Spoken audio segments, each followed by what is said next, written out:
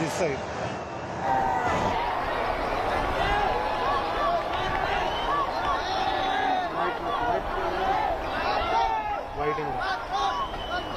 कर दिया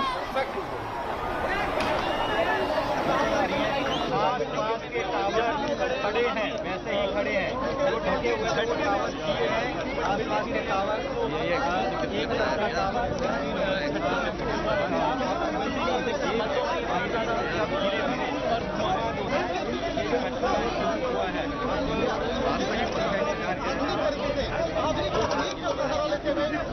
पता लगेगा कि आसपास क्या है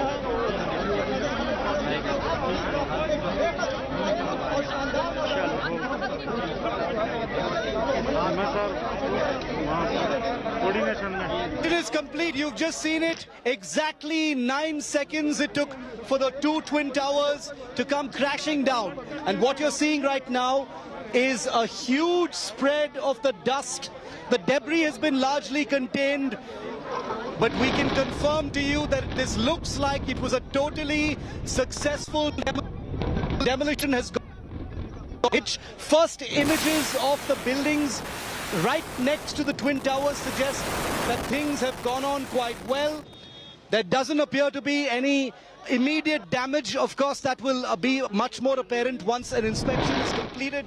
But the dust cloud, the huge dust cloud that is now pervading that entire area and will spread. It will rise and it will spread, and that becomes the most immediate concern at this point of time. That dust cloud, the clearing of the debris, is going to be the immediate emergency issue for all of the people who live in this area who've been evacuated, but also the neighborhoods beyond, including where we're standing right now. The Divine Meadows colony and many others will be affected by this dust cloud as it continues to stretch. There's a very, very light wind blowing at this point of time, as a result of which you can see that the dust cloud isn't moving very much. It's spreading very, very slowly, but it isn't moving very much. Huge numbers of people have assembled and collected on the lawns in the 500-meter exclusion zone.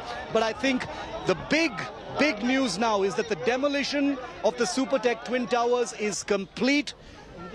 The towers are history. They're no longer standing. The sun is shining in just a few minutes on all of the homes, all of the areas that these two twin towers shadowed for so many years as a monument of corruption and illegality. Smashed to pieces is the nefarious collusion that the Supreme Court had judged upon.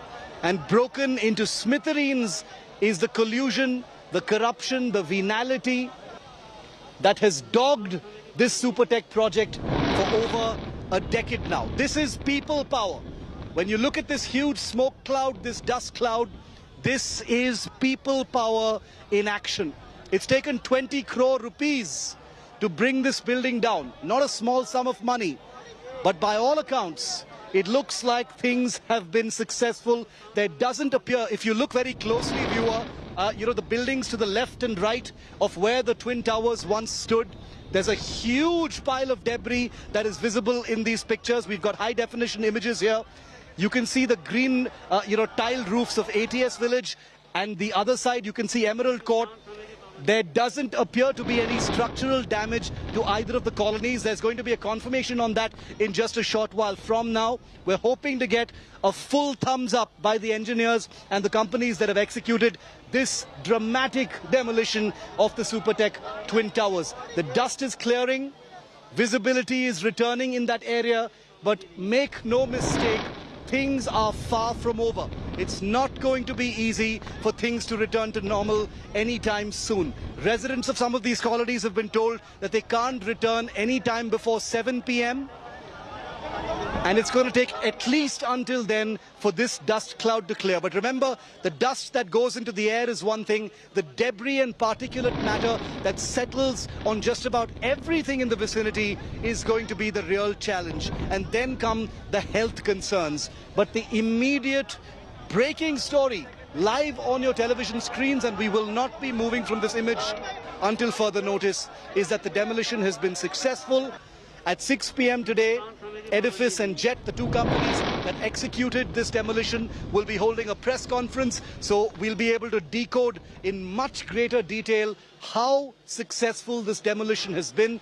From the looks of it, it looks like things have gone absolutely perfectly. What an incredible sight, viewer. In a moment from now, we'll show you pictures before and after. But what an incredible sight to see a void where those two towers of corruption, that spectacle of shame, once stood.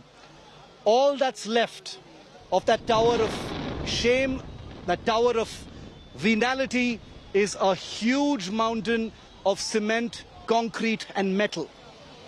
A huge mountain that's the only telltale sign that two illegal towers once stood there.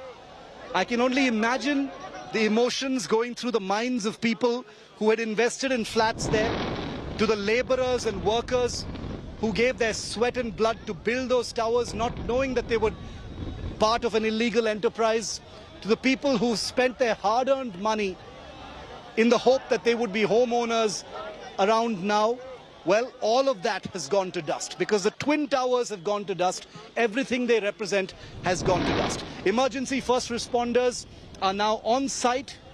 The enormous pile of debris, about 80,000 cubic meters of debris at last count, is understood to have collected there. You can see, very close to the tree line, you can see that huge mountain of debris that is collected there. There doesn't appear to be, thankfully, there doesn't appear to be any structural damage to the neighboring buildings, which is precisely what the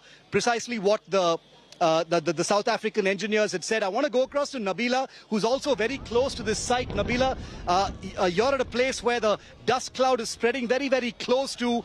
What did it look like, the demolition from where you are? Many first responders racing towards that area in order to make sure that they can battle this cloud of dust as quickly as possible, Nabila.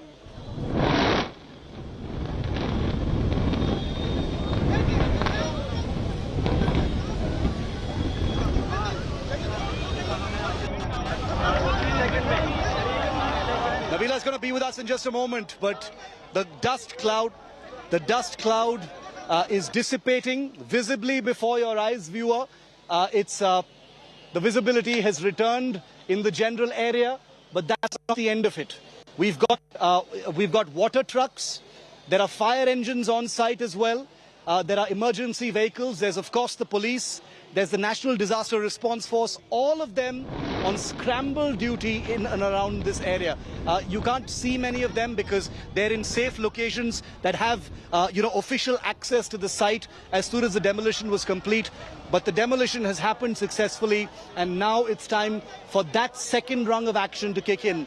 The emergency first responders, the fire services, the National Disaster Response Force, all of them, invisible heroes, will now be on site, making sure they can do everything they can to ensure that there is no further danger to citizens. An incredibly risky and incredibly dangerous but scientifically sound process has just been completed successfully. The details of this entire demolition will be on your screens in just a moment. We'll have voices from the experts, the man who pushed the button, the person who planned this entire exercise, and the architect of these explosions will be live here on India Today in just 10 minutes from now. But these live pictures are continuing to unfold a story that nobody is going to forget in a hurry. This is one small part of Noida on the outskirts of Delhi. Most people have never even been here. But today, the demolition of these towers has become part of everybody's life, because this truly represents something that can affect your life. Homeowners, viewers of India Today, who may be investing in flats in different parts of the country, this is a cautionary tale. The grave of those two towers, that huge mountain of debris, represents what must happen to corruption. It's a never say die attitude that resulted in litigants and residents taking on a big company and corrupt Noida authorities to bring two towers down at this point of time. The demolition cost has been estimated at about 267 rupees per square foot. That's the figure that we're getting right now, given the total built-up area of these two towers of about 7.5 lakh square feet, the total demolition cost, including explosives, has been about 20 crore rupees. 20 crore rupees has resulted in this dramatic demolition. Out of the total cost, Supertech, the company, is paying about 5 crore, and the remaining 15 crore amount will be realized by selling the debris. Remember the huge amounts of concrete and metal which will be gleaned from that mountain of debris and sold. That's where the remaining 15 crore will be coming from. That includes about 55,000 tons, including 4,000 tons of steel. Building material and steel will be sold to recover the 20 crore rupees that it has cost to execute this demolition. 20 crore rupees. Just think about that figure for a moment, viewer. That's what it has cost to bring this entire Twin Tower down. An incredible display of the underdog fighting against the powers that be has resulted in a never say die attitude, and these buildings being brought down. You can hear sirens in the vicinity of fire engines and police cars, as well as emergency vehicles rushing towards the vicinity of the entire site. We'll be joined by our reporters in just a moment, so you get even more pictures of the demolition. But here on India Today, you will miss nothing. We've got cameras on all sides, and you will continue to see the demolition in every aspect as it has played out. Water sprinklers are being used to settle the dust. We'll have India Today's Nabila's ground report of the water sprinklers kicking in immediately after the demolition in just a moment from now. Nabila is going to be live with me as well. 20 crore rupees is what has ensured that building came crashing down. That's what it has cost.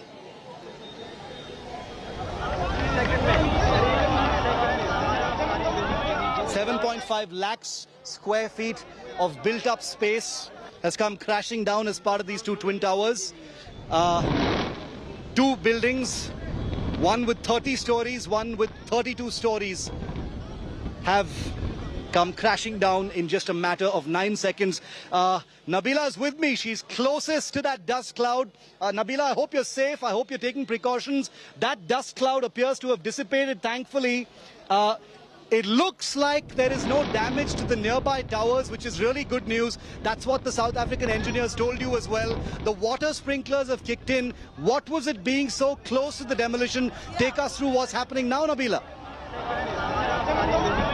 Gosh, I can't even explain to you the feeling. As soon as the blast happened, my feet was vibrating. Obviously, the entire structure here, the whole flyover that I'm standing at, if I can ask my camera person to pan, this entire flyover shook in how, Shiv. It was really startling for the people here. It felt, certainly felt out of the blue, nothing that we have experienced in the past. It was very overwhelming. I wouldn't say no, and it was scary. I wouldn't lie here. It was certainly scary to see those buildings go off like that and then come down to dust in just a few seconds. Just when we began to watch this spectacle, it disappeared in no time. So in 9 seconds, that was a promise made by the South African engineers, and it seems like they've lived up to it. And speaking of the damage that it may have caused to the neighboring buildings, the impact of this compression, we will know only post the audit. The post-demolition audit will be taking place.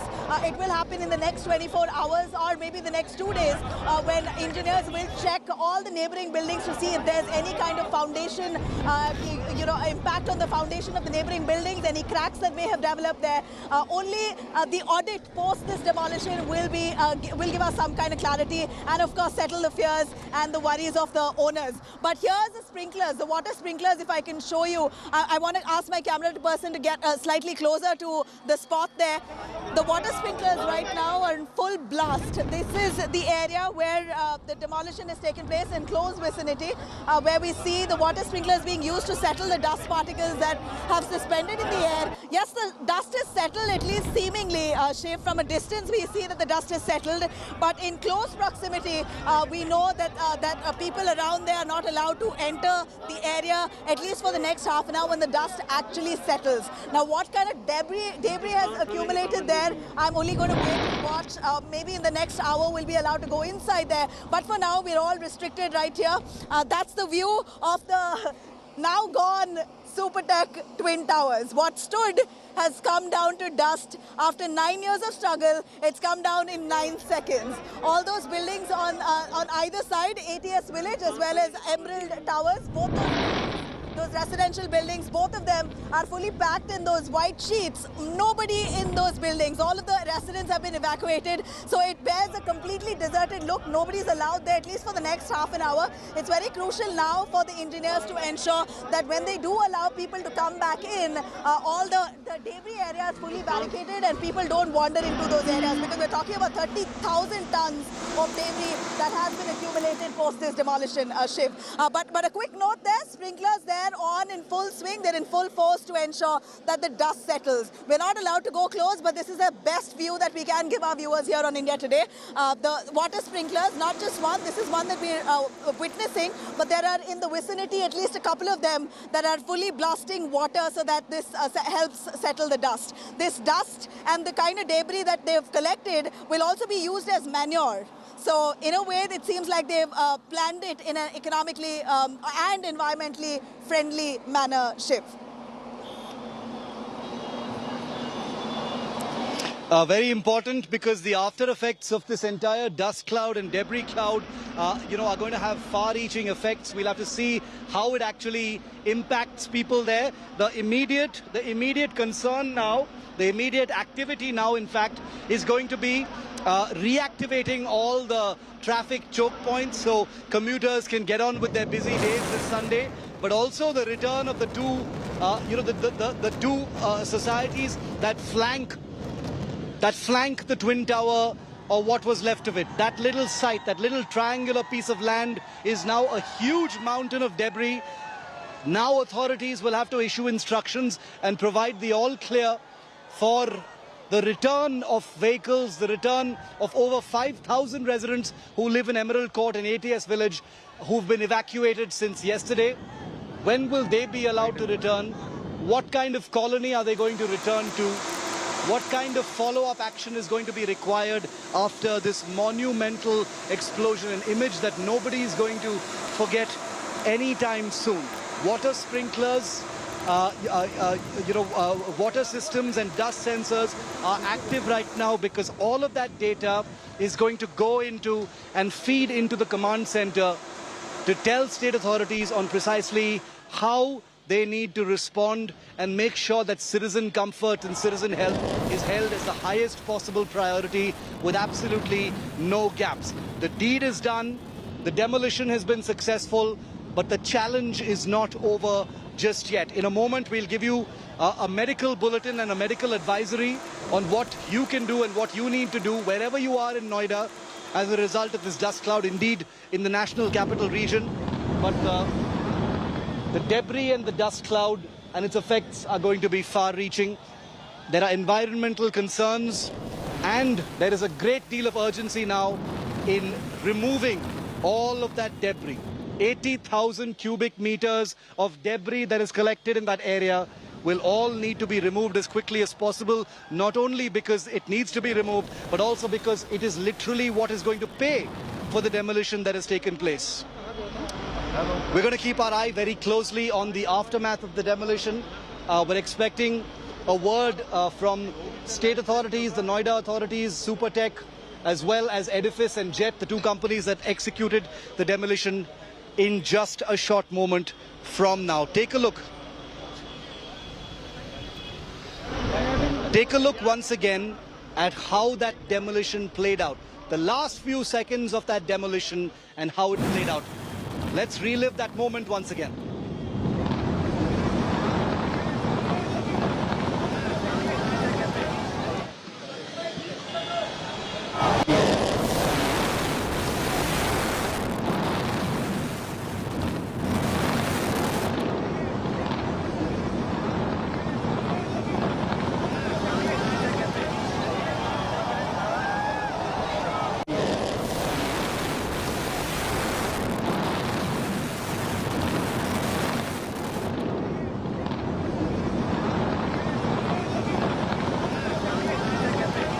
viewers, especially those who are around here, that the Greater Noida Expressway has been opened. Very good news. Very, very good news. That's the first indicator that things have gone like clockwork and everything has been done successfully. Nabila, the first piece of good news. The Greater Noida Expressway has just been opened to traffic, which is a signal of normality. It's a signal that things have gone, according to plan. Good news, Nabila, coming in. Right, absolutely, Shiv. The expressway has opened up. It was very briefly shut 15 minutes before the demolition and 15 minutes after demolition. So half an hour the expressway was shut, and you can only imagine how this will bring the entire traffic to a standstill, because that's the most busiest route. The Greater Noida Expressway is so full of vehicles on a regular day. Half an hour of it being blocked, will have far-reaching effects all the way to the Delhi NCR and the Delhi capital city itself. But apart from that, Shiv, let me tell you, there's some kind of eye itching, some dust particles that we feel. People have been complaining of something entering the eyes. So it appears that there is some kind of dust, and it's spread across to the areas that in and around the Supertech Twin Towers that have now been demolished. So people here who are standing by the flyover can really feel the dust particles in the eye, and you can really smell the dust as well. We're as close to the demolition site, and we can really smell the dust at this point and also feel some of those particles in the eye, which is why we see that water sprinklers have been used. It's quite, I'm going to ask my camera person to get to a shot of those water sprinklers where we can see this machine which is sprinkling water, in fact blasting water into the air. It's quite a jarring sound of these sprinklers, and these are not just one but many that have been placed around the vicinity here. These water sprinklers have been blasting water into the air to settle the dust particles. So enough and more preparations, I know, and it's gone off quickly. Right after the blast, it appears that this has come on, these water sprinklers. So, good news certainly that the expressways are open, but not too sure if people are going to handle this dust very well in the hour to come, Shiv.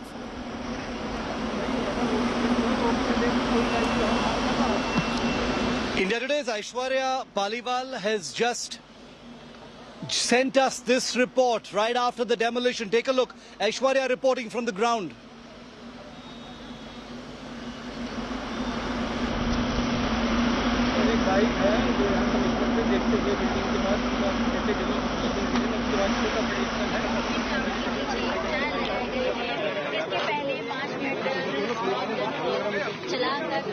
जांच की गई है, साथ ही साथ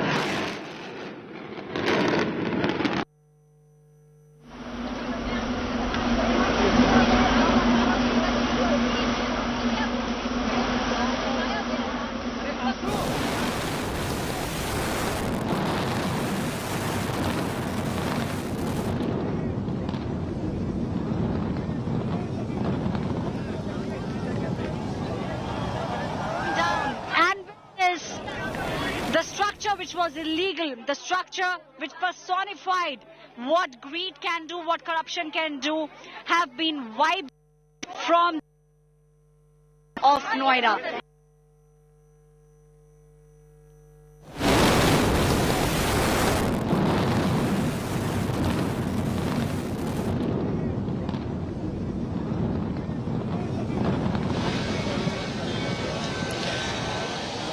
These are going to be the most viral images of the year. I'm going to go ahead and saying that because the country's biggest demolition, the biggest building demolition has just been conducted successfully. No bigger building has ever been demolished in the country.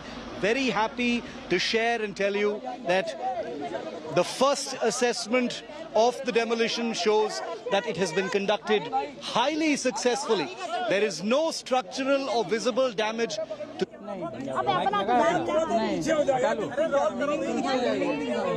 पीछे हो जाओ। हाँ sir आप तो हट जाओ, आप तो हट जाओ। नहीं सर कहाँ माइक कैसे आप नीचे करो यार थोड़ा सा। हाँ डाल दिया मैं, तुम दोनों का ही लिख रही हूँ ना। तो नीचे कर लो ना यार, नीचे तो कर लो भैया। मैं लिख रही हूँ Ravi and Shalini doing CP bite, ठीक है।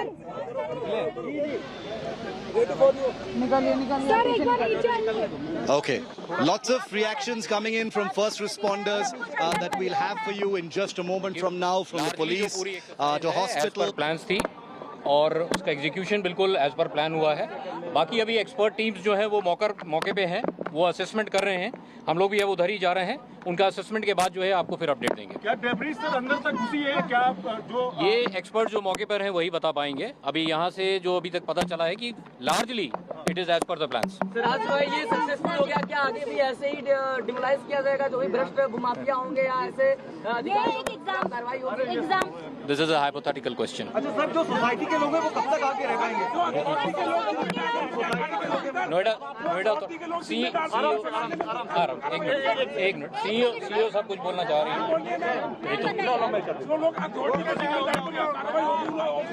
ब्लास्ट लार्जली सक्सेसफुल है। बाकी एडिफिस इंजीनियरिंग और जेट डिमोलिशन सीटीआरआई की टीम इस वक्त मौके पे है, तो कोई लेफ्ट ओवर एक्सप्लोजिव्स ना हो इसको चेक कर रहे हैं। जो डिमोलिशन वेस्ट था वो सारा लार्जली साइट के अंदर ही है। थोड़ा सा मलबा रोड पे और एटीएस की वॉल की तरफ गया है। बाकी जो लार्जर डिटेल्स हैं साइट पे चेक हो रहे हैं। डस्ट क्लाउड जैसा हम सभी लोगों ने देखा इमीडिएटली डिसिपिएट हो गया था। हमारी सारी machinery, smog guns, sweeping machines, water tanker site पे ऑपरेशनल हो गई हैं। With in half an hour जो अंदर का जोन है जो बैरिकेड किया गया था, जैसे ही अंदर से क्लियरेंस आएगी अंदर की साइट में भी क्लिनजिंग का काम शुरू हो जाएगा। तो लार्जली ऑल इज ओके। बाकी जो डिटेल्स है दे will be clear more after 1.5 घंटे बाद। जो लोग रह रहे हैं उनको देखिए, इसके बाद एक तो क्लीनिंग कराई जाएगी, दूसरा जो गैस की सप्लाई है वो रिस्टोर कराई जाएगी, इलेक्ट्रिसिटी कनेक्शन रिस्टोर कराया जाएगा। 6:30 के बाद जो दोनों बिल्डिंग्स हैं उनके रेजिडेंट्स को अंदर आने की permission, that has already been communicated.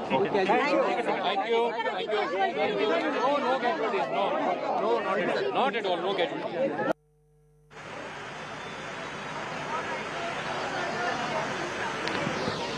The first assessment is going to be out officially in just about 20 minutes from now. We're expecting a statement from both Edifice as well as Jet.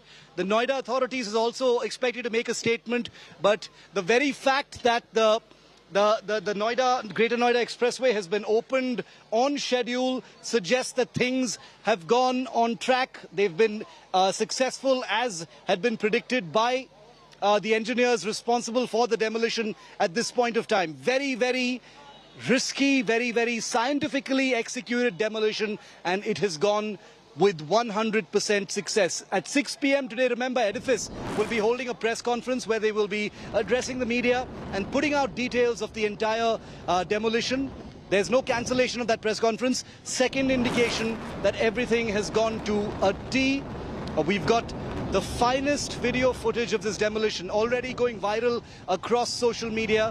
The debris has settled, the dust cloud has largely dissipated at this point of time, and as you can see, total visibility has now returned to the site where these twin towers once stood. A forensic construction forensic team will be on site in just about 15 to 20 minutes from now, once they get the all clear from safety professionals on site, and then they will begin to clear access for other first responders so that residents of the adjacent colonies can start returning to their homes. They've been evacuated since yesterday and they will soon be allowed to return to their homes. Those messages will be received by residents in a very short while from now.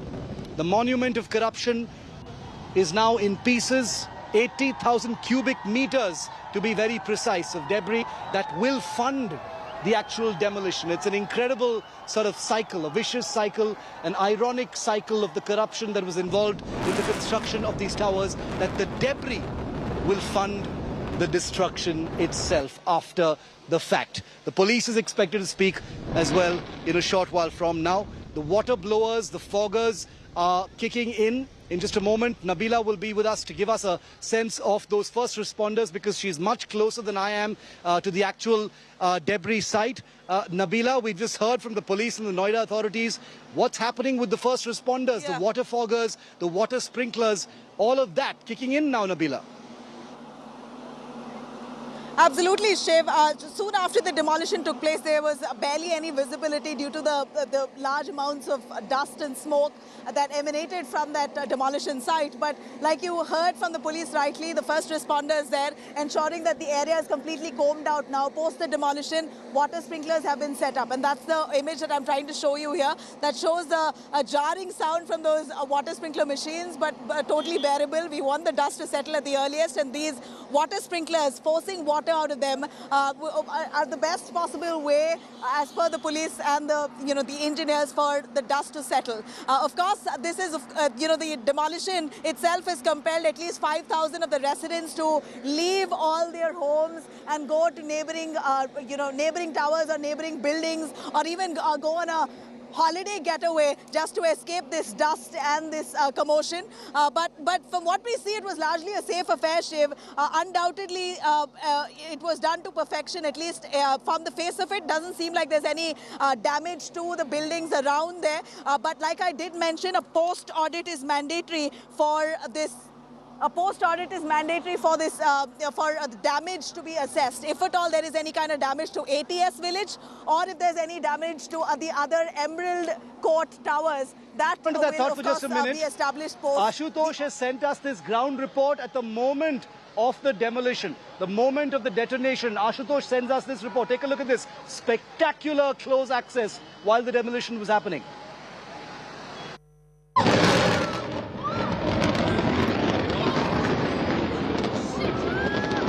और कुछ इस तरह धमाके के साथ नोएडा का twin tower जमींदोज हो रहा है। एक के बाद एक धमाके, 1 मिलीमीटर के डिफरेंस पर लगातार होते धमाके, और पूरी तरह नोएडा का ट्विन टावर 30 और 32 मंजिला गगनचुंबी इमारत कुछ इस तरह धुएं के गुबार में बदल चुकी है। और जैसा कि अंदाजा लगाया गया था, बिल्कुल प्रिसाइज तरीके से, बिल्कुल परफेक्ट तरीके से गणित और फिजिक्स जिसका नियम लागू हुआ, और कैसे ये पूरी इमारत, आपने देखा धमाका भी बेहद कमजोर लेकिन बेहद मजबूत। धमाके से ज्यादा नुकसान होने की संभावना अब नहीं है। आपने देखे कितने जो आवाज थी वो बहुत कम डेसिबल में थी, और उसके साथ ही चूंकि हवा जो है उत्तर पश्चिम से होते हुए दक्षिण पूर्व की ओर चल रही है, ये सारा धुआं देखिए किस तरह मलबा जो अपने साथ पीछे ले जा रहा है। अब आप पीछे देख पा रहे, देखिए एटीएस के जो रहने वाले लोग थे उनको राहत की सांस मिलेगी, उनका घर वहां दिखाई पड़ रहा है। देखिए धुआं का गुबार जैसे छटेगा, पीछे की जो इमारत है वो बिल्कुल सुरक्षित दिखाई पड़ती है, इसके ठीक दूसरी तरफ एक दूसरी इमारत सुरक्षित दिखाई पड़ती है। आपने देखा ऐसा लगा जैसे दिवाली की फुलझड़ियां फूट रही हों, और एक एक करके दोनों इमारत महज 4 सेकंड में धराशायी हो गई। पहली से लेकर के आखिरी फ्लोर तक के बीच की जो पूरी कैलकुलेटेड थी वो 4 सेकंड की थी। और उसके बाद ये देखिए अब सिर्फ यहां अगर कुछ बचा है तो वो है धूल का गुबार। बहुत ही बारीकी से, बहुत ही स्मूथली, बिना ज्यादा आवाज किए, और सारा का सारा जो स्ट्रक्चर था, जो ढांचा था, वो जमींदोज हो गया। अब आपको जो देख पा रहे वो सिर्फ रिहायशी इलाका है, और यहाँ सिर्फ और सिर्फ धुएं का गुबार है।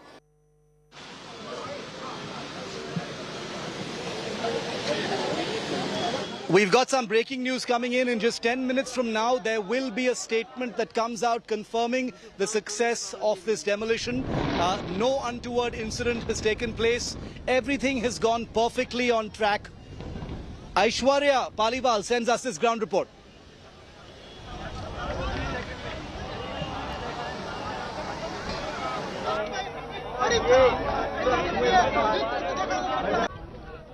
हिंदुस्तान समय की पाबंदी नहीं है।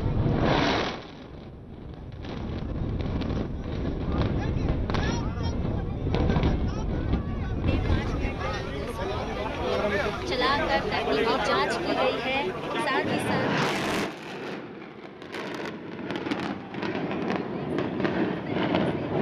The twin towers have been demolished, and we can feel the vibrations standing here almost a kilometer away from the twin towers. We could feel the vibrations on the flyover.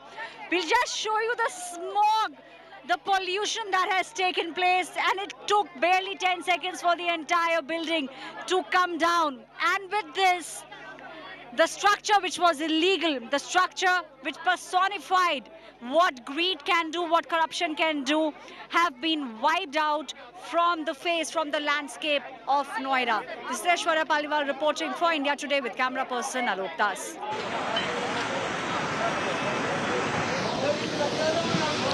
10 minutes. NDRF का जितना काम था वो पूरा नहीं हमारी अभी तक कोई रिक्वायरमेंट नहीं। हमने देखा था पूरी तरह से तैयारी थी, एक तरह से सामान निकाल कर रखे गए थे, उनकी कोई जरूरत नहीं पड़ी अब तक। नहीं अभी तक जरूरत नहीं पड़ी है, बाकी अभी मीटिंग है तो यहाँ से अब रिलीव कर दिया गया है अभी? नहीं अभी मैं मीटिंग के लिए जा रहा हूँ, जैसे आदेश मिलेगा मैं मिलूंगा। Okay thank you. Thank you.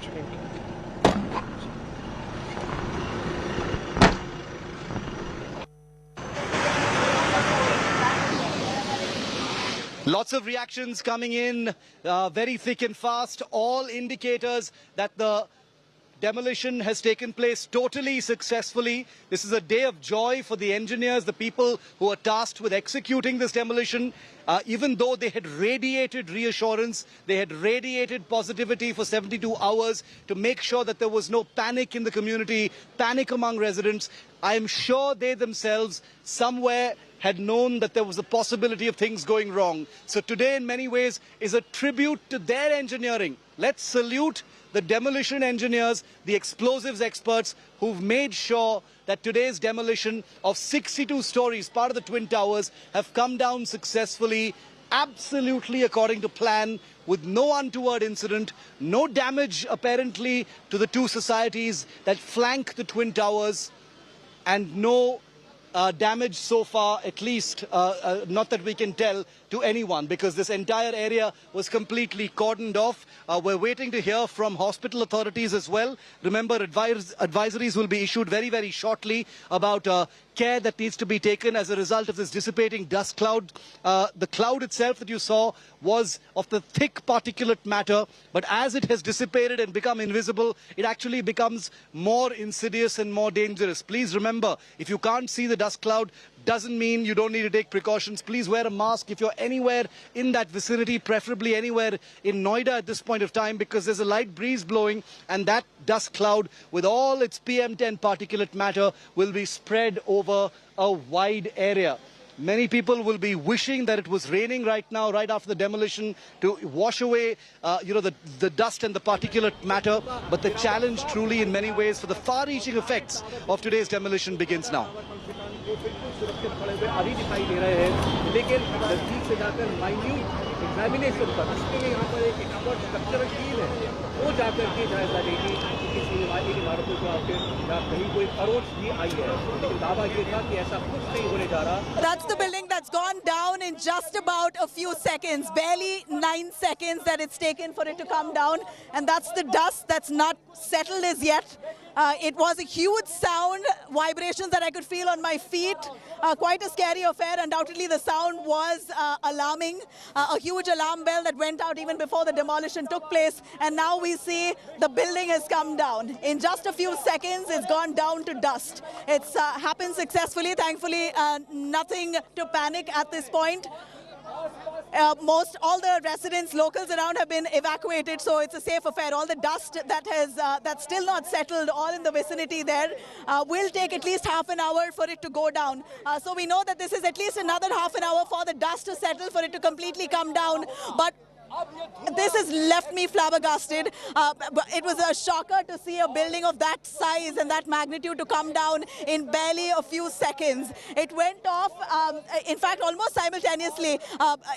Between the Cayenne and the Apex Tower, there was barely 1 to 2 second difference, but the way it went off and the way it's come down has really left us aghast. Now, viewer, just how normal does this scene look? It's incredible. It's difficult to believe that those Twin Towers once dominated this particular frame, this view. Only when you zoom in can you see that enormous mountain of debris there. The broken, shattered pieces of these two large edifices of illegality and corruption lying there in pieces. They will be the source of the money that will pay for the actual demolition. But take a look at how normal the scene actually looks. It's incredible. We've got before and after pictures that we've been playing on our screen through the last 20 minutes since the demolition took place, and it's difficult to imagine this frame without those towers. How much better does it look?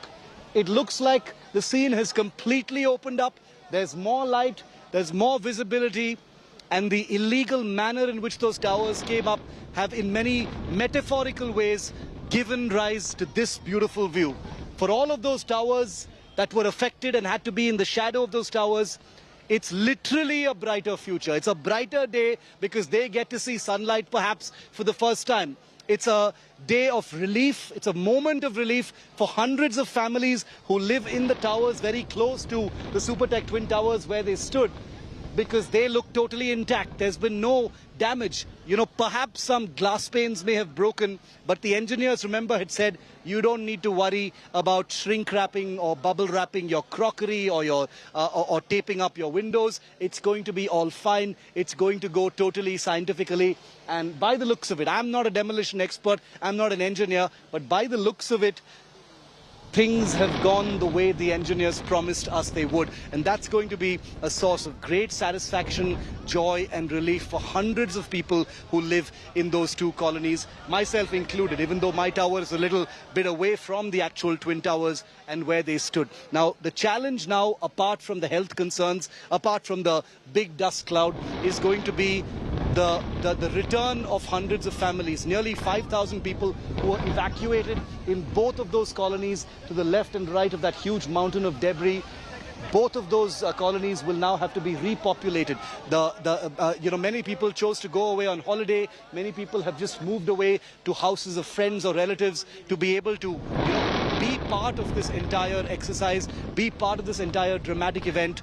And now, starting around 7 p.m. or later, they get to return to their homes, breathing a huge sigh of relief that things have gone well and that there is no damage. Remember, hearts have definitely been in mouths, breaths have been held for many minutes together over what may have happened. People had been planning for the worst. As our reporters were telling us, those who've spoken to, those most affected by this demolition, they've been carrying suitcases full of documents, their jewelry, their precious items, their home-owning papers, and leaving from the site because something somewhere told them, you need to be prepared for any untoward incident. So imagine their relief and happiness today as they get to return without a hitch. Take a look at some of the reactions coming in.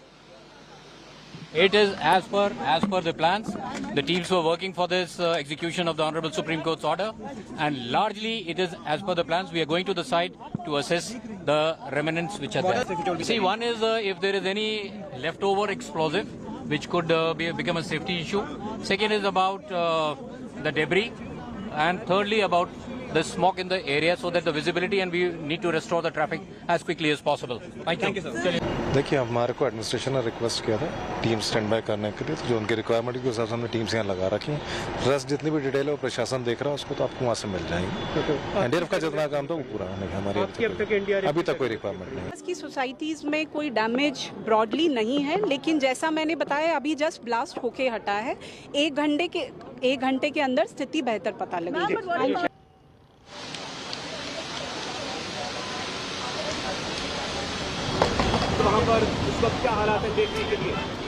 6 p.m. today is when Edifice Engineering will be holding a press conference. They will put out a detailed statement and share information. They'll take some of India Today's questions as well about the success of today's operation. By all accounts, by every visible indicator, this has been a totally successful demolition. No small feat, viewer, because this was India's largest demolition so far.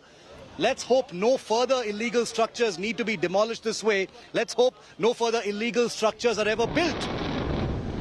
And in just a short while from now, we'll get more information about the rehabilitation and the aftermath, the post-demolition actions that will be taken by all of the agencies that have been on standby bravely for the last 72 hours, many of them without adequate sleep, have been working round the clock to ensure the safety of this particular neighborhood of Noida, right on the outskirts of Delhi.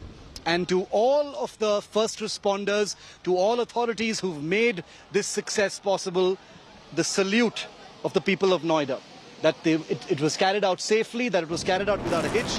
Let's be thankful to the experts, the engineers who made this possible. Let's also remember that it took 20 crore rupees to bring these two towers down. And it is the debris that you see in that huge mountain that will actually fund the demolition costs. 5 crore rupees has been paid by Supertech, the builders of the Twin Towers. The remaining 15 crores will be recovered from the 4,000 tons approximately of building material and steel that has been made available thanks to this demolition. So there's a long road ahead and we'll have to see where that goes. What is sure is that, and Nabila joins me live now from very close to the site where those buildings came down. Nabila, all of this took just 9 seconds. 9 seconds for a picture-perfect demolition with no apparent after effects, at least so far. But the challenge of clearing that huge mountain of debris faces the authorities in the face. And that's going to take months, isn't it, Nabila?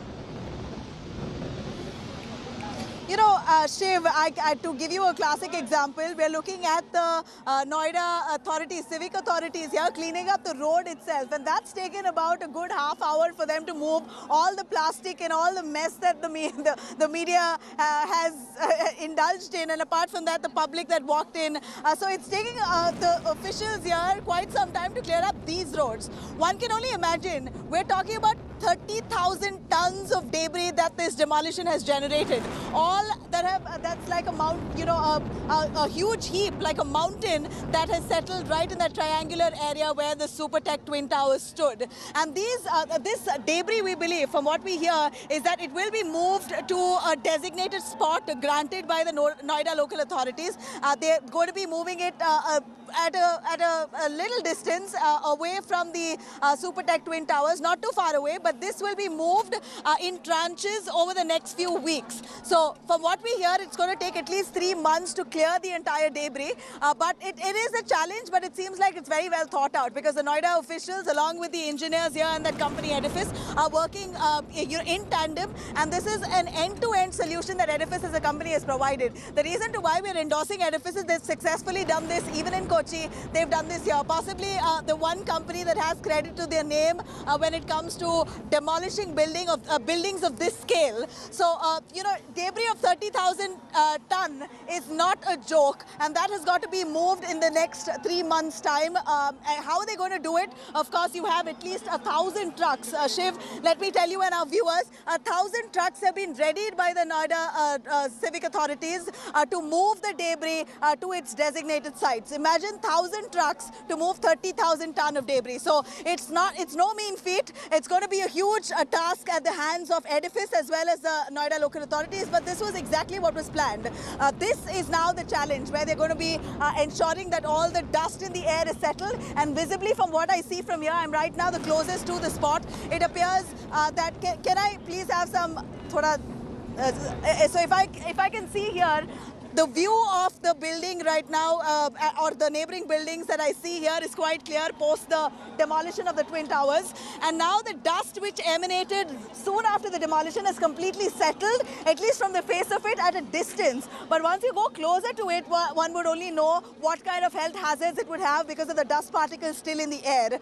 So for now, water sprinklers are being used extensively. These are fog guns. These are called fog guns. I saw those vehicles just moving past on the flyover, if I can ask my camera to pan. In fact, fog guns we're doing the rounds here only to ensure that they sprinkle water all over wherever they feel that there is some kind of smoke and pollution to settle the dust. So all your first response teams are very active on the ground, doing their bit. But I'm sure that the relief is really for the residents. It's ultimately the residents who wanted to see the buildings go. They wanted to see sunshine back on the buildings of Emerald Court. They wanted to see sunshine back in their homes. And it appears that that's what they're going to see when they come back at 5 p.m. today. Sunshine will be back at the Emerald Court Towers. I can't even explain what that's going to be like. Nabila, my tower is in ATS village as well. And to be able to see the sun, even though my tower is a little distant from the actual site where the demolition took place, to be actually able to see a frame not dominated by the Supertech Twin Towers is going to be an all-new experience. And like you rightly said, sunlight for the first time for so many of those families, it's going to be a new thing altogether. For instance, Vidhu Kumar is a resident of Emerald Court. She joins me now. Vidhu, first of all, congratulations. A happy day for residents like you, a successful demolition. Everything appears to have gone completely like clockwork. There doesn't appear to be any damage to your colony. How are you feeling right now, Vidhu? Oh, I'm on top of the world. It has been, it's been a dream come true. We've been waiting for it for quite some time, but I had full faith on my team and on everybody, the people who have been working tirelessly day and night. And today, yeah, it is a celebration day for the entire Supertech, for that matter.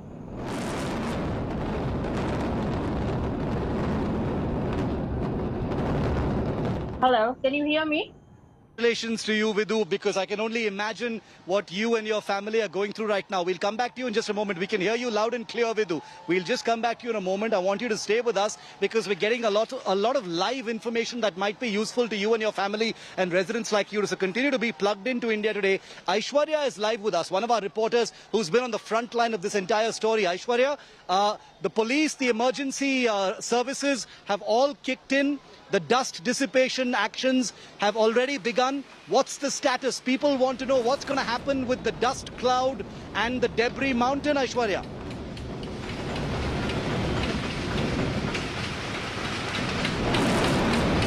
Well, we'll have to reach the spot, Shiv. We are trying to reach. We will be able to give you visuals in just about some time. But for the moment, let me tell you, we are standing very close to the demolition site. And the sprinkling of water has already begun. We are giving you all those visuals live on India Today. The authority people are walking along with us. Now, the 2-kilometer radius from the demolition site is being keenly looked at. The water sprinkling has already begun. The sprinkling is taking place on the trees. The sprinkling will also take place on the Noida, Greater Noida Expressway. They are trying to control the dust.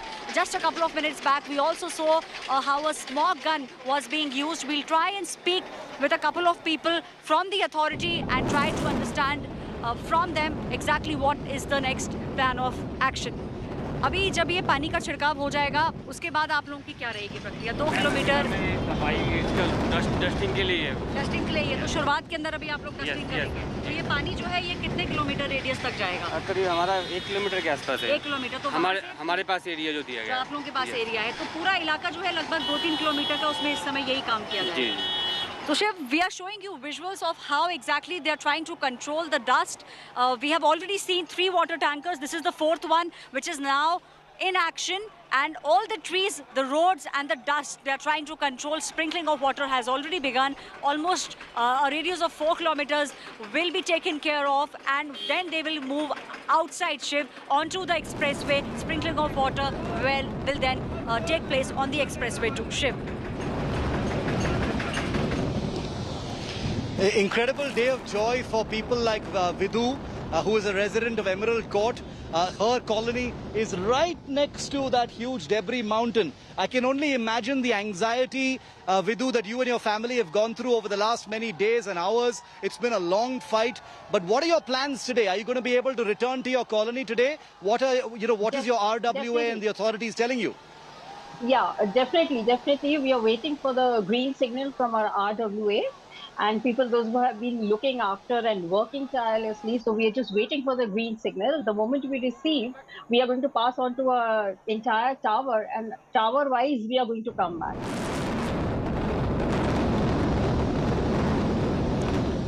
And what's the buzz within your, on your WhatsApp groups of your colony? I can imagine that people must be congratulating each other. Yes, badhai de rahe honge abhi. Yes, They must be really happy about this. No. We are all planning for a great and grand celebration with dinner and music. So we are just waiting for the moment when we all are going to return. So yes. Definitely. I mean, it is a time for a huge celebration. No, Hello. I can really imagine. If you're allowed to return today itself, Vidhu, I can hear you loud and clear. There's a little bit of a lag, so don't worry, I can hear you. It'll take a few seconds for me to reply. But Vidhu, if you're allowed to return today itself, will you be returning today itself? Yes. Because I have to inform the other. I'm the tower captain of Aster 6, so I have to be there, and then I'll be, sending messages to the other residents to return. So yeah, by evening, hopefully, I should be back in my tower. Okay. Wishing you the very best for that. You know, I happen to Thank be you a so resident much. of the tower on the other side of those two towers, which is ATS Village. So we're all ATS, waiting yes. for that green signal Congratulations. before we can return to our, you know, complexes Yes. as well. Yes. Congratulations to you too. Thanks very much, Vidhu. Continue to stay with me. If you're not too busy, continue to stay with me because we're going to get some, thank you so much. We're going to get some information from the police and the authorities. I want you to be able to hear it live here on India Today. For the moment, I want to go across to Neena Khanna before I go to Nabila. Neena Khanna is a disaster management expert. Neena, welcome. A day of great admiration for engineers, you know, who've executed this. Okay, we don't have Neena Khanna. I'll go to her in just a moment. Nabila is with me. Nabila is with me live. Nabila, the dust suppression actions have begun. You know, like you just saw, the clearing of the roads is a process that has already begun right now. Lots of anxiety right now for the colonies as they wait, like you just heard Vidhu say, for that green signal before people are allowed to return to their colonies. What are you hearing? Right, Shiv, I'm right here at the flyover, and you see I'm going to point out at that water tank there, where it's trying to sprinkle water on the streets only to avoid settle the dust. So it's not just the immediate vicinity where we're seeing water tankers and sprinklers being used, but also at this flyover we see proper water being sprayed all over so that any kind of dust that's emanated and that's spread across is settled in no time. So this is a quick response teams. These are those teams that are very efficiently right now on overdrive trying to ensure that people return to their homes safely by 5 p.m. 5 p.m. is roughly around the time that's been given to all the local residents here to get back, to return to the homes. But are they willing to return to their homes today?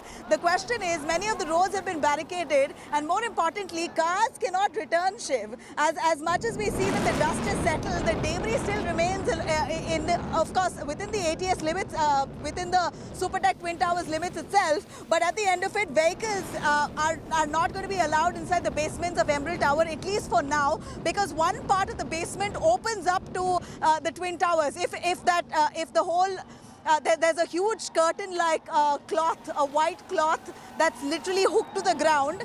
That's been placed only to stop all debris. If that cloth or that curtain is removed, then you can imagine the debris literally flowing into the basements, particularly the car parking areas. So the vehicles now, the cars to come back to the to Emerald Court is going to be quite a task. So I believe, and this I need to clarify yet again, but I believe that the RWAs are advising the residents here not to bring in their vehicles as yet. You want to come back, you try and park, keep your cars away. They have a designated car parking, two-story facility given by the Noida authorities, very close to the Emerald Court and the ATS Village. So keep your cars parked there at least for the next 24 hours until basic debris is cleared out from the basement areas of the Emerald Court. So that's one concern right now, whether you can bring your cars back. We're hoping that we hear some kind of formal statement from the Noida authorities. But for now, by 5 p.m., people can surely get back to their homes and get into their homes and get back to doing their regular activity. Put up all their frames back on the walls. All their valuables can be unpacked. A little bit of dusting, you're good to go. Good to go, hopefully. Let's hope no parts of that structure have fallen in either of the colonies, because some parts of that structure may have possibly, damaged the walls, but nothing serious as of now, at least no indicators of that having happened at this point of time. Take a look at the moment of the demolition captured on India Today's cameras through the eyes of our reporters. Watch this by Ashutosh and Aishwarya.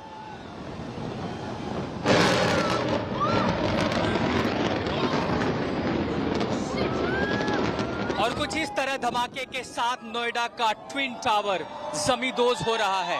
एक के बाद एक धमाके, 1 millimetre के difference पर लगातार होते धमाके और पूरी तरह नोएडा का ट्विन टावर 30 और 32 मंजिला गगनचुंबी इमारत कुछ इस तरह धुएं के गुबार में बदल चुकी है। और जैसा कि अंदाजा लगाया गया था, बिल्कुल प्रिसाइज तरीके से, बिल्कुल परफेक्ट तरीके से गणित और फिजिक्स जिसका नियम लागू हुआ और कैसे ये पूरी इमारत, आपने देखा धमाका भी बेहद कमजोर लेकिन बेहद मजबूत।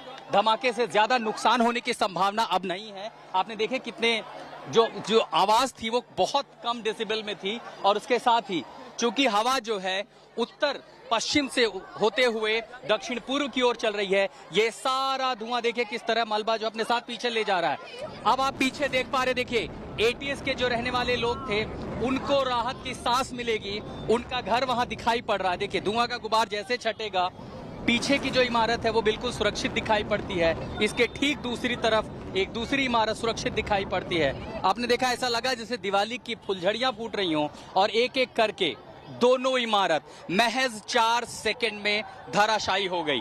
पहली से लेकर के आखिरी फ्लोर तक के बीच की जो पूरी कैलकुलेटेड थी वो 4 सेकंड की थी। और उसके बाद ये देखिए अब सिर्फ यहां अगर कुछ बचा है तो वो है धूल का गुबार। बहुत ही बारीकी से, बहुत ही स्मूथली, बिना ज्यादा आवाज किए और सारा का सारा जो स्ट्रक्चर था, जो ढांचा था वो जमींदोज हो गया। अब आपको जो देख पा रहे वो सिर्फ रिहायशी इलाका है और यहाँ सिर्फ और सिर्फ धुएं का गुबार है। While on one hand, the JCBs have been brought very close to the Twin Tower, on the other hand, water tankers have also been lined up. The authorities are leaving no stone unturned to make sure that all the process and all the procedures are in place.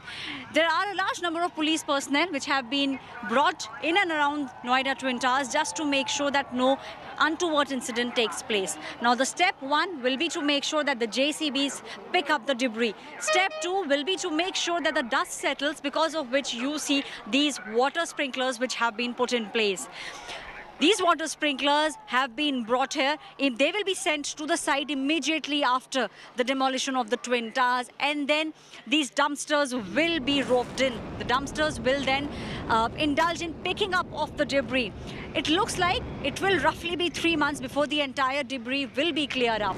And just to make sure that there is no damage to the adjoining buildings, fire brigade has also been called in.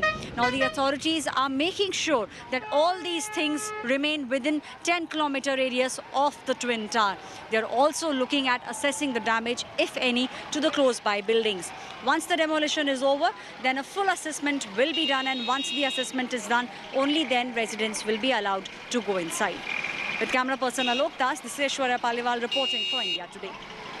The incredible moment when that monument to corruption and shame came crashing down has been captured in multiple India Today cameras, giving you the most amazing close-up view of how those 62 stories came crashing down. Let's relive it now.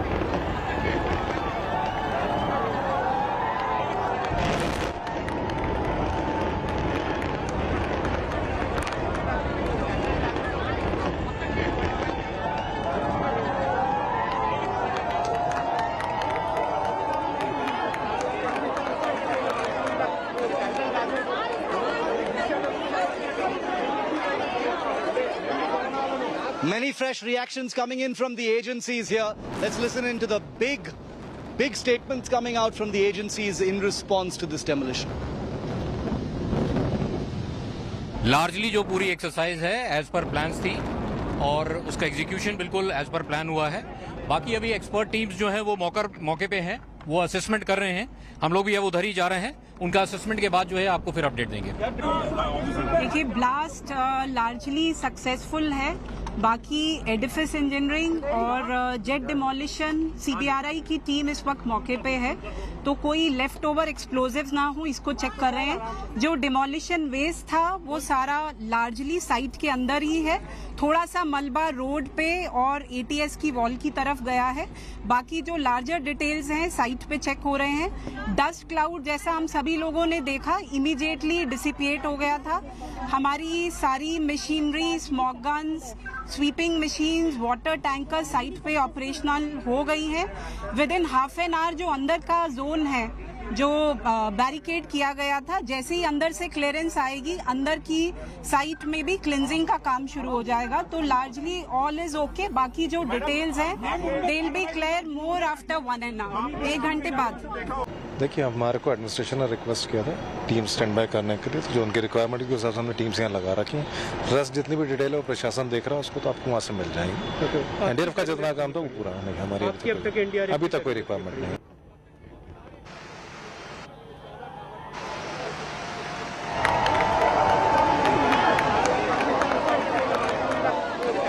Nabila continues to be with me. Nabila, good news coming in. The Noida authorities saying that residents will be allowed to return to their homes post 6:30 p.m. So that's one really nice indication that everything has gone successfully. Some damage to the walls between the societies, but nothing that can't be fixed in a few days. Today has been a really good result as far as the execution of that demolition is concerned. And let's not forget, Nabila, in a short while from now, at about 6:15 p.m., we are told that Edifice will be holding a press conference as well to detail how this demolition took place. Really looking forward to that, Nabila, because the science of this spectacle will be revealed at that time. Absolutely, Shiv. Right now, even as we speak, I'd like my cameras to pan here where the towers once stood. The twin towers that once stood have been all down, is now all down to dust. And from what we hear by the Noida authorities, the team of Edifice, of course, apart from that, the jet demolitions, the CBRI, as well as Noida officials, they've all begun structural analysis of the buildings in the vicinity. So right now, even as we speak, they're all attempting to give security clearance to people living in the vicinity to come back. So 6:30 is the ideal time that they've said you can come back. It was earlier said to be 5 p.m. but now we hear that 6:30 p.m. is the right time for residents to come back if they want to. Now, as of now, as we speak, the structural analysis is currently underway by experts. They're trying to take a look at the buildings right adjacent to the twin towers to see if they've had any kind of damage, any kind of cracks that have developed on those buildings. All of that is right now being assessed. But these are works of the experts, Shiv. It's going to take a little while for the experts to really establish whether or not there has been damage. But one thing's for sure, that if there is damage to your property as a resident and a local there living in the vicinity of Supertech twin towers, if there is any kind of damage to your property, then be sure that it will be compensated. As far as we know, that the Edifice as a company will be compensating. They will be contacting the RWAs to understand if any local resident and their house has been damaged, then money will be given in terms of compensation. This is going to be another few weeks it will take for some kind of checks and balances and for the entire dust to settle. As we see that the demolition has been successful, but all the post work in terms of clearing the debris, bringing the people safely back, will cars be allowed into the basements today? Will debris be moved out of those basement areas so as quickly for the cars to actually enter the Emerald Court? That's the big question. But apart from that, all the structural analysis is happening even now as we speak. For now, we believe that the Noida authorities, the CEO of Noida has said 6:30 is the ideal time. One more thing, Shiv, I'd like to highlight here. The explosives that were laden on those twin towers. You know, it's a matter of habit, I guess. For the last 8 hours, I've been looking at those twin towers, and I'm amazed to see right behind me that it's no more there. Every time I look behind, I'm quite awed with the fact that it's completely disappeared. It's literally down to dust. So the towers that once stood is no more there. It was all brought down using explosives, 3,500 kgs of it. Now, if there are any kind of leftover explosives, by chance, chance, any leftover explosives, that is now being checked thoroughly by the edifice engineers. They're looking through the rubble there, is what we hear, to ensure that any kind of leftover explosives is cleared out at the earliest, because it could be dangerous. We know that this was a highly sensitive charge zone until now, until the blast took place, and now post the blast, all the leftovers will be moved out. Not too sure if every part of the explosives has imploded as per plan, and if it hasn't, then it's the job of the edifice management and their engineers now to move it out to a safe location. For now, locals are very relieved for the fact that there's no visible damage. From what we see, the dust has settled, no visible damage, but apart from some kind of cracks we hear and some glasses shattered, nothing else for us to worry about as of now. And for the air right now where I'm standing, if I can ask my camera to pan here, this is the water that the Noida authorities have already sprinkled on the road that I'm on as well, so that the dust settles. It's now a nice cool breeze after the scorching heat when we saw the building go down. It seems like a pleasant affair for residents to come back by 6:30. Nothing to worry at all as for what we see. This is really such good news for thousands of residents who've been, had sleepless nights for the last 1 week. For them is embodied in these pictures of that demolition, a chance at closure, a chance at renewal, and first day of the rest of their lives in many ways. Let's take a look at those iconic images once again of the demolition.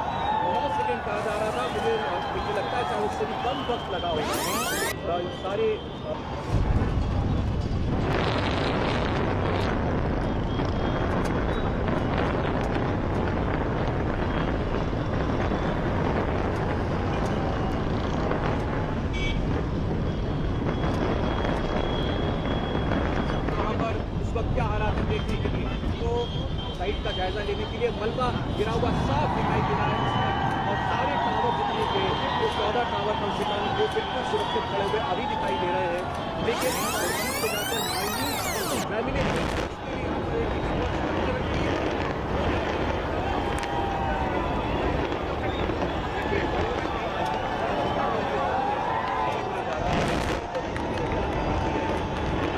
कहा जा रहा था, मुझे लगता है शायद उससे भी कम वक्त लगा होगा, और ये सारे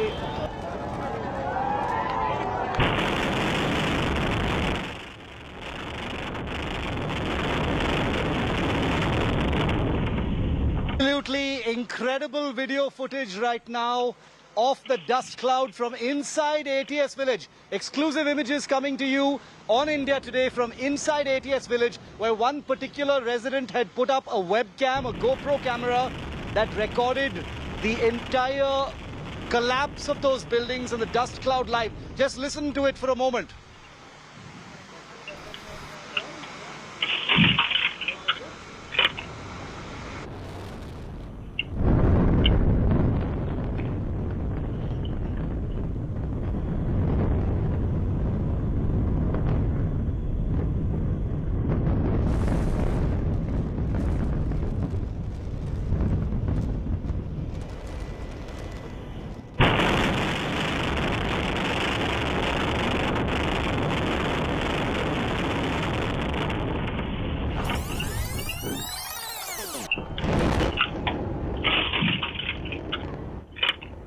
Live with us as we track the aftermath of this very successful demolition. Shreya, probably the most dramatic video footage so far of the demolition. This one exclusive on India Today from inside one of those colonies where someone has actually, you know, had the presence of mind to put a GoPro camera to record the whole thing live because everyone's been evacuated.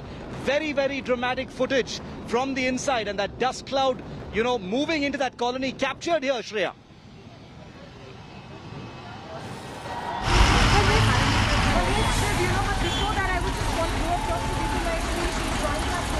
From the blasting site where India Today has managed to get access, and you're monitoring the situation on the ground.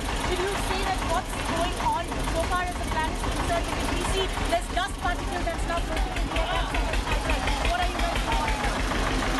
The demolition has perfectly on us done, and we have been closely monitoring AQI and PM levels.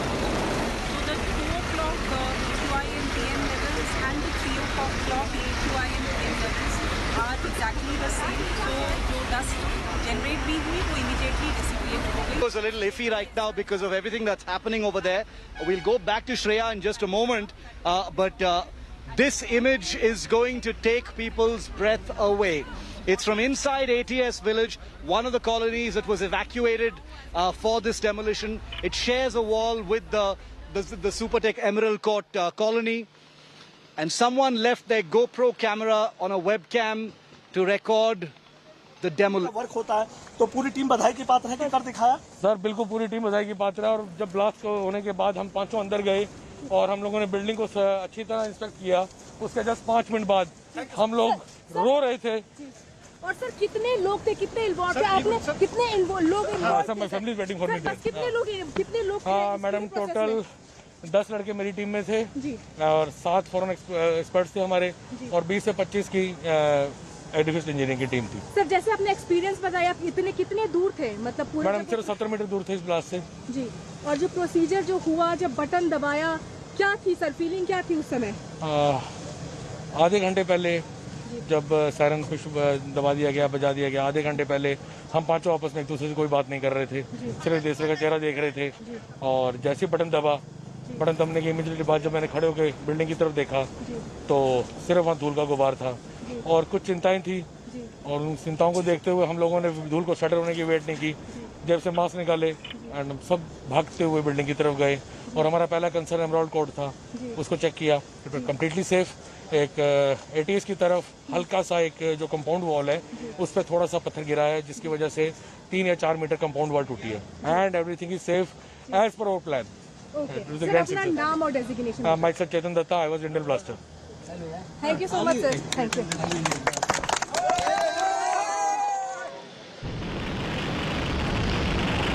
Lots of voices coming in, first and exclusive here on India Today. But the defining image of today is the demolition itself. The many heroes who were stakeholders responsible for the execution of a picture-perfect demolition. This picture, this series of images here on India Today are testament to their scientific prowess, their engineering know-how, and the brilliant clockwork precision with which they executed what was otherwise an extremely difficult proposition. It was India's biggest demolition, and they've carried out with great elan and with great success. It's going to take a long time to digest these images. What was once the Twin Towers is now an enormous mountain of debris, and I want to take you straight to that mountain because India Today Shreya Chatterjee is with us live. Shreya, the debris mountain is the big challenge now. Picture perfect demolition, but big challenge ahead. Camera तस्वीरें देखिए कि आज तक के पास exclusive तस्वीरें ये आप देखिए, पूरे इलाके में बड़ी संख्या में मलबा जो है वो इस वक्त इकट्ठा हो गया है। चारों तरफ मलबा ही मलबा जो है वो यहाँ पर लगा हुआ है। नोएडा प्रशासन की तरफ से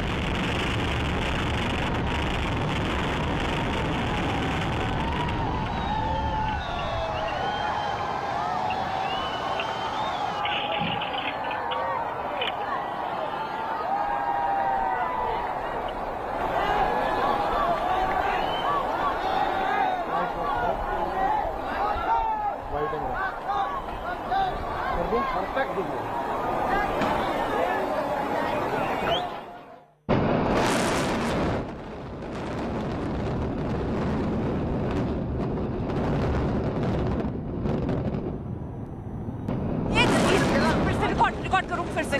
वॉक ले लो जल्दी जल्दी जल्दी। Process and die. वॉक ले लो, इस वाले फोन से कनेक्ट नहीं होगा। Okay, let's go across to a live report. तस्वीरों में Okay, a bit of chaos here. Apologize to our viewers, but that's only to be expected because की team इस वक्त पहुंच चुकी है। जो हम आपको ये तस्वीरें दिखा रहे हैं, ये ट्विन टावर का मलबा जो आप इतना ऊंचा बिखरा हुआ यहाँ पर देख रहे हैं, तो ये तस्वीरें इस वक्त की बड़ी ऐतिहासिक ये इमारत जिसको धराशाही कर दिया गया है। 9 सेकंड से भी कम का एक तरीके से कह सकते हैं वक्त लगा और ये पूरी इमारत जो है वो ढह गई है। हालांकि अब मलबे को साफ करने का काम देखिए यहाँ पर चलता हुआ इस वक्त आपको हम तस्वीरों में दिखा रहे हैं किस तरीके के मलबा 3 इमारत तक जैसा कहा जा रहा था कि इमारत जो है मलबा जो गिरा हुआ नजर आएगा। अब इसको समेटने के लिए अब ये माना जा रहा है कि 3 महीने का वक्त जो है वो लग सकता है। फायर ब्रिगेड की गाड़ियां जो है यहाँ पर आपको नजर आ रही है। पानी का छिड़काव यहाँ पर किया जा रहा है क्योंकि जो धूल का गुब्बार निकला है उसको कंट्रोल करने की कोशिश भी हो रही है। आप देखिए जैसा कहा गया था कुछ उसी अंदाज में ये इमारत वाटरफॉल तकनीक के हिसाब से गिरी हुई नजर आ रही है। अगल बगल जो आप चादर देख रहे हैं जो इमारतों में पड़े हुए हैं उनका कलर यहाँ पर जरूर बदल गया है, लेकिन ये तस्वीरें जो हम आपको दिखा रहे हैं ये आज तक उस जगह पर पहुंच चुका है जहां से हम आपको मलबे की तस्वीर दिखा रहे हैं। सीधी तस्वीरें आप देख रहे हैं इस वक्त मलबे की ये तस्वीर। हालांकि यहाँ पर देखिए पानी के टैंकर जो है वो भी पहुंच रहे हैं। इसी के साथ साथ आपको बता दें ये इतना मलबा है 80 टन बताया जा रहा है जिसको समेटने में अभी तकरीबन 3 महीने का वक्त लगेगा। तो एक लंबा वक्त लगने वाला है, लेकिन तैयारी अभी यही है कि जो यहाँ से धूल का गुब्बार निकला उसे यहाँ पर समेटा जाए। टीमें यहाँ पर देखिए 5 मंजिल तक यहाँ पर जो आप तस्वीरें देख रहे हैं धूल का गुब्बार अभी भी उठता हुआ यहाँ तस्वीरों में नजर आ रहा है। तो ये तस्वीरें हम आपको दिखा रहे हैं। देखिए यहाँ पर पानी की छींटे अभी पर डाले जा रहे हैं और ये धुआं अभी भी यहाँ पर निकलता हुआ सांस लेने में थोड़ी दिक्कत यहाँ महसूस होती हुई, क्योंकि अगर यहाँ देखिए अच्छा दिखाइए ये देखिए किस तरीके से पानी का छिड़काव हो रहा है जिसके बाद ये धुआं जो है ये और निकलता हुआ नजर आ रहा है। तो इस वक्त हम तस्वीरें आपको दिखा रहे हैं किस तरीके से पानी की बौछार हो रही है। आप देखिए ये पानी की बौछार इस तरफ भी हो रही है जिधर हम खड़े हैं और धुआं यहाँ पर नजर आ रही है। आप देखिए अंदाजा लगा लीजिए 3 मंजिला इमारत के बराबर यहाँ पर मलबा इस वक्त नजर आ रहा है। टीमें यहाँ पर लगी हुई हैं, फायर ब्रिगेड की गाड़ियाँ यहाँ पर लगी हुई हैं और ये तस्वीर हम आपको दिखा रहे हैं। ये तस्वीर जरा आप देखिए यहाँ पर ये ट्विन टावर उसको तोड़ दिया गया है, धराशायी कर दिया गया है। सीधी तस्वीरें हम आपको दिखा रहे हैं। यहाँ पर देखिए धुआं उठता हुआ पानी की छींटें बौछारें पड़ते हुए इस वक्त ये तस्वीरें धुआं ही नजर आ रहा है आपको चारों तरफ। तो ये तस्वीरें हम आपको दिखा रहे हैं जहां ये इमारत जमींदोज हो चुकी है। धुआं उठता हुआ इस वक्त आपको तस्वीरों में नजर आ रहा है। पानी की बौछार यहाँ पर की जा रही है, लेकिन उसके बाद जैसे पानी की बौछार हो रही है धुआं कुछ और उठता हुआ नजर आ रहा है। ये पूरा मलबा ट्विन टावर अब मलबे में तब्दील हो चुका है। जैसे आप मेरे पीछे तस्वीरें देख रहे हैं यहाँ पर वो इमारत, वो गगनचुंबी इमारत जो भ्रष्टाचार की नींव पर टिकी हुई थी उसे धराशायी कर दिया गया है। 14 सेकंड भी नहीं लगे और ये इमारत जो है वो ध्वस्त हो गई है। ये पीछे आप तस्वीरें देखिए जो टीमें हैं वो अब इस बात पर लगी हुई हैं क्योंकि यहाँ ट्रक लगाए गए मलबे को हटाने का काम चल रहा है। कोच्चि में हमने एग्जाम्पल देखा 6 महीने का वक्त लग गया था वहां से मलबा साफ करने में। यहाँ पर कहा जा रहा है 3 महीने का समय यहाँ पर लगेगा, लेकिन उससे ज्यादा समय भी लग सकता है। सुशांत भी हमारे साथ मौजूद है। सुशांत, जिस तरीके से देखिए पानी की बौछार भी हो रही है, सांस लेना यहाँ दिक्कत हो रही है, सांस लेने में दिक्कत हो रही है क्योंकि कंक्रीट का धुआं उठता हुआ नजर आ रहा है। अर्पिता आपको तस्वीरें दिखाना चाहूंगा कि देखिए हमारे जो दर्शक जुड़े हुए हैं, ट्विन टावर आपको वहाँ पे नजर आएगा और वहाँ से तकरीबन 400 मीटर की दूरी पर जो पूरा मलबा है वो यहाँ पर नजर आ रहा है। चारों तरफ मैं अपने कैमरा पर्सन अजय से कहूँगा कि वो तस्वीरें दिखाएं कि कहाँ तक ये मलबा जो है वो पहुँचा है। ये पूरा गार्डन एरिया और यहाँ तक मलबा जो है वो पहुँच चुका है और लगातार जो नोएडा प्रशासन है उनकी तरफ से ये कोशिश की जा रही है कि इस मलबे की और उसको धूल है वो लोगों को परेशान न करे। इसके लिए लगातार स्प्रिंकलिंग जो है वो पानी की तरफ से यहाँ पर तमाम एरियाज़ के अंदर जो है वो लगातार की जा रही है। इसके अलावा मैं अपने कैमरा पर्सन अजय से ये भी कहूँगा कि वो तस्वीरें ये भी दिखाएं कि किस तरीके से जो मलबा ट्विन टावर है वो किस तरीके से धराशायी हो चुका है। लगभग 3 से 4 मंजिल अभी मलबा जो है वो यहाँ पर पड़ा हुआ है। सड़कों तक ये मलबा जो है वो पहुँच चुका है। आप तस्वीरों में देख सकते हैं कि किस तरीके से चारों तरफ सड़कों के बाहर जो बाउंड्री वॉल इस ट्विन टावर की थी वो भी पूरी तरीके से डैमेज हो गई है। उसको बाहर तक ये मलबा जो है वो आ चुका है। और तमाम तस्वीरें अगर आप देखेंगे कि नोएडा प्रशासन लगातार अब आगे की तरफ आपको यहाँ पर नजर आएगा। कोशिश यहाँ पर है कि प्रशासन की तरफ से कि इस मलबे को जल्दी से जल्दी यहाँ से क्लियर जो है वो किया जाए।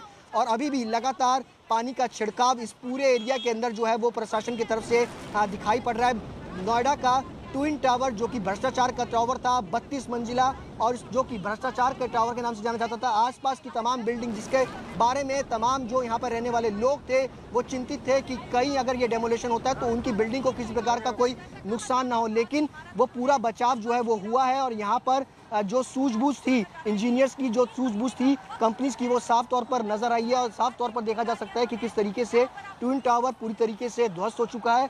और यहाँ पर आपको तस्वीरें जो है वो एक्सक्लूसिव आज तक पर कि किस तरीके से तमाम चारों ओर मलबा ही मलबा जो है वो इस वक्त नजर आ रहा है। अर्पिता जी बिल्कुल सुशांत, ये तस्वीरें देखिए हम दिखा ही रहे हैं लगातार ये तस्वीरें, और यहाँ पर देखिए किस तरीके से काम चल रहा है वो भी हम आपको दिखा ही रहे हैं। यहाँ देखिए टीमें लगी हुई हैं क्योंकि जो इंजीनियरिंग यहाँ पर की गई थी, जिस तरीके की तैयारियां की गई थी और जो कहा गया था वाटरफॉल, उस वाटरफॉल अंदाज में ही ये इमारत ढही है। आसपास की इमारतों को आप देखिए, कोई नुकसान अभी यहाँ दिख रहा है कि नहीं पहुंचा है, लेकिन धूल का गुब्बार एक उठता हुआ उस वक्त नजर आया था। धूल अभी भी हम महसूस कर पा रहे हैं, सांस लेने में भी हमें दिक्कतें महसूस हो रही हैं।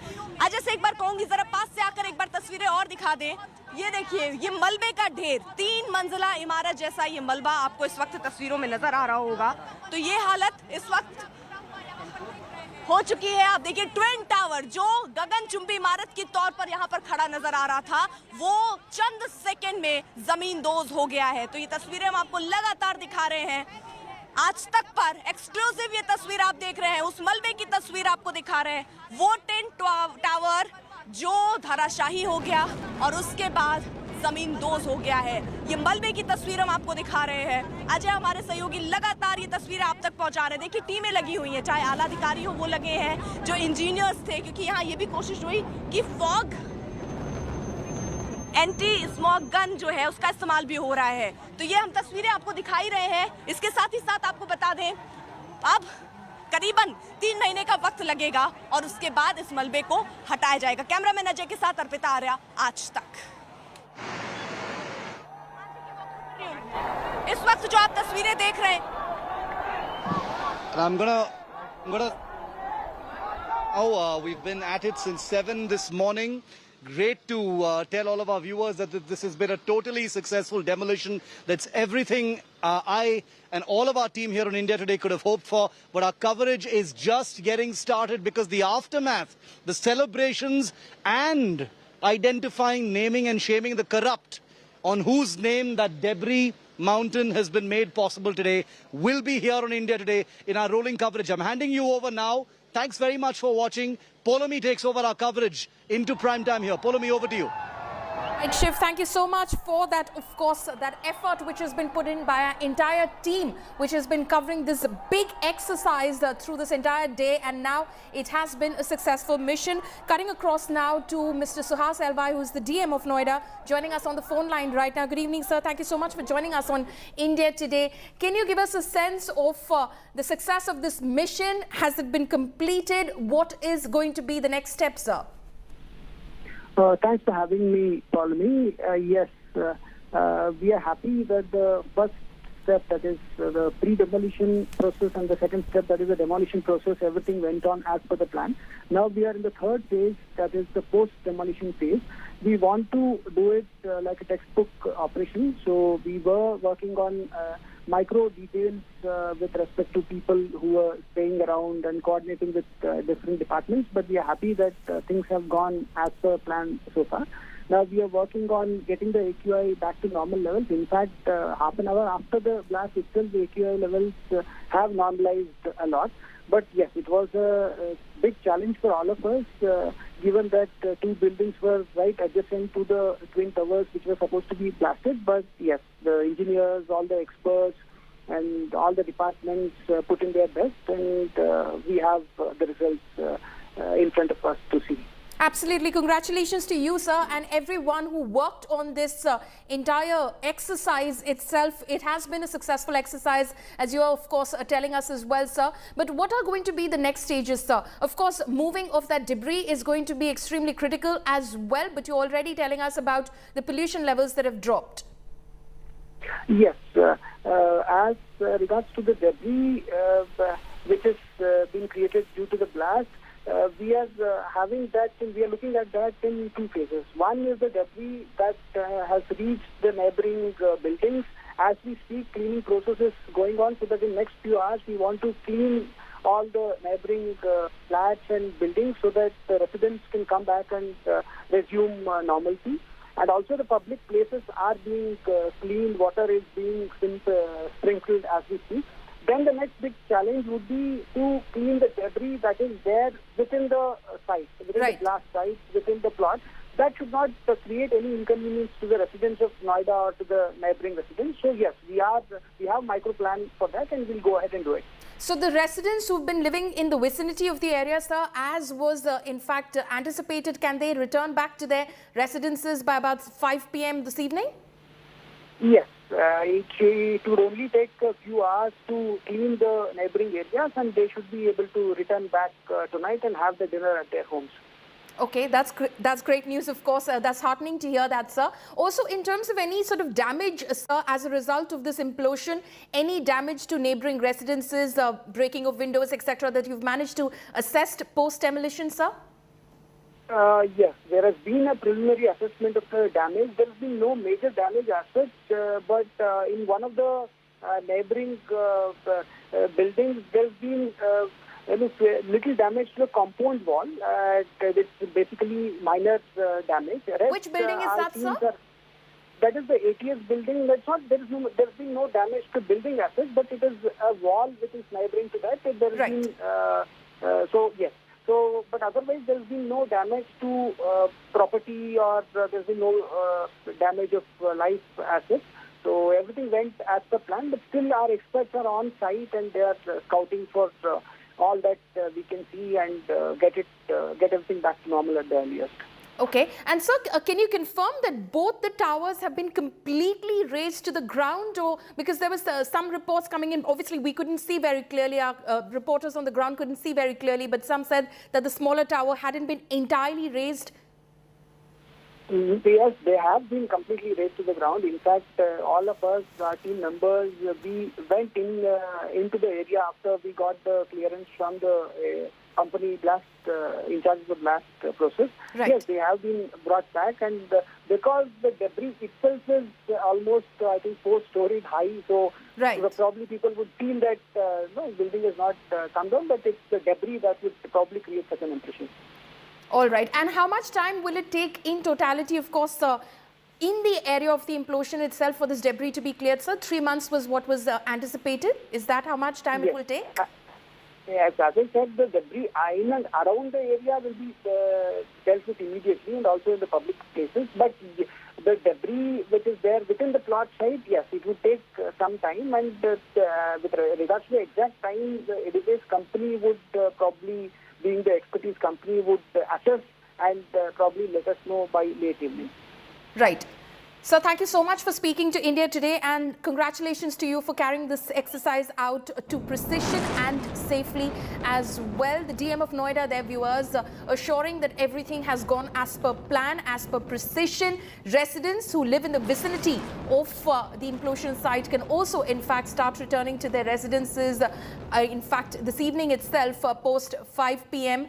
and in fact, possibly have dinner at their residences this evening as well. Everything has been conducted extremely safely and as per precision. Let's watch that moment now when these two illegal twin towers were razed to the ground.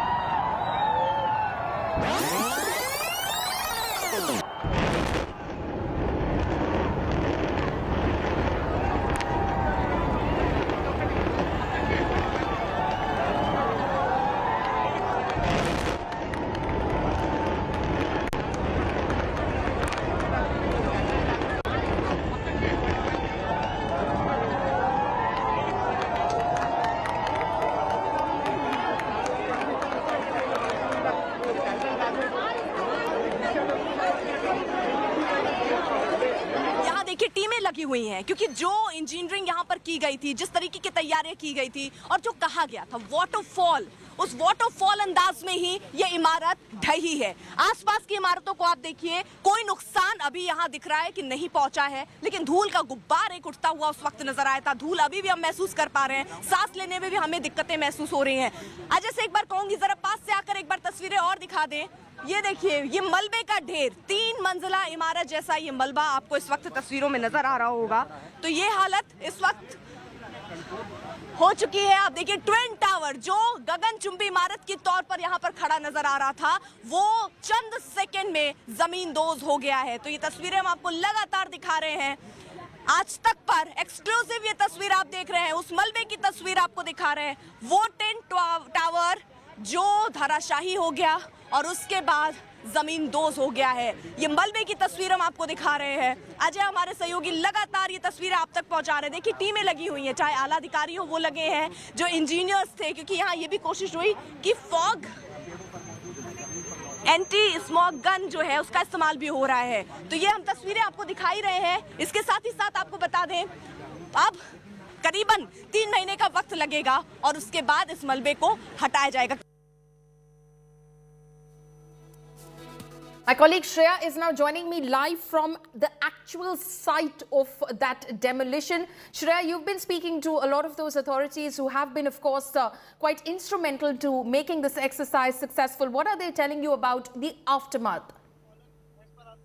So now the authorities are cleaning all the roads and everything. The dust has settled down and everything seems okay. When it comes to the nearby buildings, the damage that has been done to the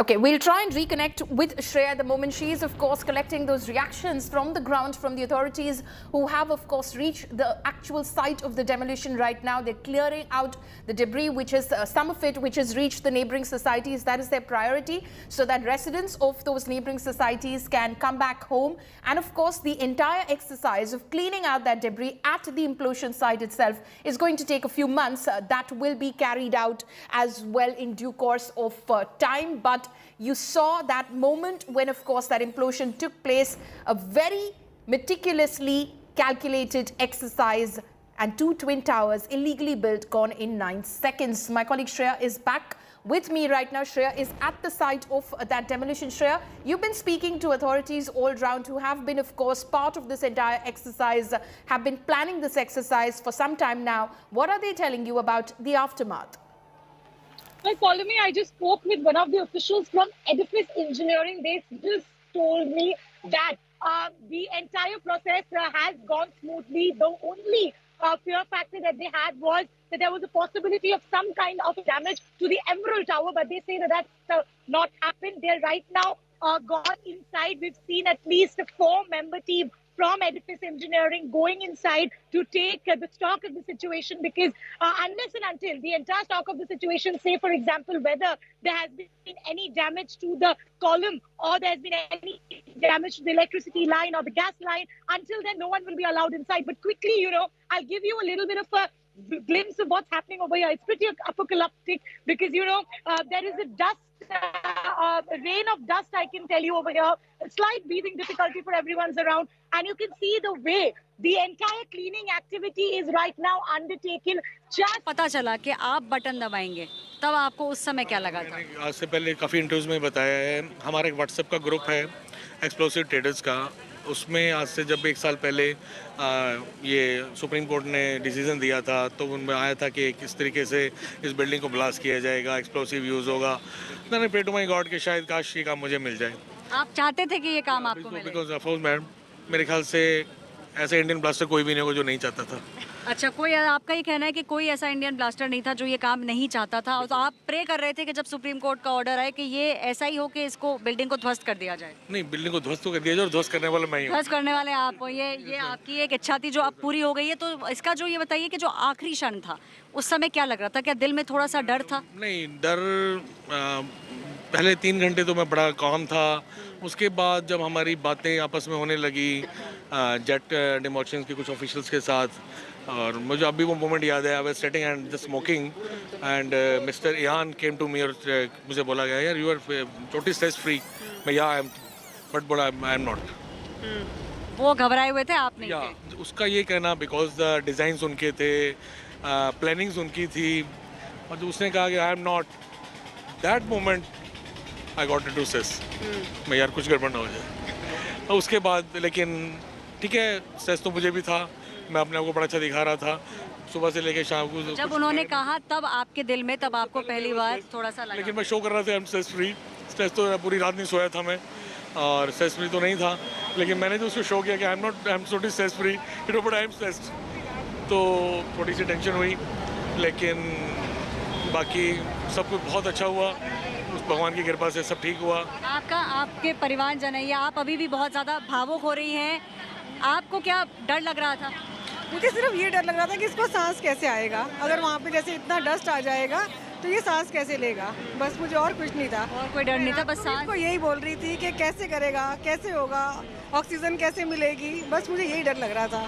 ये डर था कि वहाँ blast के अंदर एकदम है तो कुछ, हाँ जी बस, क्योंकि बहुत धुआं जैसे देख रहे थे ना कि और जगह का दिखा रहे थे, तो यही लग रहा था कि इसको सांस कैसे आएगा, बस और कुछ भी नहीं था। कॉन्फिडेंट थी, भगवान इसके साथ है, बट उस पे जब देखा सामने से तब बहुत दिमाग खराब हुआ था। जब तक इससे बात नहीं हुई तब तक तो बहुत दिमाग खराब रहा कि पता नहीं क्या होगा। दिल में बहुत आपको वैसा हो रहा कि बात हो जाए। हाँ जी, हाँ जी, बट इसका फोन बहुत अर्ली आ गया था हमें। हाँ, ब्लास्ट होने की कितनी देर बाद बात हो गई थी? 4-5 मिनट के अंदर आ गया था। हाँ, आप लोगों ने कहा बालकनी से देखा था? हम लोगों ने खड़े थे, मीडिया के साथ थे, तो वहीं किया हमने, किया था। हाँ जी, परिवारजन जो है चेतन दत्ता के, वो बहुत भावुक हैं इस समय, वो खुद बहुत भावुक हैं। उनका कहना है कि पहले तो बहुत कॉन्फिडेंट थे, लेकिन उसके बाद जैसे जैसे समय पास आने लगा और जब बटन दबाने का समय आया तब भावुक हो गए। लेकिन अब अपने परिवार से मिलके उन्होंने कहा कि जो काम दिया था वो चाहते थे कि बटन दबाने का काम उन्हें मिले, और अब बिल्डिंग ध्वस्त हो गई है। उनको लगता है उन्होंने अपना काम पूरी शिद्दत के साथ अच्छे से निभाया। कैमरा पर्सन आलोक दास के साथ ऐश्वर्या पालीवाल, आज तक। So that is an exclusive conversation that my colleague Aishwarya brought to you with Chetan Datta, edifice official who in fact triggered the detonation that the whole of the country watched as it happened at 2:30 p.m. this afternoon. My colleague Shreya is also live with me at the moment. Shreya, are the residents coming back to the nearby societies? Are they trickling in already? So tell me that will only happen at 7 p.m. because, you know, as I can show you the visuals even now, the dust particle hasn't really settled down. What you can see going on is the entire cleaning activity. We also spoke with the edifice officials that are there on the ground. They say that the entire checks and balances are right now being seen before. They also give a clear go-ahead, but there is a visible dust rain we can see just close to the blasting site where I am standing right now. This is where this twin tower once stood. And now it's no more, but there's an extensive cleaning activity that has to take place before they will allow the residents to live there and the final checks and balances given. Over to you, Pauline. So the cleaning activity is underway, and have the officials on the ground assured you that there is no major damage that has happened to the nearby societies? Because we were speaking to the DM of Noida, Suhas LY, and he did tell us that the compound wall that ATS Village shares with, in fact, Supertech Twin Towers shared with, has been damaged to some extent. Well, yes, that is something that the edifice engineering people said that they have to still inquire, because their team is right now inside. That includes those experts who have come down from South Africa. They're taking a stock of the situation. We did get a quick word with them, but they're right now on the ground. They've gone inside. They've said that once they come outside, they will give us a clear picture of what exactly transpired. But right now, another time, I'll just show you the visuals on the ground. You see these people, they are extensively on the cleaning work, because the major problem right now is the PM10 particle that has drastically risen, which will lead to the obvious health hazards. It's very difficult for us also standing over here to breathe, because there is a very visible amount of dust in this particular area. But something that we need to say, that there was a quick response by the authority over here, and probably that's the reason, despite the kind of rain that you can see that's happening over here with water sprinkling and the mixing of the dust particles, we can only expect that things will die down soon, and probably it will be safer for everyone else to quickly return. Right. Shreya, I would, of course, suggest that you stay safe as well. You're having difficulty breathing. Of course, possibly wear a mask and stay safe. We would request all our reporters to do the same as well. Aishwarya is also joining us right now from the ground itself. Aishwarya just spoke a short while ago with Chetan Datta, edifice official who was responsible for triggering the detonation, in fact, that brought down the 2 illegal structures in Noida. Aishwarya, what's happening around you? How is the aftermath looking in terms of the authorities taking care of the same?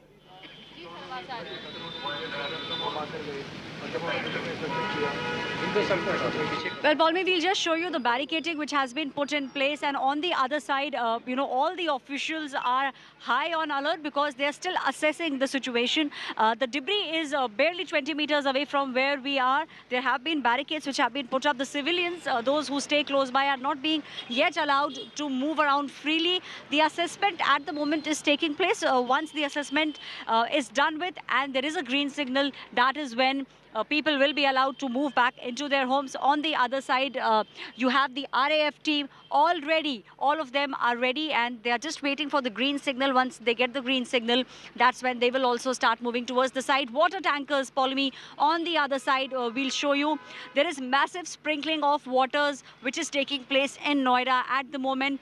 This is being done so that the dust settles down, one tanker after the other. There's a queue of these water sprinklers here in Noida. There are efforts which are being made to make sure that the dust settles. We have also seen how smog guns, in fact, have been used. Polmi, let me tell you, there is dust, but there is not a lot of dust. What people were expecting, the dust, in fact, has accumulated in almost 5-kilometer radius, which is why the emphasis also is on the blast site and the radius of 5 kilometers. What you are seeing behind me are the water tankers being taken to the blast site. This is the 3rd tanker which is now moving. The sweepers, as we were being told, close to 200 sweepers will now move towards the site, and the sweeping will begin. Hopefully the residents will be able to make way and reach their homes by 6:30 or latest 7 p.m. tonight. Follow me. All right, so that is something heartening for the residents who live in the vicinity of that blast site, that possibly by about 6:30, 7 p.m. they should be able to go back to their residences. Aishwarya, you must have spoken to some of the authorities on the ground as well, those who were part of this large mammoth team that made this exercise possible. What are they telling you about the aftermath in terms of the damage? Has there been any? Has it been large, or has it been quite contained?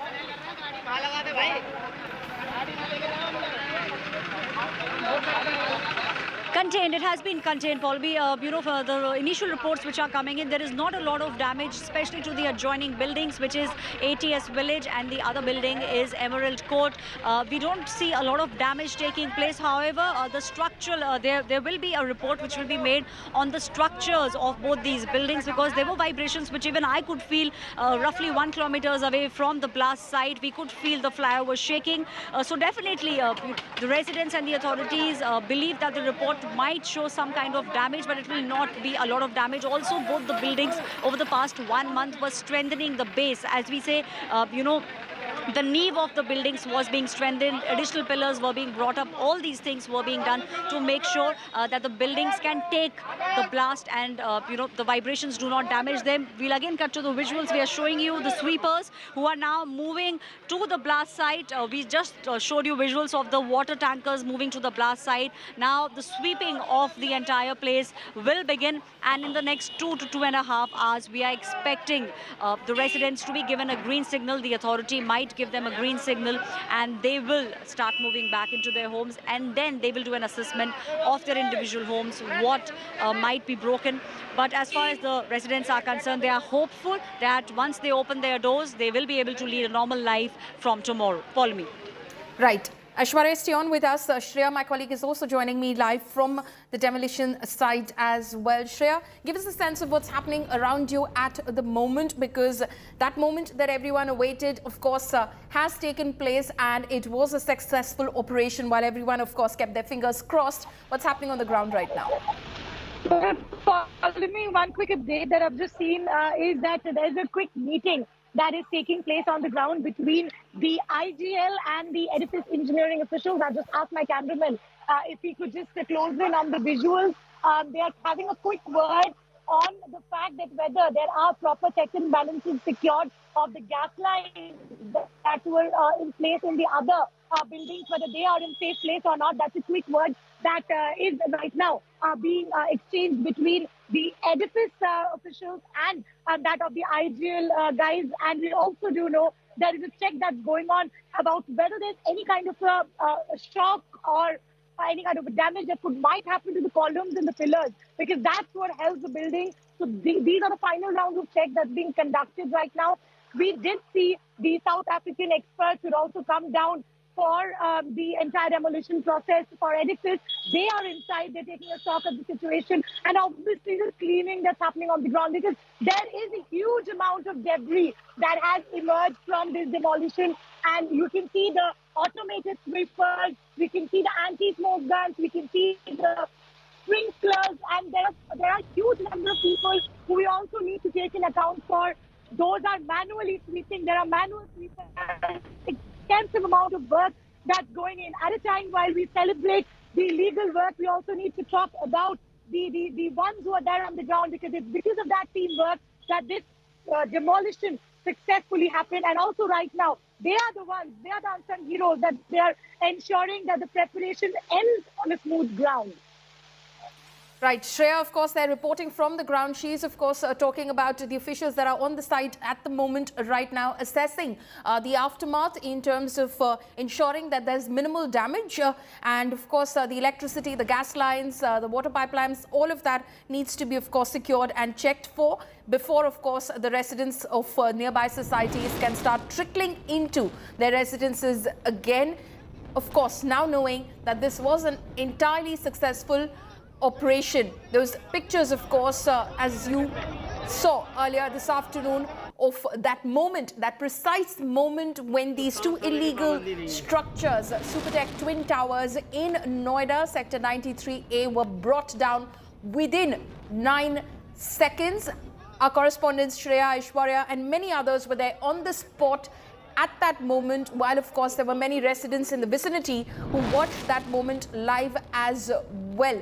One of them, of course, 103 meters tall, the other 94 meters tall, now completely razed to the ground. That was confirmed to us by the DM of Noida as well, Sahas LY, who joined us on the phone line just a short while ago, saying both towers have been razed completely to the ground right now. Of course, the debris is quite tall at the moment. It is in itself about 3 to 4 stories tall, and it would take about 3 months to clear the debris from the actual demolition site, but they're clearing out the adjacent area as we speak. We're slipping into a very short break. Our continuous coverage of this big demolition exercise, India's biggest demolition exercise, will continue on the other side. Stay tuned.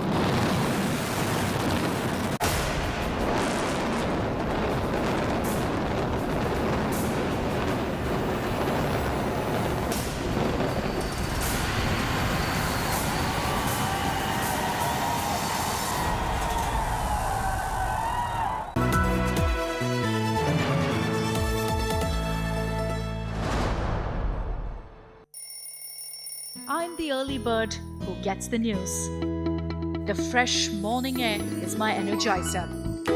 With me around, there are no dwindled dawns.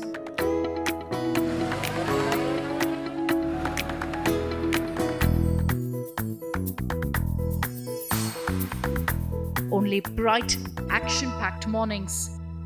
Rise and shine with me every single day, and you'll never hit that snooze button. Good morning, India. Why wake up any other way when you can witness magic every single day? Watch First Up with me, Akshita Nandagopal, right here on India Today TV.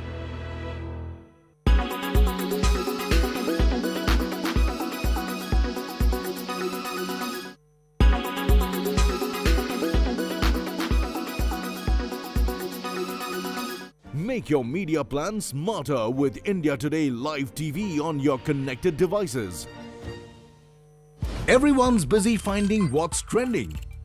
You're busy finding out why. India Today, for those who research before reacting. Download the India Today app now. Make your media plan smarter with India Today Live TV on your connected devices.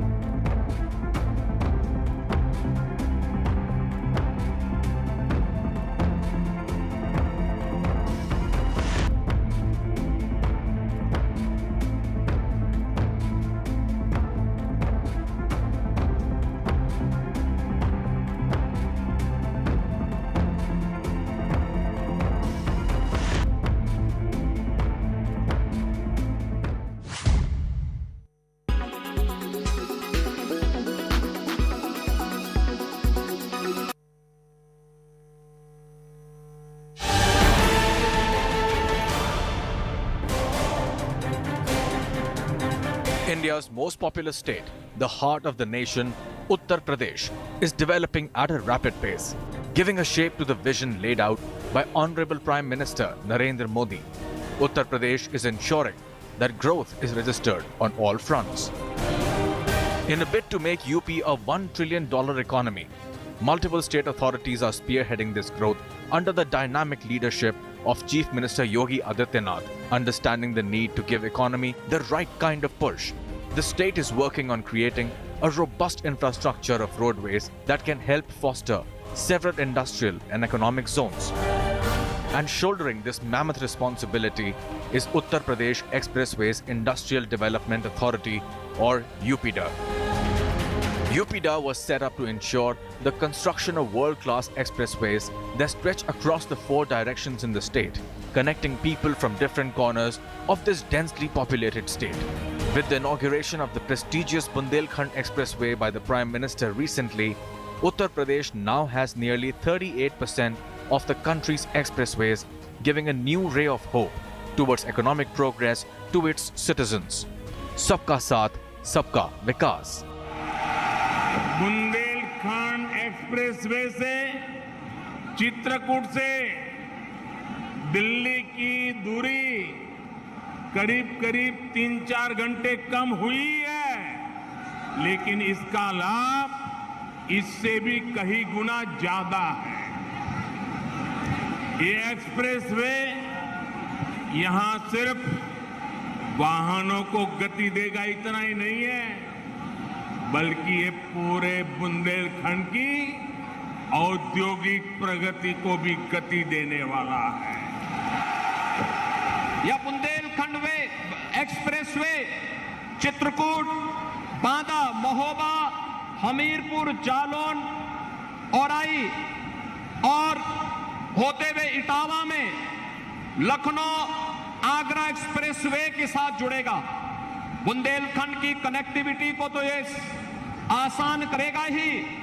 Chitrakoot से दिल्ली की दूरी मात्र 6-6.5 घंटे के अंदर पूरा करने के साथ ही बुंदेलखंड के नौजवानों को और यहां के प्लान की बहुत बड़ी समस्या का समाधान के लिए आपने जो डिफेंस कॉरिडोर के 2 महत्वपूर्ण नोड झांसी और और चित्रकूट में दिए हैं। ये दोनों नोड को भी मजबूती के साथ आगे बढ़ाने में हमें मदद मिलेगी। माननीय प्रधानमंत्री जी का जो दृष्टिकोण पूरे देश का समग्र विकास हो और उत्तर प्रदेश के विकास के साथ ही जुड़ा है सब कुछ, क्योंकि सबसे बड़ा आबादी वाला प्रदेश है, सबसे ज़्यादा लोकसभा की सीटें हैं, सबसे ज़्यादा विधानसभा की सीटें हैं और लोकसभा विधानसभा के अलावा आदरणीय प्रधानमंत्री जी का जो एक विजन है सबका साथ, सबका विकास और सबका विश्वास, सिर्फ नहीं है नारा, यह उद्देश्य हमारा धरातल पर दिखाई दे रहा है। उत्तर प्रदेश भारत की सबसे बड़ी आबादी वाला प्रदेश, 25 करोड़ की आबादी, 1153 किलोमीटर नदियों का, गंगा जमुना जैसी पवित्र नदियों का आशीर्वाद प्राप्त होना, तो आबादी के हिसाब से सबसे ज़्यादा खपत हमारे पास है। रॉ मटेरियल की बात करें तो हमारे पास उत्पादन बड़ी संख्या में है, खेती के लिए, सिंचाई के लिए साधन संसाधन बहुत बड़े पैमाने पर है, तो खपत हमारे पास बहुत है, रॉ मटेरियल हमारे पास बहुत है। तो इसलिए एक्सप्रेसवे के किनारे किनारे हम लोगों ने अभी औद्योगिक विकास के लिए इंडस्ट्रियल एरिया बनाए जाने का भी हमने निर्णय लिया है।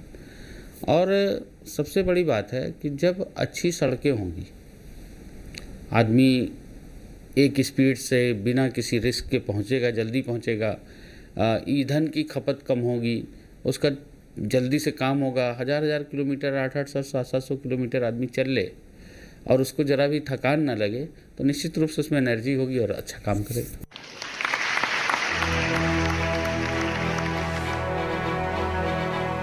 One of the flagship programs under UPIDA's vision is the construction of the Purvanchal Expressway, which would connect the eastern corner of the state with the national capital, New Delhi.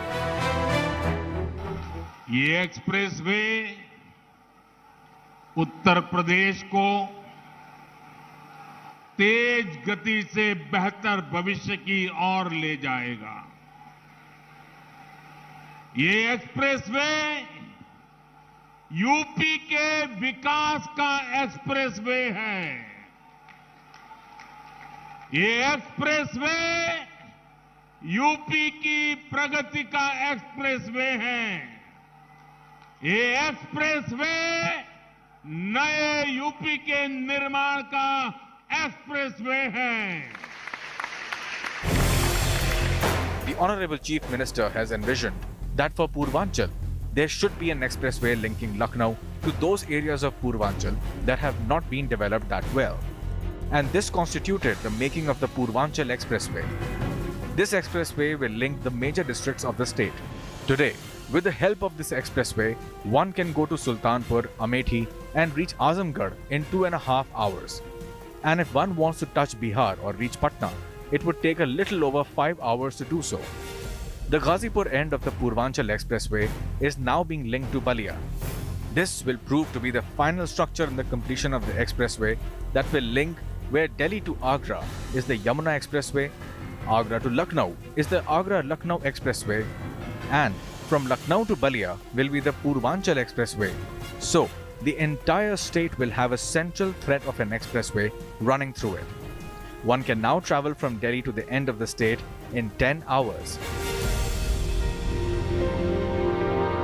ये Purvanchal expressway केवल आवागमन का एक माध्यम नहीं, बल्कि पूर्वी उत्तर प्रदेश को विकास की एक नई जीवन रेखा के रूप में स्थापित करने की दिशा में किए जाने वाले प्रयास का हिस्सा होगा।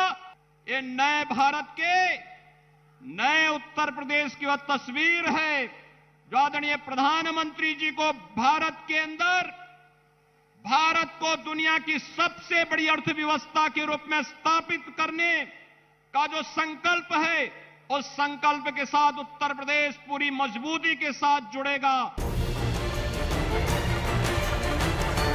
With the opening of Bundelkhand Expressway, the state and UPIDA are looking at gaining new territories that will start a new chapter of economic growth, making Uttar Pradesh the Uttam Pradesh.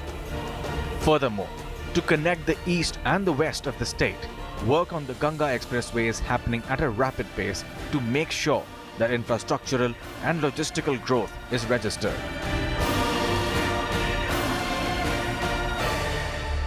जब हमने charge लिया इसका तो अधिकारियों को हमने कहा है कि अगर कोई भी हमारे यहाँ इंडस्ट्री लगाने की क्वेरी करता है तो हमें सरल भाषा में उसको सारी क्या क्या हम स्कीम दे रहे हैं, क्या क्या फ़ायदे दे रहे हैं, उनको बताना है। जब तक वो इंडस्ट्री लगा ना ले, उनको सहूलियतें मुहैया करानी।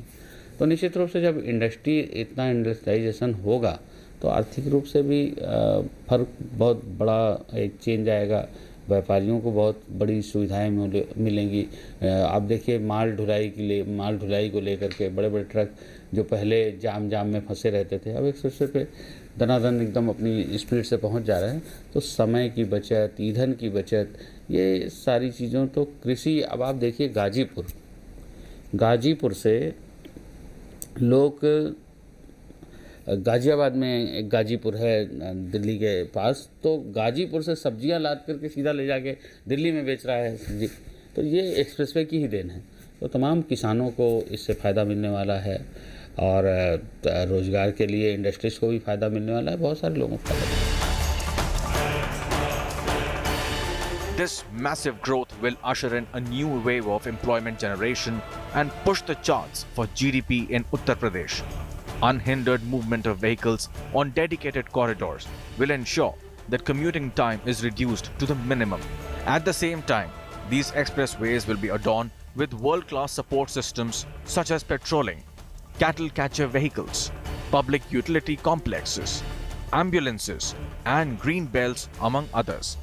Truly, a vision for the people of Uttar Pradesh. देखिए, इन एक्सप्रेसवे का विकास बुनियादी ढांचे का सुदृढ़ करने का लक्ष्य एक लक्ष्य बना करके किया जा रहा है। इसके विकास से न केवल आसपास शैक्षणिक संस्थाओं को लाभ मिलेगा, एक्सप्रेसवे के निकट औद्योगिक गलियारे बनाए जा रहे हैं, उनको गलियारों को जो विकसित किया जाएगा तो बहुत सारी इंडस्ट्री वहाँ पर आएंगी और बहुत सारे इंडस्ट्रिस्ट अभी भी कॉरपोरेट घराने हम लोगों के टच में हैं कि भाई जल्दी से वो करिए और बताइए तो हम लोग जल्दी से वहाँ पर ज़मीन लें और उद्योग विकसित करें बिना किसी अवरोध के, बिना किसी समस्या के और एक स्पीड से, बिना किसी मतलब रिस्क के अगर जा सकते हैं तो आदमी वो उस तरह से जाना चाहता है। तो निश्चित रूप से जब सड़कें और इतना बड़ा इंफ्रास्ट्रक्चर अच्छा होगा तो निश्चित रूप से ये हम लोग कभी भारत के बाहर दुबई या यूरोप कंट्री में जाते थे तो देखते थे 10वीं 20वीं मंजिल पर बैठ करके जिस तरह की चौराहे, आप बुंदेलखंड पे भी देखिए ऐसे कैसा सर्किल आपको दिख रहा है वो इतना सुंदर सा, तो वो सारा कुछ भारत में दिखाई पड़ रहा है और हो रहा है। Well, a 10% investment by GDP, extra investment in the GDP brings about 1% growth in the state. So obviously, infrastructure development leads to the basic growth of the economy of the state. With the new expressways, in turn, it helps in when these projects are executed. It ultimately comes back to us in terms of tax collection because these projects obviously involve generation of GST. Further, these projects lead to employment within the state. Skilled manpower for these projects are required. Engineering manpower for the projects are required. Further, these projects also lead to development along the expressways. We see that the expressways themselves will ensure that along the expressways, new projects in the private sector would also come up. Today, the expressways ensure that in case people would like to travel by road instead of airways, this option also is provided and fast movement is possible through the expressways. In the COVID times, when air travel was very restricted, the expressways were widely used by commuters, travelers, and other persons, and so the expressways provide an alternate also to air travel because they provide fast means of travel which is convenient and flexible. So the experience of the expressways is a major boost to the state. Anyone who has any driver on a road, once he travels on the expressways, I can't imagine him traveling on any other road other than an expressway if there is an alternative for him. This fast movement towards growth is not just limited to the state, but also the nation. In times to come, UPIDA will also tie up with National Highways Authority of India, NHAI, to seamlessly merge these industrial expressways with the Golden Quadrilateral. Well, we had a very detailed and a very fruitful meeting with NHAI. The chairman NHAI was here, and senior officers of the PWD department were also there. The UP expressways almost constitute more than 35% of the entire expressways of the country. Now NHAI is planning a link between Varanasi and Calcutta through expressways. NHAI is also planning further links through expressways within the state of UP. NHAI is also planning north-south roads in the UP area for linking our expressways to other parts of the state. So basically the plan of NHAI will get merged with the plan of UP expressways, and that would obviously will take the country forward, because our expressway network and the network of expressways provided by NHAI would further make UP the centers, will bring UP to the center stage of the country. UP obviously being the largest, most popular state in the country, will take the lead in providing development to the country.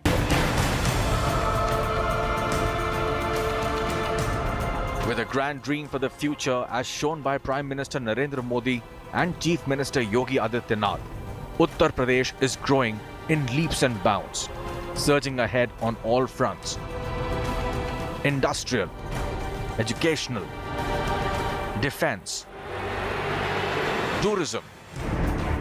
The state is all poised for a new era of glorious growth.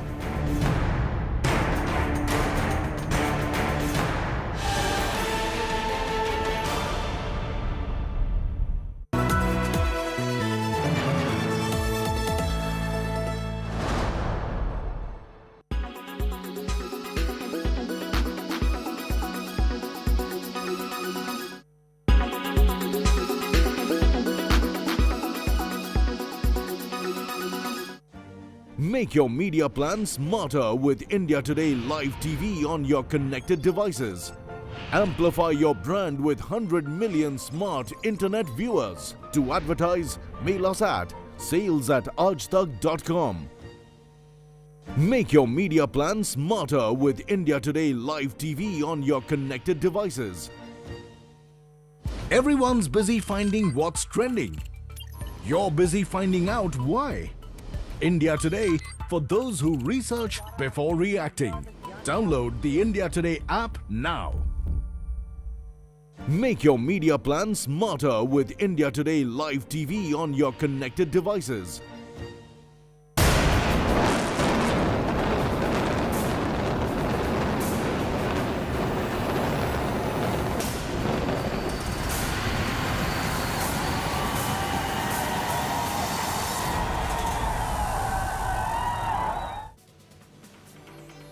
The much-awaited demolition of Noida's Supertech towers is finally done. India Today's cameras captured the clearest full 360-degree view of the demolition.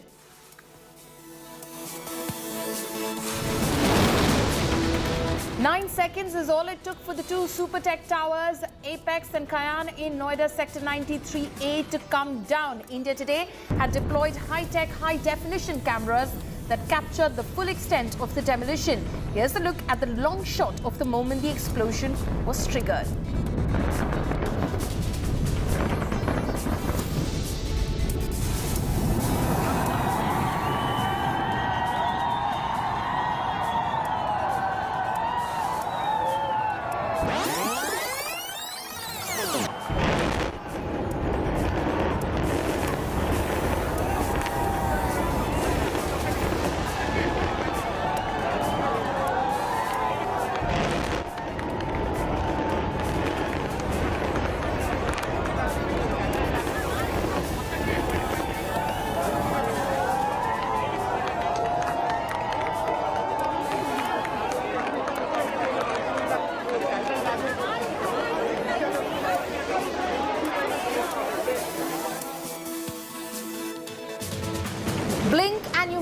9 seconds to bring down 32 floors. So India Today's, in fact, cameras slowed down that stunning demolition. Here's a frame-by-frame look at that demolition. The towers brought down like a pack of cards.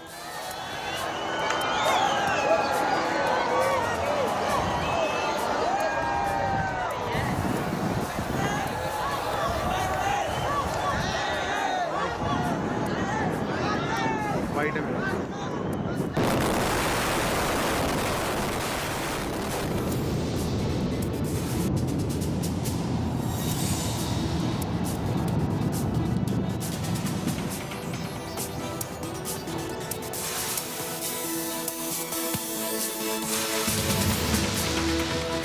Here's another view of the demolition. India Today's state-of-the-art technology that brings to you never-before-seen images of the explosion and its aftermath.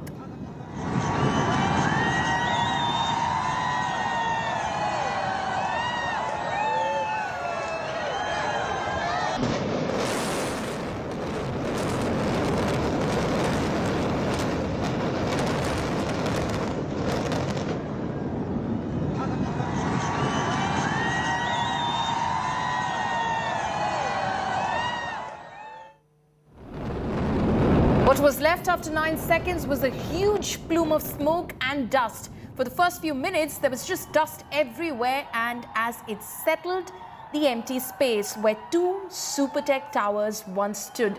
The demolition, which reduced the two towers to ashes, has caused a sudden spike in air pollution, with the level of particulate matter in the air going up.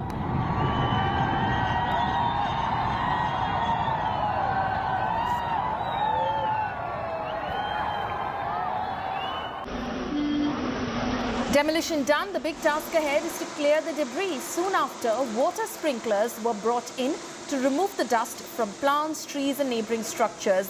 Fire brigades too, in fact, have been pressed into action to sanitize and clear the area.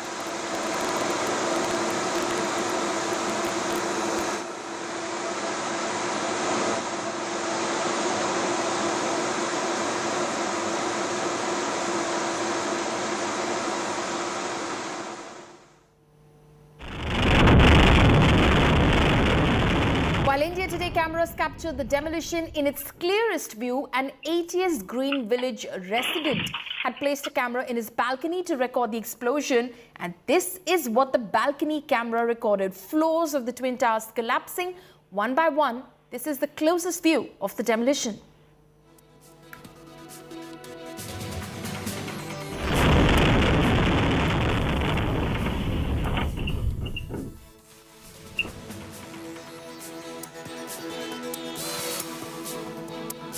This is what is left of the Twin Towers. 32 floors reduced to 80,000 tons of debris. Clearing this will be a big task, and it will take 3 months to clear this mess. The demolition comes at a cost of 20 crore rupees.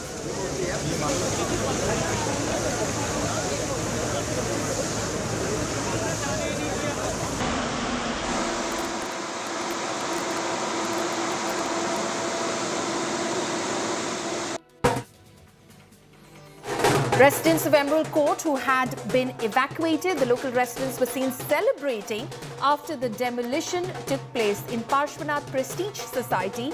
People were seen dancing and beating drums while expressing their happiness over the demolition of the illegal towers.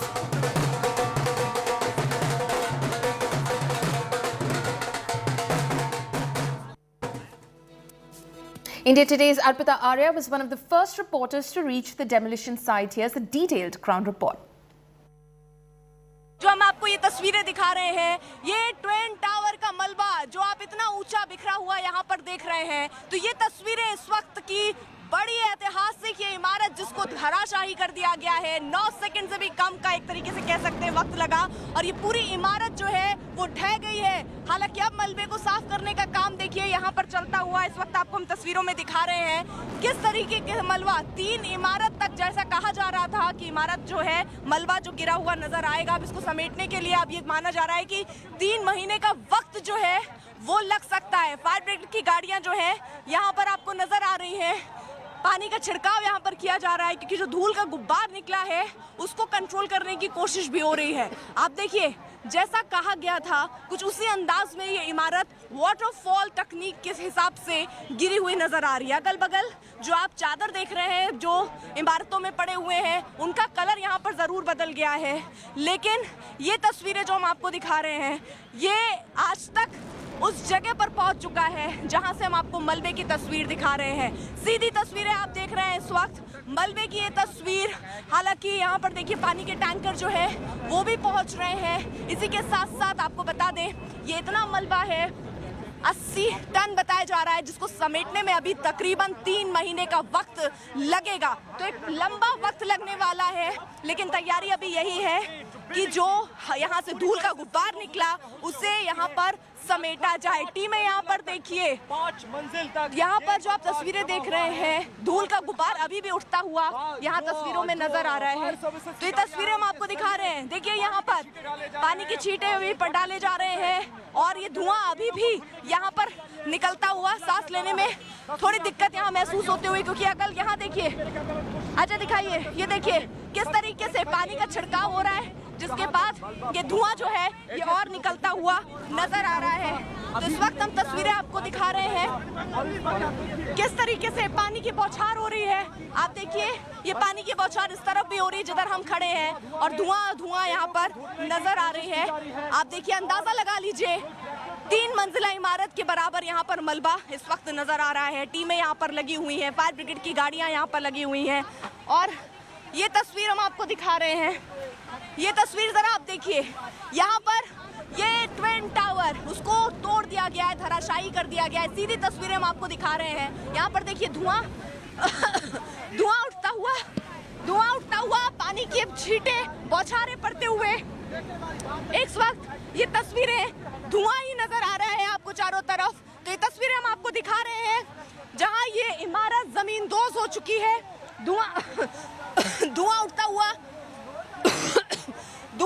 इस वक्त आपको तस्वीरों में नजर आ रहा है। पानी की बौछार यहाँ पर की जा रही है, लेकिन उसके बाद जैसे पानी की बौछार हो रही है धुआं कुछ और उठता हुआ नजर आ रहा है। ये पूरा मलबा ट्विन टावर अब मलबे में तब्दील हो चुका है। जैसे आप मेरे पीछे तस्वीरें देख रहे हैं, यहाँ पर वो इमारत, वो गगनचुंबी इमारत जो भ्रष्टाचार की नींव पर टिकी हुई थी, उसे धराशायी कर दिया गया है। 14 सेकंड भी नहीं लगे और ये इमारत जो है वो ध्वस्त हो गई है। ये पीछे आप तस्वीरें देखिए, जो टीमें हैं वो अब इस बात पर लगी हुई हैं क्योंकि यहाँ ट्रक लगाए गए, मलबे को हटाने का काम चल रहा है। कोच्चि में हमने एग्जाम्पल देखा, 6 महीने का वक्त लग गया था वहाँ से मलबा साफ करने में। यहाँ पर कहा जा रहा है 3 महीने का समय यहाँ पर लगेगा, लेकिन उससे ज्यादा समय भी लग सकता है। सुशांत भी हमारे साथ मौजूद है। सुशांत, जिस तरीके से देखिए पानी की बौछार भी हो रही है, सांस लेना यहाँ दिक्कत हो रही है, सांस लेने में दिक्कत हो रही है क्योंकि कंक्रीट का धुआं उठता हुआ नजर आ रहा है। अर्पिता, आपको तस्वीरें दिखाना चाहूंगा कि देखिए हमारे जो दर्शक जुड़े हुए हैं, ट्विन टावर आपको वहाँ पे नजर आएगा और वहाँ से तकरीबन 400 मीटर की दूरी पर जो पूरा मलबा है वो यहाँ पर नजर आ रहा है। चारों तरफ मैं अपने कैमरा पर्सन अजय से कहूँगा कि वो तस्वीरें दिखाएं कि कहाँ तक ये मलबा जो है वो पहुँचा है। ये पूरा गार्डन एरिया और यहाँ तक मलबा जो है वो पहुँच चुका है और लगातार जो नोएडा प्रशासन है उनकी तरफ से ये कोशिश की जा रही है कि इस मलबे के और उसको धूल है वो लोगों को परेशान न करे। इसके लिए लगातार स्प्रिंकलिंग जो है वो पानी की तरफ से यहाँ पर तमाम एरियाज़ के अंदर जो है वो लगातार की जा रही है। इसके अलावा मैं अपने कैमरा पर्सन अजय से ये भी कहूँगा कि वो तस्वीरें ये भी दिखाएं कि किस तरीके से जो मलबा ट्विन टावर है वो किस तरीके से धराशायी हो चुका है। लगभग 3 से 4 मंजिल अभी मलबा जो है वो यहाँ पर पड़ा हुआ है। सड़कों तक ये मलबा जो है वो पहुँच चुका है। आप तस्वीरों में देख सकते हैं कि किस तरीके से चारों तरफ सड़कों के बाहर जो बाउंड्री वॉल इस ट्विन टावर की थी वो भी पूरी तरीके से डैमेज हो गई है। उसको बाहर तक ये मलबा जो है वो आ चुका है और तमाम तस्वीरें अगर आप देखेंगे कि नोएडा प्रशासन लगातार अब आगे की तरफ आपको यहाँ पर नजर आएगा। कोशिश यहाँ पर है कि प्रशासन की तरफ से कि इस मलबे को जल्दी से जल्दी यहाँ से क्लियर जो है वो किया जाए और अभी भी लगातार पानी का छिड़काव इस पूरे एरिया के अंदर जो है वो प्रशासन की तरफ से दिखाई पड़ रहा है। नोएडा का ट्विन टावर जो कि भ्रष्टाचार का टावर था, 32 मंजिला और जो कि भ्रष्टाचार के टावर के नाम से जाना जाता था। आसपास की तमाम बिल्डिंग जिसके बारे में तमाम जो यहाँ पर रहने वाले लोग थे वो चिंतित थे कि कहीं अगर ये डेमोलिशन होता है तो उनकी बिल्डिंग को किसी प्रकार का कोई नुकसान ना हो, लेकिन वो पूरा बचाव जो है वो हुआ है और यहाँ पर जो सूझबूझ थी, इंजीनियर्स की जो सूझबूझ थी कंपनीज की, वो साफ तौर पर नजर आई है और साफ तौर पर देखा जा सकता है कि किस तरीके से ट्विन टावर पूरी तरीके से ध्वस्त हो चुका है। और यहाँ पर आपको तस्वीरें जो है वो एक्सक्लूसिव आज तक पर कि किस तरीके से तमाम चारों ओर मलबा ही मलबा जो है वो इस वक्त नजर आ रहा है। अर्पिता जी बिल्कुल सुशांत, ये तस्वीरें देखिए हम दिखा ही रहे हैं लगातार ये तस्वीरें, और यहाँ पर देखिए किस तरीके से काम चल रहा है वो भी हम आपको दिखा ही रहे हैं। यहाँ देखिए टीमें लगी हुई हैं क्योंकि जो इंजीनियरिंग यहाँ पर की गई थी, जिस तरीके की तैयारियां की गई थी और जो कहा गया था वाटरफॉल, उस वाटरफॉल अंदाज में ही ये इमारत ढही है। आसपास की इमारतों को आप देखिए, कोई नुकसान अभी यहाँ दिख रहा है कि नहीं पहुंचा है, लेकिन धूल का गुब्बार एक उठता हुआ उस वक्त नजर आया था। धूल अभी भी हम महसूस कर पा। So that is, of course, the first report that our correspondent Arpita Arya brought to us from the actual demolition site after the implosion. We're slipping into a very short break. Stay tuned. Our continuous coverage of India's biggest demolition continues on the other side of this break.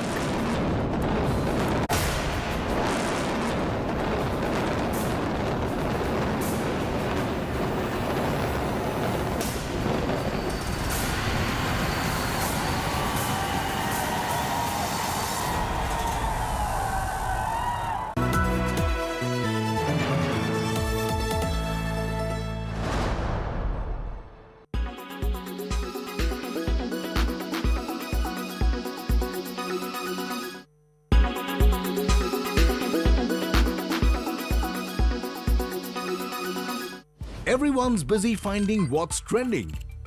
You're busy finding out why. India Today, for those who research before reacting. Download the India Today app now. Make your media plan smarter with India Today Live TV on your connected devices. Amplify your brand with 100 million smart internet viewers. To advertise, mail us at sales@aajtak.com. Make your media plan smarter with India Today Live TV on your connected devices. Everyone's busy finding what's trending.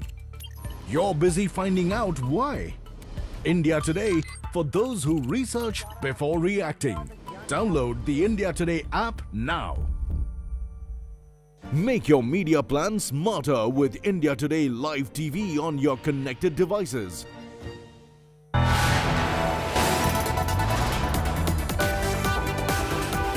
You are watching India Today.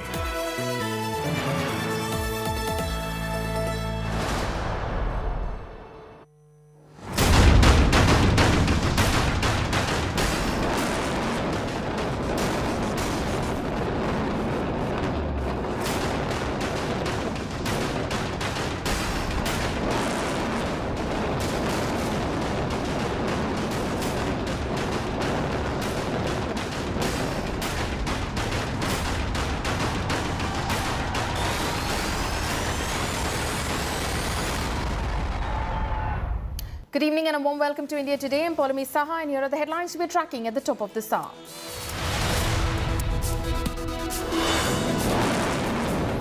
India's biggest demolition ever. India Today gets you exclusive visuals as Noida's twin towers turn into dust in just 9 seconds.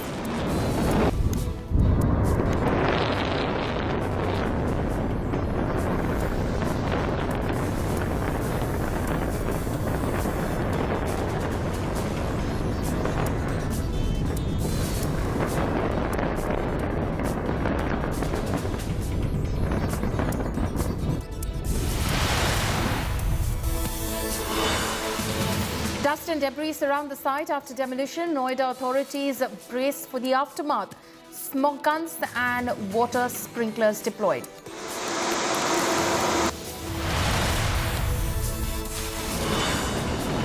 Supertech defends the legal twin towers. R.K. Arora passes the buck to ruling government in 2012.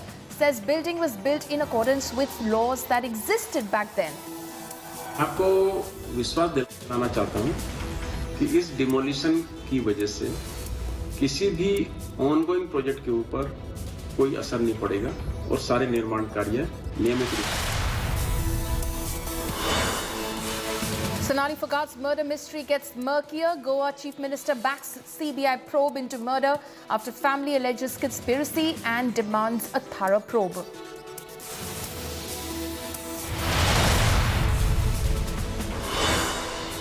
India will take on arch rivals Pakistan to start their campaign in Asia Cup 2022. Both teams are part of Group A along with Hong Kong.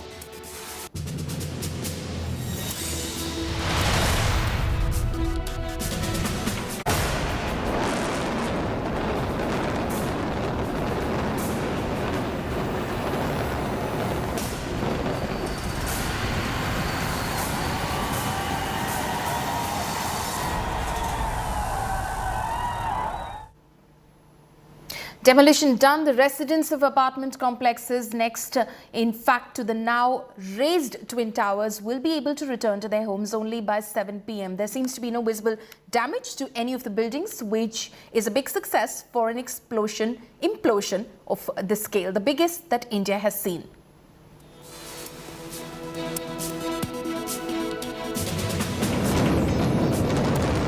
Power and gas connections that were switched off in ATS Green Village and Supertech Emerald Court, in fact, will be restored by 6:30 p.m. The residents had to evacuate by 7 a.m. this morning. Most of them have taken shelter in nearby society complexes. Many of them were seen celebrating after the demolition.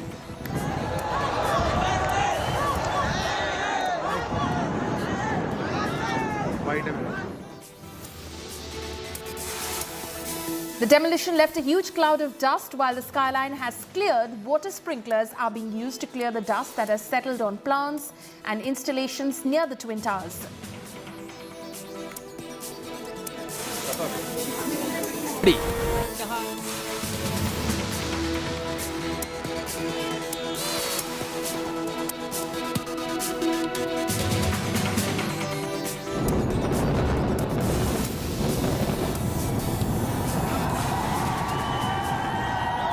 The demolition left a huge cloud of dust while the skyline has cleared. Water sprinklers are being used to clear the dust that has settled on plants and installations near the Twin Towers.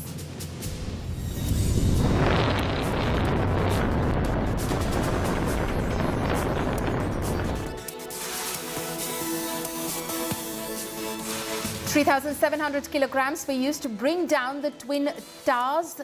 There is still some amount of explosive left, and extreme caution and care is being taken to ensure that these explosives are removed from the residential premises properly.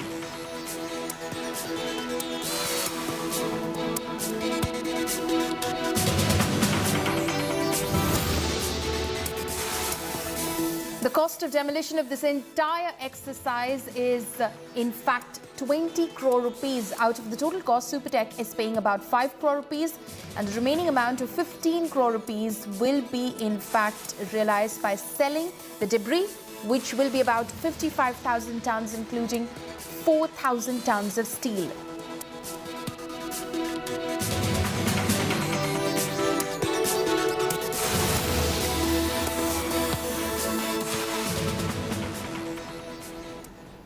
My colleague Aishwarya Paliwal is now joining me live from the actual demolition site. She was one of the first reporters to reach the site after the implosion had taken place. Aishwarya, we do know that measures are being taken to bring down the level of dust pollution on the ground in terms of using anti-smog guns and, of course, water sprinklers as well. What else is happening in terms of restoring the electricity and gas connection?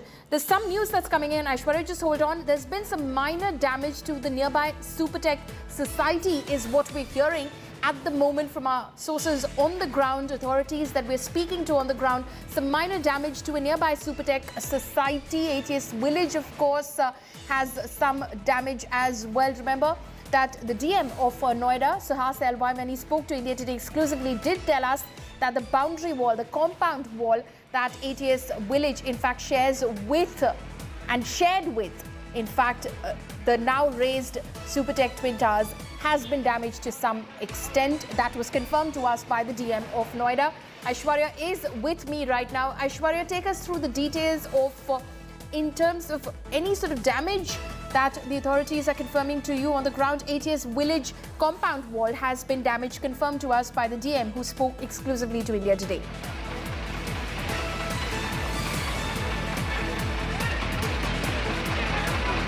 Well, Paulamy, let me just show you through visuals where the ATS Village is. On the right-hand side is where the ATS Village is. On left-hand side is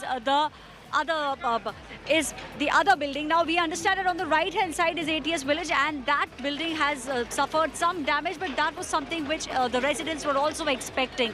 Now as far as the work at the moment is concerned, we have JCBs which have been put in place. We have trolleys which have been put in place to make sure that the debris is picked up, and that debris will be put in place in these trolleys. Now the work will go on for at least the next 15 to 20 days. That's what we are made to understand, because you just look at the debris a lot of debris here which has to be cleared out very soon. You know, we'll just cut and get you a closer visual of exactly what we are looking at. These, you know, what you see, Paulami, the debris is what used to be the Twin Towers, and now it has all been reduced to this rubble that you see.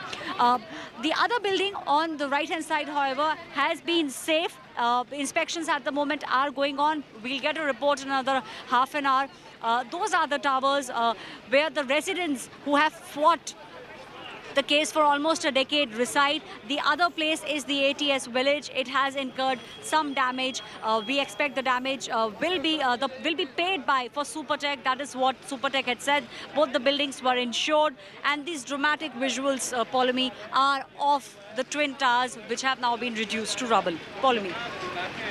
Right, so Aishwarya there, viewers, getting us one of the closest views so far as the demolition site is concerned. She's standing right next to the rubble, the debris which has been left behind after the demolition of the Supertech Twin Towers. She, of course, is also seeing the damage that seems to have happened in the nearby area, but there's only confirmation of the compound wall, the boundary wall that, in fact, ATS Green Village Society shared with the now raised Supertech Twin Towers, that was in fact damaged to some extent, something which the authorities had anticipated. It will of course be repaired in due course of time, but that is something which now stands confirmed. But other than that, there has been very little to no damage at all, which of course is now being confirmed by authorities on the ground as well. Aishwarya, when are we expecting the residents to start trickling back, and especially also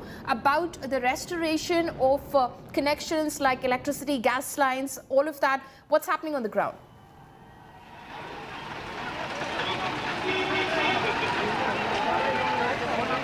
Well, inspections at the moment are going on, Paulami. You know, in fact, let's walk. I'll take you towards this building on the left-hand side, which is Emerald Court. Now, the residents who have fought the hardest stay in Emerald Court, and you see, this was the boundary wall. This was the boundary wall which used to be shared between Emerald Court and Twin Towers.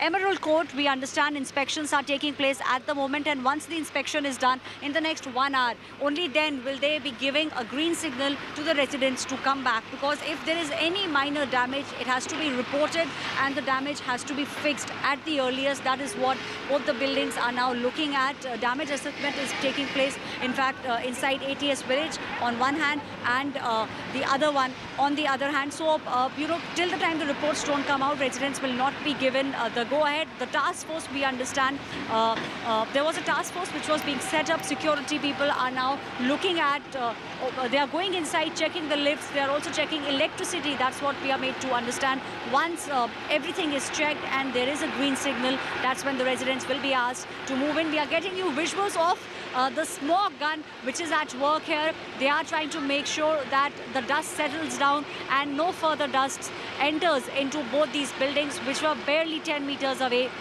from the Twin Towers. The rubble is untouched at the moment. However, the close by area, the adjoining cleaning has already started. You know, we'll show you the trolley here. This is the trolley which has been brought in.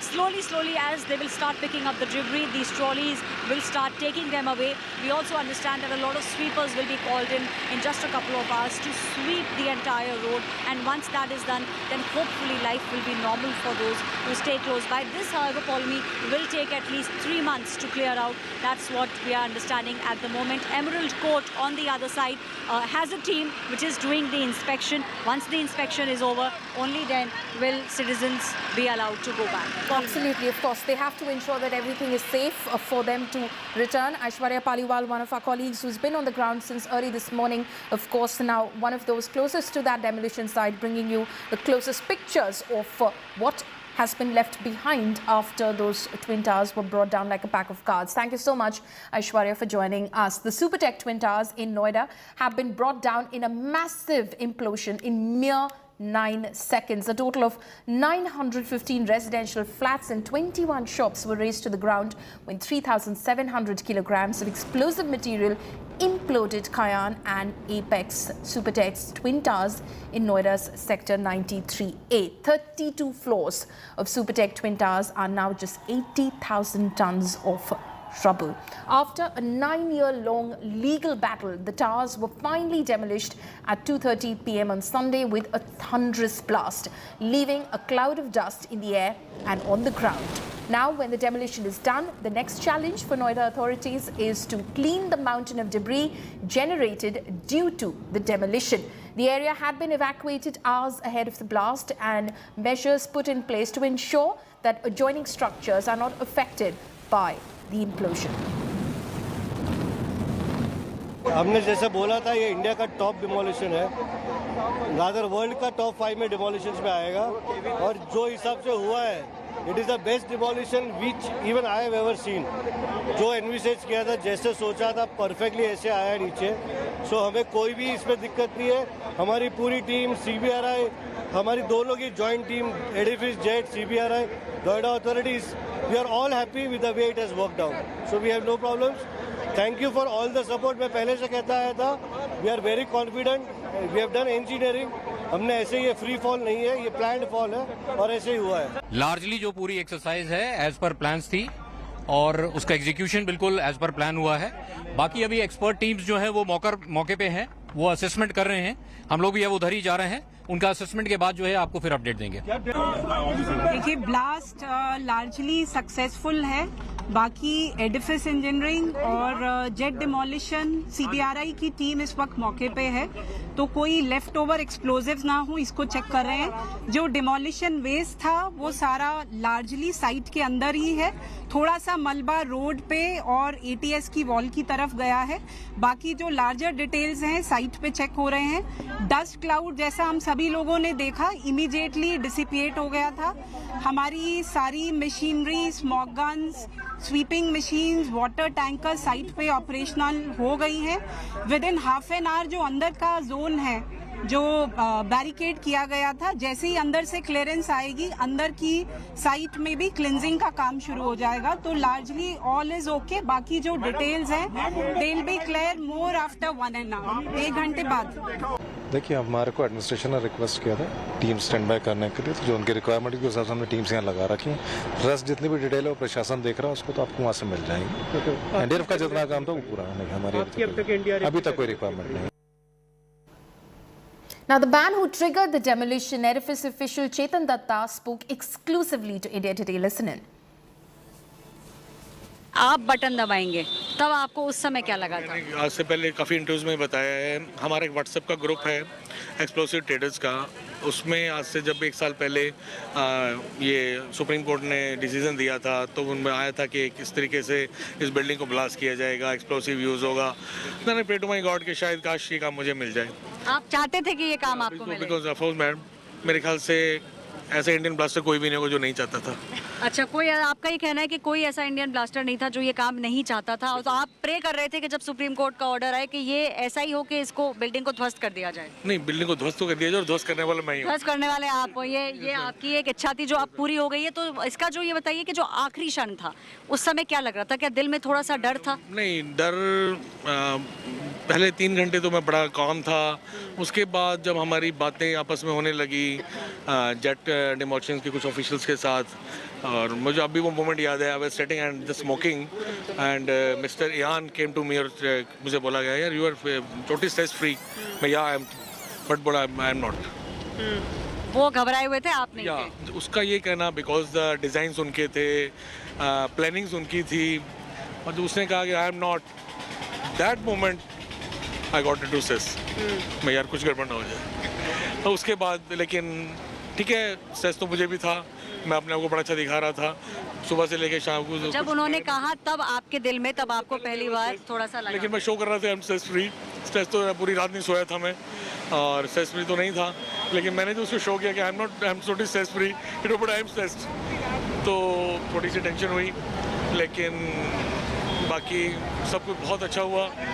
भगवान की कृपा से सब ठीक हुआ। आपके परिवारजन है, या आप अभी भी बहुत ज्यादा भावुक हो रही हैं, आपको क्या डर लग रहा था? मुझे सिर्फ ये डर लग रहा था कि इसको सांस कैसे आएगा, अगर वहाँ पे जैसे इतना डस्ट आ जाएगा तो ये सांस कैसे लेगा, बस मुझे और कुछ नहीं था। और कोई डर नहीं था, बस सांस को यही बोल रही थी कि कैसे करेगा, कैसे होगा, ऑक्सीजन कैसे मिलेगी, बस मुझे यही डर लग रहा था। ये डर था कि वहाँ ब्लास्ट के अंदर एकदम है तो कुछ, हाँ जी, बस क्योंकि बहुत धुआं जैसे देख रहे थे ना कि और जगह का दिखा रहे थे, तो यही लग रहा था कि इसको सांस कैसे आएगा, बस और कुछ भी नहीं था। कॉन्फिडेंट थी भगवान इसके साथ है, बट उस पे जब देखा सामने से तब बहुत दिमाग खराब हुआ था। जब तक इससे बात नहीं हुई तब तक तो बहुत दिमाग खराब रहा कि पता नहीं क्या होगा। दिल में बहुत आपको वैसा हो रहा होगा कि बात हो जाए। हाँ जी, हाँ जी, बट इसका फोन बहुत अर्ली आ गया था हमें। हाँ, ब्लास्ट होने की कितनी देर बाद बात हो गई थी? 4-5 मिनट के अंदर आ गया था। हाँ, आप लोगों ने कहा बालकनी से देखा था? हम लोगों ने खड़े थे, मीडिया के साथ थे, तो वहीं किया हमने किया था। हाँ जी। That's the building that's gone down in just about a few seconds, barely 9 seconds that it's taken for it to come down, and that's the dust that's not settled as yet. It was a huge sound, vibrations that I could feel on my feet. Quite a scary affair. Undoubtedly, the sound was alarming. A huge alarm bell that went out even before the demolition took place. And now we see the building has come down. In just a few seconds, it's gone down to dust. It's happened successfully. Thankfully, nothing to panic at this point. All the residents, locals around have been evacuated, so it's a safe affair. All the dust that's still not settled, all in the vicinity there, will take at least half an hour for it to go down. So we know that this is at least another half an hour for the dust to settle, for it to completely come down. But this has left me flabbergasted. It was a shocker to see a building of that size and that magnitude to come down in barely a few seconds. It went off, in fact, almost simultaneously. Between the Cayenne and the Apex Tower, there was barely 1 to 2 second difference, but the way it went off and the way it's come down has really left us aghast.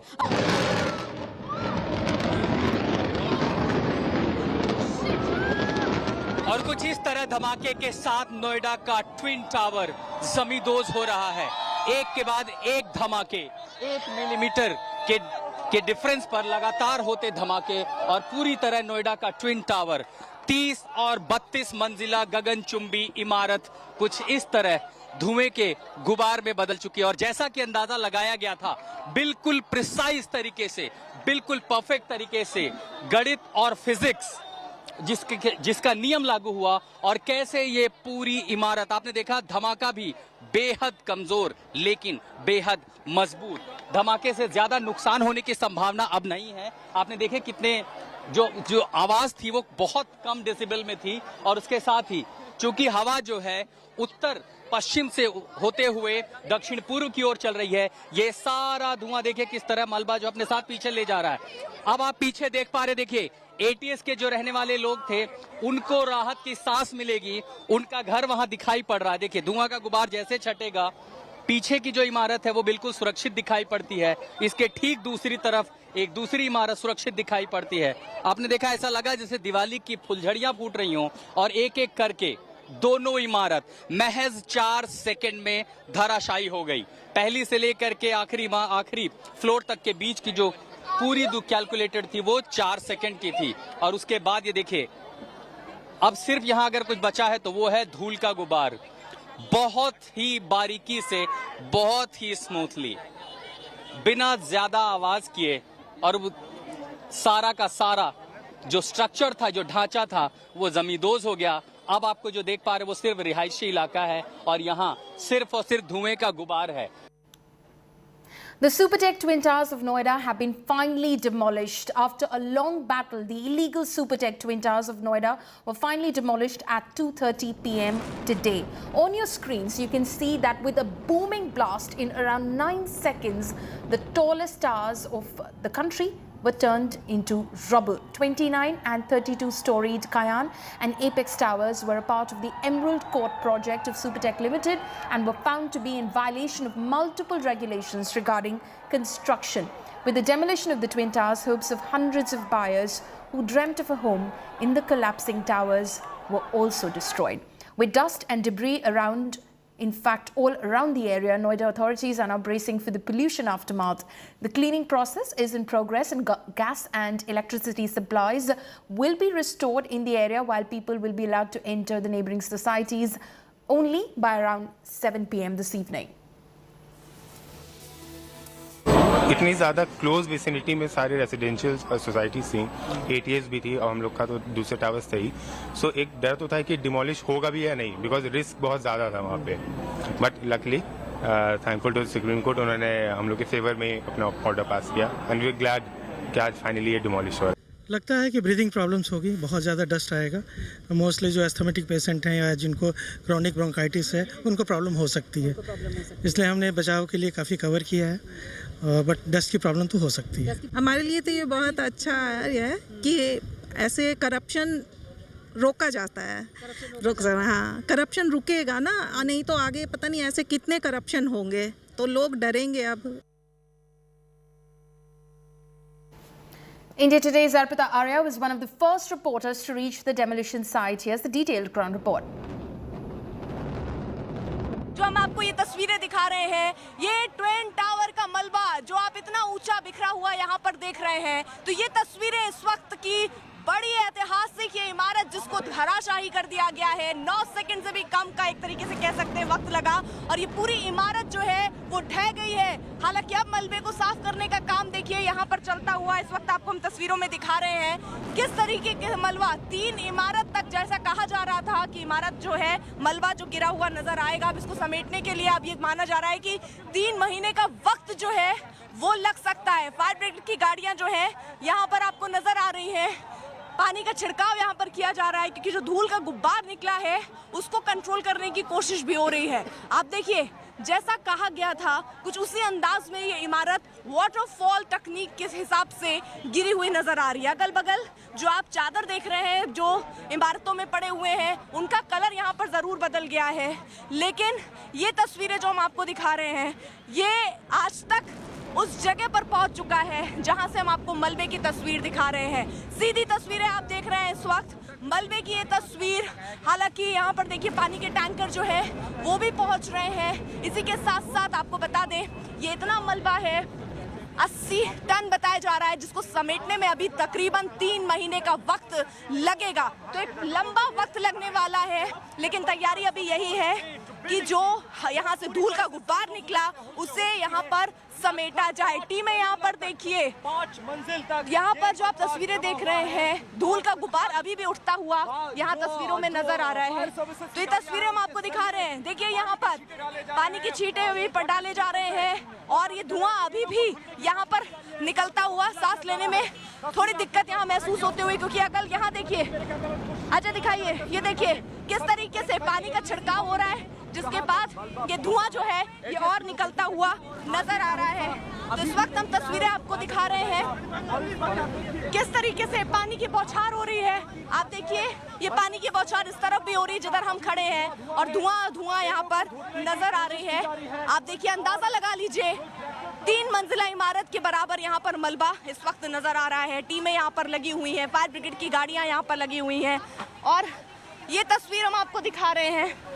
ये तस्वीर जरा आप देखिए, यहाँ पर ये twin tower उसको तोड़ दिया गया है, धराशायी कर दिया गया है। सीधी तस्वीरें हम आपको दिखा रहे हैं। यहाँ पर देखिए धुआं उठता हुआ पानी की छींटें बौछारें पड़ते हुए इस वक्त ये तस्वीरें धुआं ही नजर आ रहा है आपको चारों तरफ।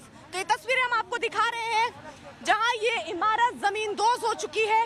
धुआं उठता हुआ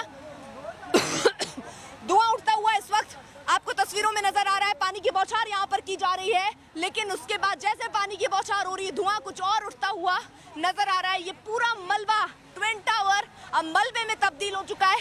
जैसे आप मेरे पीछे तस्वीरें देख रहे हैं, यहाँ पर वो इमारत, वो गगनचुंबी इमारत जो भ्रष्टाचार की नींव पर टिकी हुई थी उसे धराशायी कर दिया गया है। 14 सेकंड भी नहीं लगे और ये इमारत जो है वो ध्वस्त हो गई है। ये पीछे आप तस्वीरें देखिए, जो टीमें हैं वो अब इस बात पर लगी हुई हैं क्योंकि यहाँ ट्रक लगाए गए, मलबे को हटाने का काम चल रहा है। कोच्चि में हमने एग्जाम्पल देखा, 6 महीने का वक्त लग गया था वहाँ से मलबा साफ करने में। यहाँ पर कहा जा रहा है 3 महीने का समय यहाँ पर लगेगा, लेकिन उससे ज्यादा समय भी लग सकता है। सुशांत भी हमारे साथ मौजूद है। सुशांत, जिस तरीके से देखिए पानी की बौछार भी हो रही है, सांस लेना यहाँ दिक्कत हो रही है, सांस लेने में दिक्कत हो रही है क्योंकि कंक्रीट का धुआं उठता हुआ नजर आ रहा है। अर्पिता, आपको तस्वीरें दिखाना चाहूंगा कि देखिए हमारे जो दर्शक जुड़े हुए हैं, ट्विन टावर आपको वहाँ पे नजर आएगा और वहाँ से करीबन 400 मीटर की दूरी पर जो पूरा मलबा है वो यहाँ पर नजर आ रहा है। चारों तरफ मैं अपने कैमरा पर्सन अजय से कहूँगा कि वो तस्वीरें दिखाएं कि कहाँ तक ये मलबा जो है वो पहुँचा है। ये पूरा गार्डन एरिया यहाँ तक मलबा जो है वो पहुँच चुका है और लगातार जो नोएडा प्रशासन है उनकी तरफ से ये कोशिश की जा रही है कि इस मलबे की और उसको जो धूल है वो लोगों को परेशान न करे। इसके लिए लगातार स्प्रिंकलिंग जो है वो पानी की तरफ से यहाँ पर तमाम एरियाज के अंदर जो है वो लगातार की जा रही है। इसके अलावा मैं अपने कैमरा पर्सन अजय से ये भी कहूँगा कि वो तस्वीरें ये भी दिखाएं कि किस तरीके से जो मलबा ट्विन टावर है वो किस तरीके से धराशायी हो चुका है। लगभग 3 से 4 मंजिल अभी मलबा जो है वो यहाँ पर पड़ा हुआ है।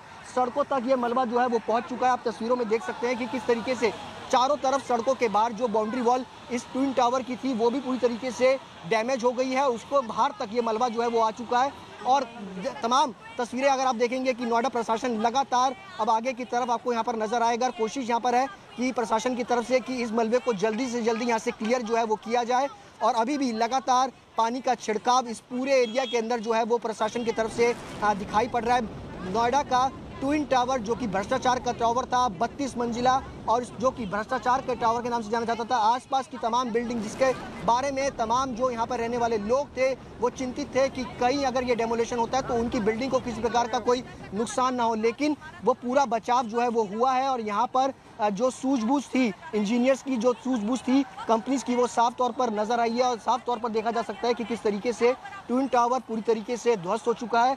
और यहाँ पर आपको तस्वीरें जो है वो एक्सक्लूसिव आज तक पर कि किस तरीके से तमाम चारों ओर मलबा ही मलबा जो है वो इस वक्त नजर आ रहा है। अर्पिता, बिल्कुल सुशांत, ये तस्वीरें देखिए हम दिखा ही रहे हैं लगातार ये तस्वीरें और यहाँ पर देखिए किस तरीके से काम चल रहा है वो भी हम आपको दिखा ही रहे हैं। यहाँ देखिए टीमें लगी हुई हैं क्योंकि जो इंजीनियरिंग यहाँ पर की गई थी, जिस तरीके की तैयारियां की गई थी और जो कहा गया था वाटरफॉल, उस वाटरफॉल अंदाज में ही ये इमारत ढही है। आसपास की इमारतों को आप देखिए, कोई नुकसान अभी यहाँ दिख रहा है कि नहीं पहुंचा है, लेकिन धूल का गुब्बार एक उठता हुआ उस वक्त नजर आया था। धूल अभी भी हम महसूस कर पा रहे हैं, सांस लेने में भी हमें दिक्कतें महसूस हो रही हैं। अजय से एक बार कहूंगी जरा पास से आकर एक बार तस्वीरें और दिखा दें। ये देखिए ये मलबे का ढेर, 3 मंजिला इमारत जैसा ये मलबा आपको इस वक्त तस्वीरों में नजर आ रहा होगा। तो ये हालत इस वक्त हो चुकी है। आप देखिए ट्विन टावर जो गगनचुंबी इमारत के तौर पर यहाँ पर खड़ा नजर आ रहा था वो चंद सेकंड में जमींदोज हो गया है। तो ये तस्वीरें हम आपको लगातार दिखा रहे हैं। आज तक पर एक्सक्लूसिव ये तस्वीर आप देख रहे हैं, उस मलबे की तस्वीर आपको दिखा रहे हैं। वो ट्विन टावर जो धराशाही हो गया और उसके बाद जमींदोज हो गया है। ये मलबे की तस्वीर हम आपको दिखा रहे हैं। अजय हमारे सहयोगी लगातार ये तस्वीरें आप तक पहुंचा रहे हैं। देखिए टीमें लगी हुई हैं, चाहे आला अधिकारी हो वो लगे हैं, जो इंजीनियर्स थे, क्योंकि यहाँ ये भी कोशिश हुई कि फॉग एंटी स्मॉग गन जो है उसका इस्तेमाल भी हो रहा है। तो ये हम तस्वीरें आपको दिखा ही रहे हैं। इसके साथ ही साथ आपको बता दें अब करीबन 3 महीने का वक्त लगेगा और उसके बाद इस मलबे को हटाया जाएगा। कैमरामैन अजय के साथ अर्पिता आर्या, आज तक। And that's a wrap on this bulletin. For all the latest news and updates, you can log on to indiatoday.in. You can also download the India Today app. Thanks for watching.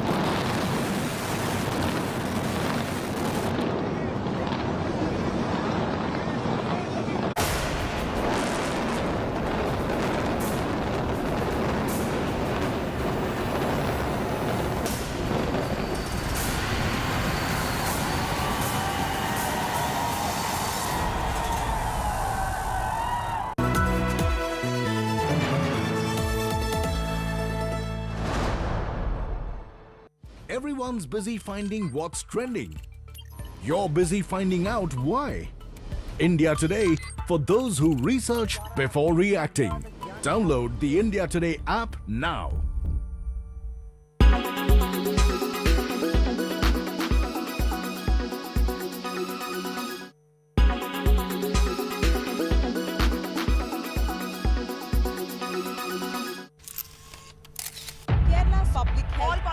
Traveling from different parts. Armed with facts, Looking at political back. she takes the news by its horns. Do you think the future of these students are not hampered?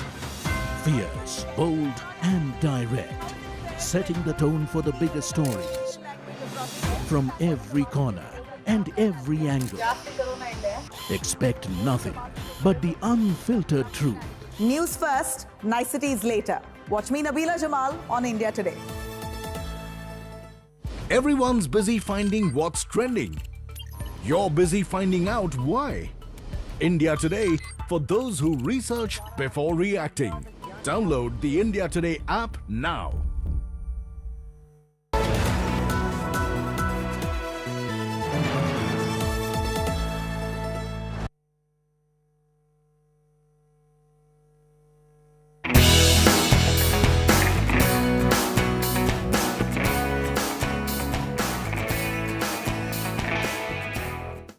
Considered as the gold standard for assessing the progress of Indian states, the State of the States Award honors the best performing states in India under various categories. With the development of the states integral to the progress of the country, India Today Group is now focusing on individual states. The initiative commenced with Madhya Pradesh first.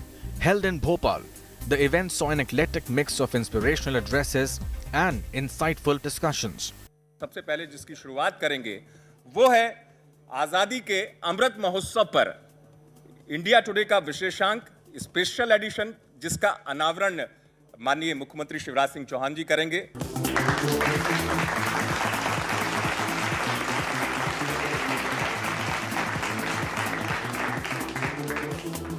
Mukhyamantri Ji Shivraj Singh Chauhan Ji, ladies and gentlemen, I am delighted to welcome you to India Today magazine's first edition of Madhya Pradesh First.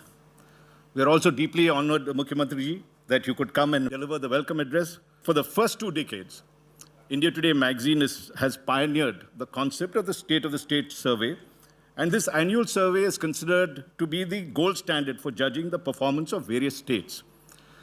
More recently, we started what we call the State of the States, where we focused on a particular state. While the State of the States was a national survey, the State of the State looked at state development because the state is the microcosm of India's development. We have taken this step further, and we have now started what we call Madhya Pradesh First. Now the idea is to present how can Madhya Pradesh, under your leadership and political leadership, become the leading state of the country. Actually, Madhya Pradesh is a mini India, if you really look at it.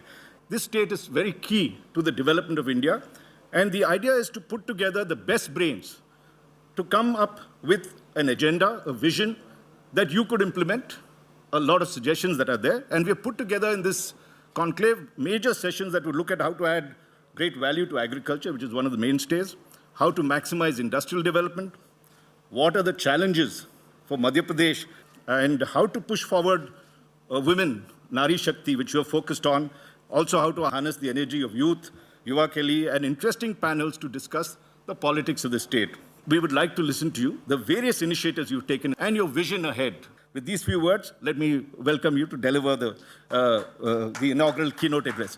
Ladies and gentlemen, Mukhyamantri Ji Shivraj Singh Chauhan. Thank you, sir. मैं धन्यवाद देता हूँ state of the states Madhya Pradesh first, तो शुरुआत मध्य प्रदेश से ही हो रही है। मध्य प्रदेश के विकास की कहानी तथ्यों से राज जी ने रखी, मैं उसमें विस्तार से नहीं जाऊंगा। कोविड के दौरान, क्योंकि चौथी बार मैं मुख्यमंत्री बना, तो 23 मार्च को मैंने शपथ ली और 24 को लॉकडाउन लग गया। तो पहली प्राथमिकता थी हम कैसे कोविड को कंट्रोल करें। लेकिन उसी समय प्रधानमंत्री जी ने एक बात कही थी, आपदा को अवसर में बदल दो, और उन्होंने कहा कि आत्मनिर्भर भारत हम बनाएंगे। मैं उस समय अस्पताल में एडमिट था कोविड के कारण, मुझे भी कोविड हो गया था।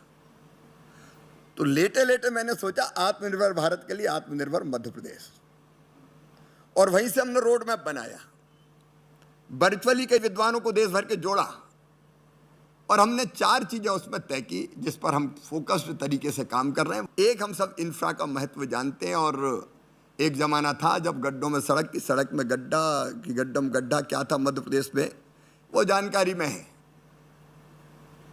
लेकिन सामान्य तौर पे इंफ्रा हमने काफी बेहतर कर लिया है। ये हमारे चंबल के बीहर थे, कभी वहां डकैत हुआ करते थे, अब डकैत तो बचने नहीं दिए। तो हम अटल एक्सप्रेस वे बना रहे हैं, दिल्ली से बहुत पास है, और दिल्ली नोएडा आसपास की जो हालत हो गई आप जानते हैं। हमारा अटल एक्सप्रेस वे केवल सड़क नहीं होगा, दोनों तरफ इंडस्ट्रियल क्लस्टर, नई टाउनशिप्स हम कैसे ला सकते हैं, अनेकों संभावनाओं पर विचार करके हम उस पर काम कर रहे हैं।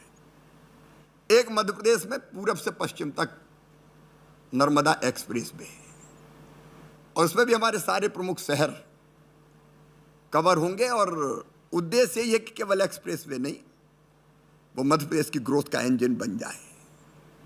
नई टाउनशिप्स की बात हो रही है, हमने भी इंदौर और भोपाल के बीच में जमीन चिन्हित कर ली है, एयरपोर्ट से लेकर बाकी सारी फैसिलिटीज, और एक नया शहर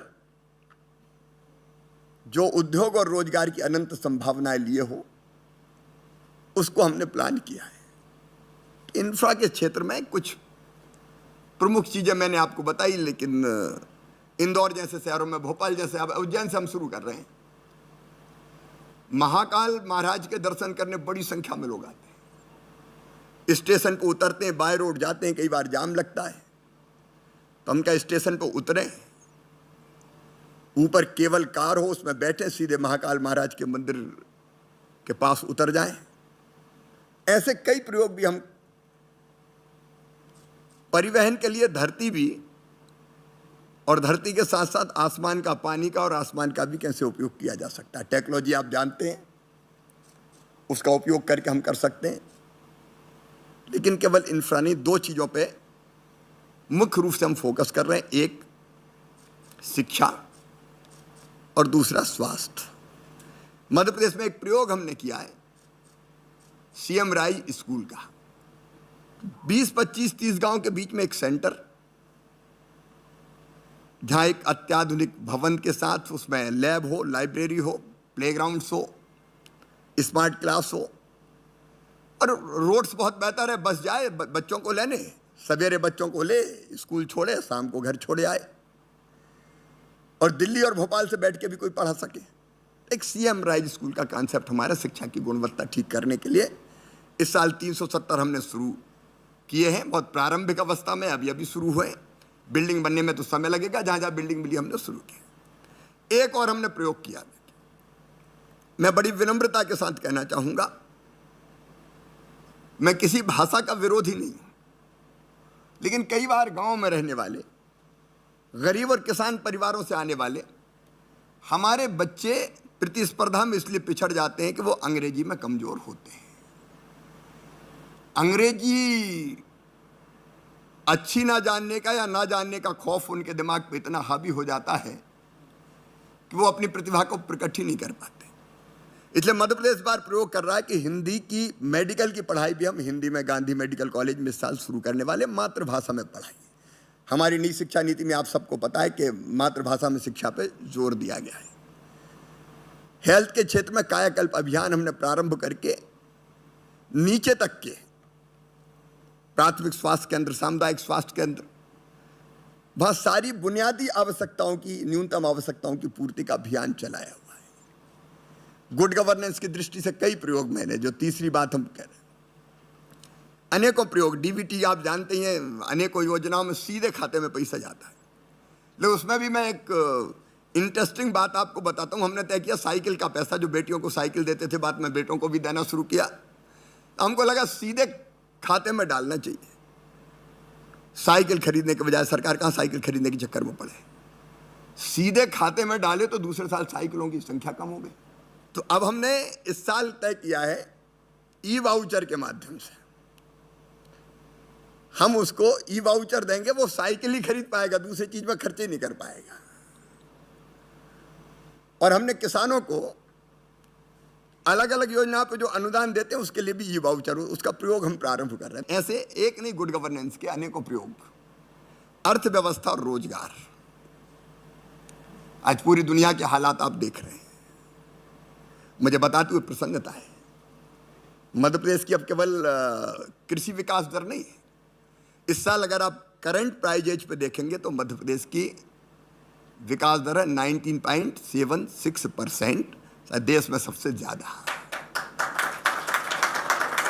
अगर मध्य प्रदेश की अर्थव्यवस्था का साइज आप देखेंगे जीएसडीपी, तो पहले कभी 3-4 तक 1 लाख करोड़ के आसपास हुआ करता था। इस साल 11.5 लाख करोड़ से भी हम आगे निकल गए। भारत की जीएसडीपी में मध्य प्रदेश का योगदान पहले 3.6% हुआ करता था, अब 4.6% हो गया है। हम बढ़ रहे हैं।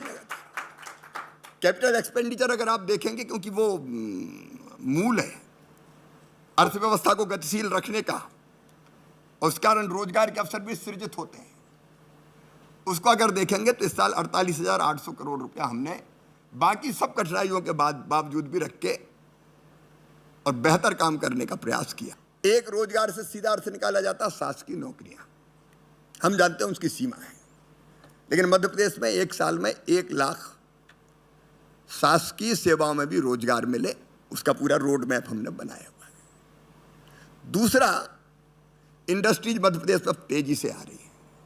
आपने स्वयं बताया, pharma sector, textile sector, automobile sector, food processing, Madhya Pradesh के ओडी ओपी कई जगह कमाल कर रहे हैं। महिला सेल्फ हेल्प ग्रुप जो चीज़ें बना रहे हैं वो बहुत पॉपुलर हो रही है। आपको मैं बताना चाहूँगा एक तथ्य जिसकी गहराई में जाके मुझे भी आश्चर्य हुआ। महिला सेल्फ हेल्प ग्रुप का टर्नओवर और सबका मिला लिया जाए मध्य प्रदेश का तो 20,000 करोड़ रुपया है, जो हमारी 40 लाख महिलाएं काम कर रही हैं पूरे मध्य प्रदेश में,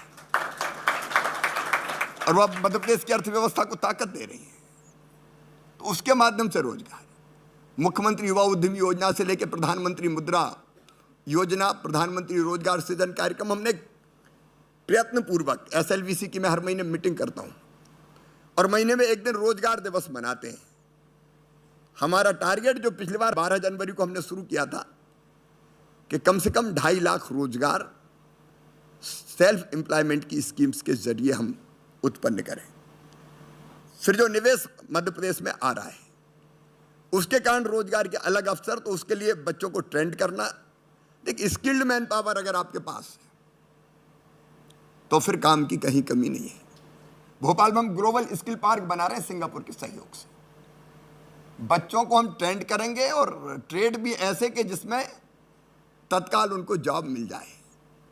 हम मॉडल ITI बना रहे हैं संभागीय मुख्यालयों पर, स्किल मैन पावर तैयार करने का प्रयास कर रहे हैं।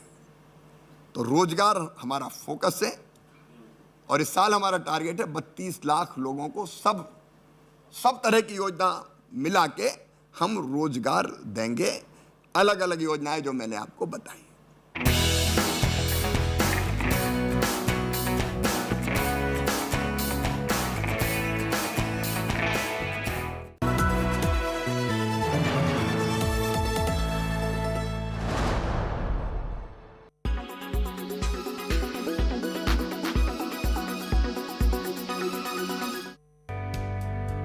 The Ministry of Social Justice and Empowerment has signed a memorandum of understanding with the National Health Authority for providing a comprehensive medical package to transgender persons under the Ayushman Bharat PMJAY at the Dr. Ambedkar International Centre.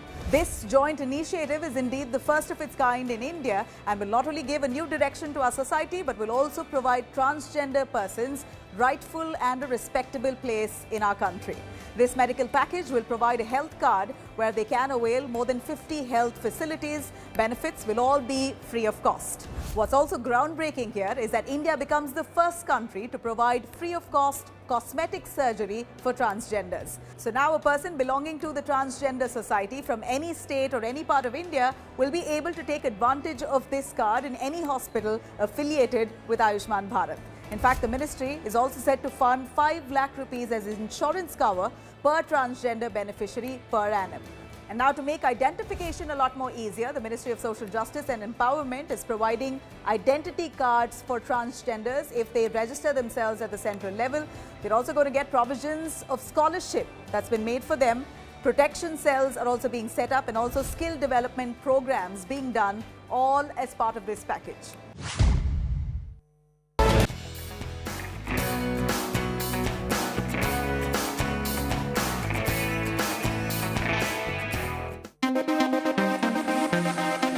Madhya Pradesh बाकी सब तरह के development के साथ साथ आने वाली पीढ़ियों के लिए भी धरती सुरक्षित रहे, इसलिए पर्यावरण जैसे मुद्दों पर बहुत गंभीरता से काम कर रहा है। हमारा floating solar power plant Omkareshwar dam में हम जल्दी उसका काम प्रारंभ करने वाले हैं। रीवा में जो हमारा पावर प्लांट था, सोलर पावर प्लांट 750 मेगावाट का, उस समय सबसे बड़ा पावर प्लांट था। दिल्ली की मेट्रो को भी वहां से बिजली जाती है। इसके पहले नीमच में हमने शुरू किया था। नीमच, शाजापुर, मुरैना, छतरपुर, जो अक्षय ऊर्जा है, रिन्यूएबल एनर्जी, सोलर, उसमें मध्य प्रदेश बहुत गंभीरता से काम कर रहा है। और मुझे ये बताते हुए भी खुशी है कि मध्य प्रदेश टाइगर स्टेट तो है ही, हम लेपर्ड स्टेट भी बन गए और जल्दी मध्य प्रदेश चीता स्टेट भी बनने वाला है। तैयारियां पूरी चल रही है। प्रधानमंत्री जी का आशीर्वाद है और भारत सरकार प्रयास कर रही है, मध्य प्रदेश साथ है। पर्यावरण की दृष्टि से लगातार हमको इसलिए कई तरह के इनिशिएटिव्स हमने लिए हैं। अब किसी को अजीब लग सकता है, लेकिन मेरे दिन की शुरुआत पेड़ लगाने से ही होती है, क्योंकि हम भाषण देते रहें और खुद ना करें तो उसका असर नहीं पड़ता।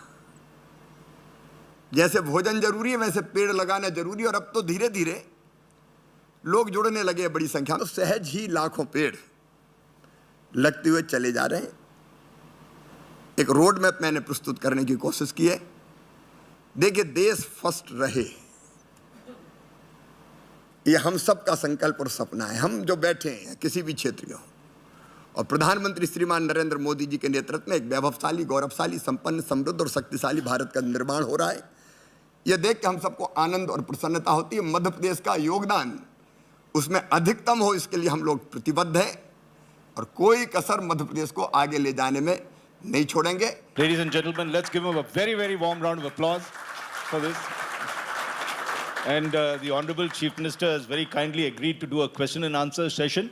And for this, I would like Mr. Saurabh Dwivedi, my colleague and editor of India Today Hindi, and of course the very popular show Lalan Top, to come and join us as part of this. मुख्यमंत्री जी, आपने बताया आप रोजगार 32 lakh jobs देंगे. What is your plan to do this? देखिए, सारी मैंने जो स्कीम्स हैं, एक सरकारी रोजगार, दूसरे गैर सरकारी।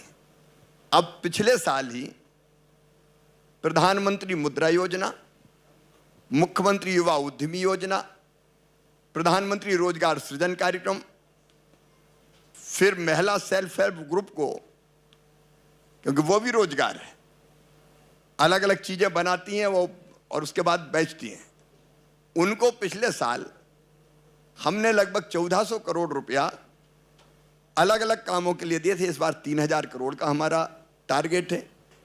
मैं किस योजना में कितने रोजगार दूंगा उसको काउंट करके मैं आपको बता रहा हूं कि ये स्वरोजगार की योजनाओं से, ये फैक्ट्रीज में प्लेसमेंट के माध्यम से, ये जो हमारा पूरा इंफ्रा बन रहा है अलग अलग, उसमें जो प्राइवेट जॉब मिलेगा उसके माध्यम से, और जहां स्किल्ड मैन पावर की जहां जहां जरूरत है वो भी तैयार करके हम देंगे। मैंने इस पर शिक्षा और रोजगार दोनों, एक मध्य प्रदेश में मुख्यमंत्री मेधावी विद्यार्थी जैसी योजना मैं बताना चाहूंगा, जिसमें हमने तय किया है गरीब बेटा बेटी हो किसी भी जाति समाज का 8 लाख रुपए की आमदनी पर ईयर तक हमने जोड़ा है। अगर उनका admission medical college, engineering college, management के किसी कोर्स में होता है, देश में होता है, कहीं विदेश की अच्छी यूनिवर्सिटी में भी होता है, तो फीस मम्मी पापा नहीं मामा भरवाएंगे, प्रदेश की सरकार भरवाएगी।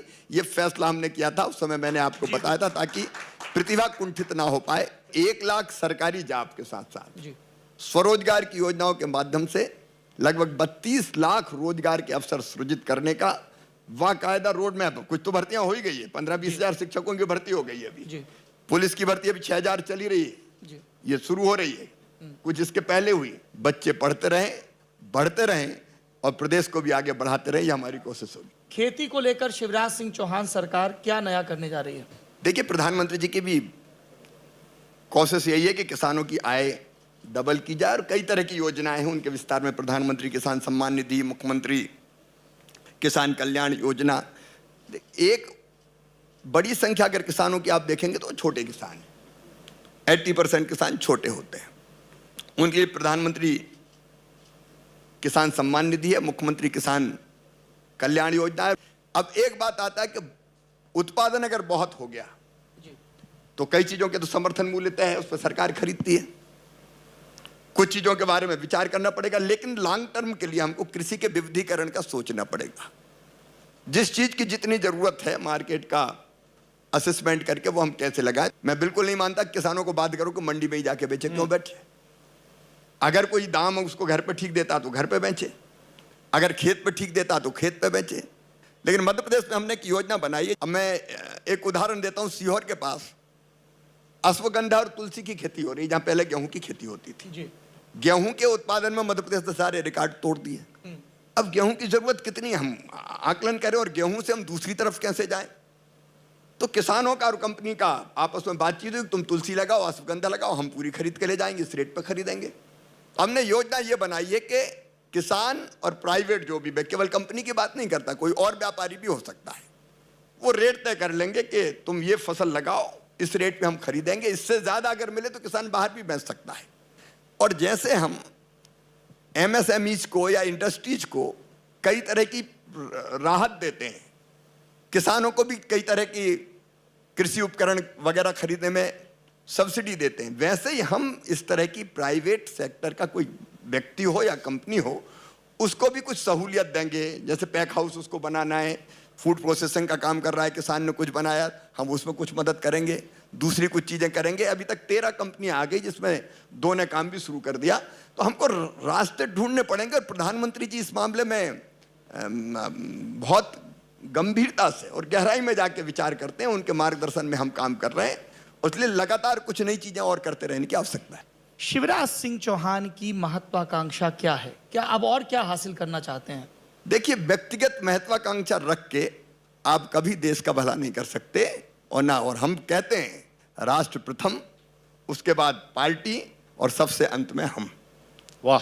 With that words, let's give him a very warm round of applause. Thank you, Shivraj. Thank you very much for this. Thank you. The event served to highlight Madhya Pradesh's criticality to the India story. And thus, with enriching takeaways, Madhya Pradesh First came to a fruitful close.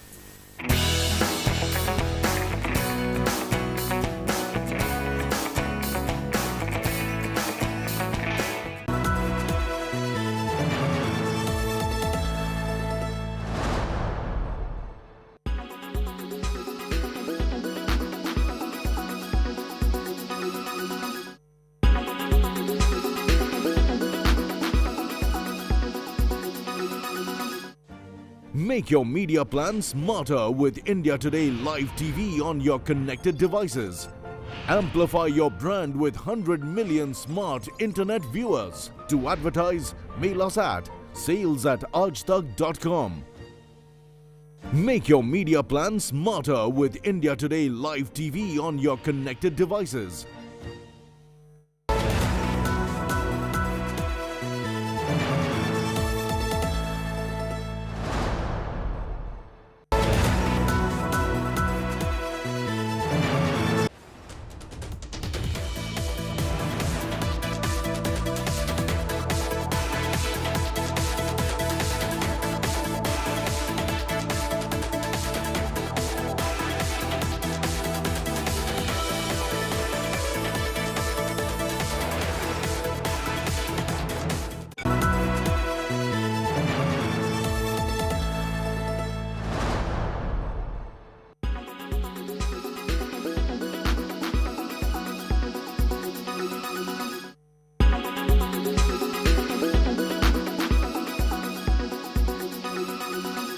Make your media plan smarter with India Today Live TV on your connected devices. Everyone's busy finding what's trending. You're busy finding out why. India Today, for those who research before reacting. Download the India Today app now. Make your media plan smarter with India Today Live TV on your connected devices.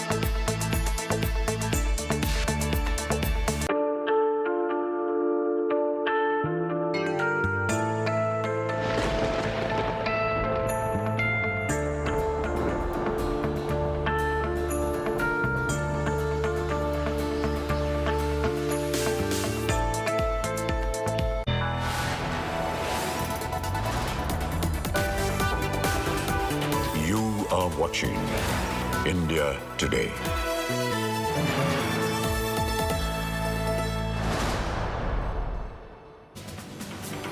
From Twin Towers to dust, let's take a look at the entire sequence of India's biggest demolition.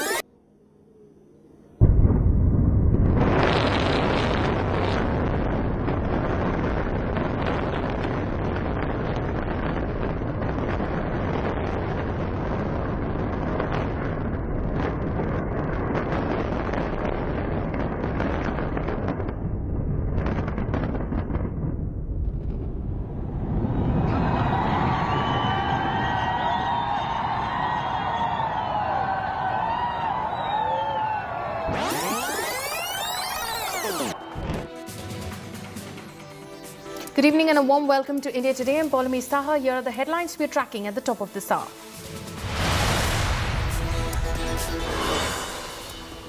India's biggest demolition ever. India Today gets you exclusive visuals as India's Twin Towers turn into dust in just 9 seconds.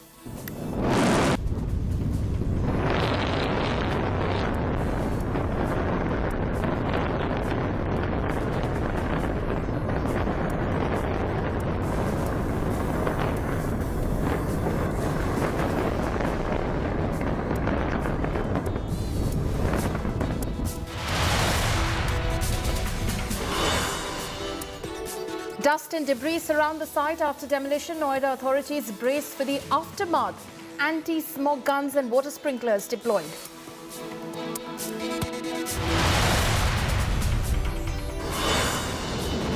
Supertech defends illegal Twin Towers. R.K. Arora passes the buck to the ruling government in 2012. Says building was built in accordance with laws that existed back then. आपको विश्वास दिलाना चाहता हूं कि इस demolition की वजह से किसी भी ऑनगोइंग प्रोजेक्ट के ऊपर कोई असर नहीं पड़ेगा और सारे निर्माण कार्य नियमित रूप से चलते रहेंगे।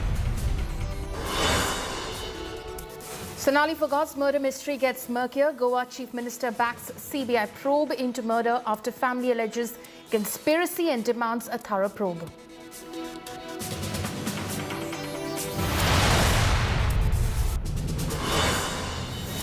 The Congress Working Committee has decided a new date for the Congress President poll election to be held on the 17th of October and counting on the 19th of October.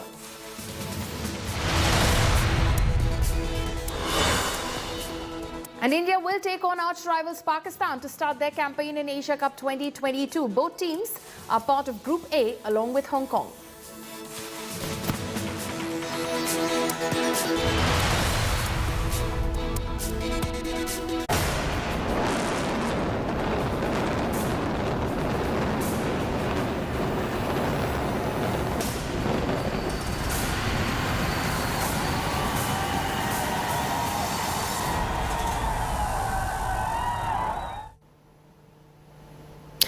The much-awaited demolition of Noida's Supertech towers is finally done. India Today's cameras captured the clearest full 360-degree view of the demolition. Here are some defining images. 9 seconds is all it took for the two Supertech towers, Apex and Kayan in Noida Sector 93A, to come down. India Today had deployed high-tech, high-definition cameras that captured the full extent of the demolition. Here's a look at the long shot of the moment the explosion was triggered.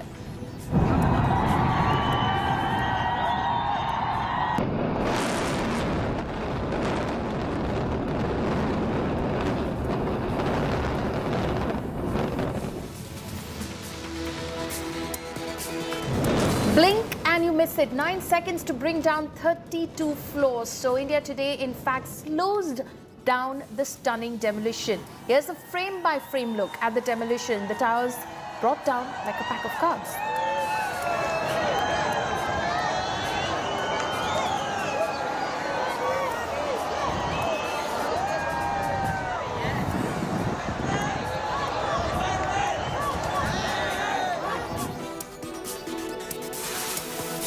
Here's another view of the demolition. India Today's state-of-the-art technology that brings to you never-before-seen images of the explosion and its aftermath.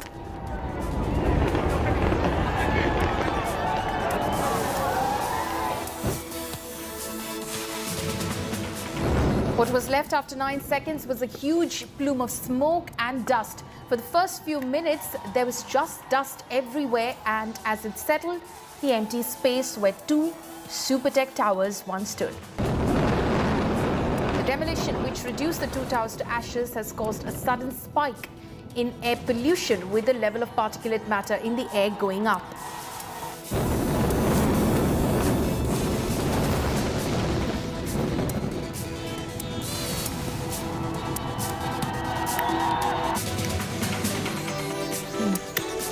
Demolition done. The big task ahead is to clear the debris. Soon after, water sprinklers were brought in to remove the dust from plants, trees and neighbouring structures. Fire engines too were pressed into action to sanitize and clear the area.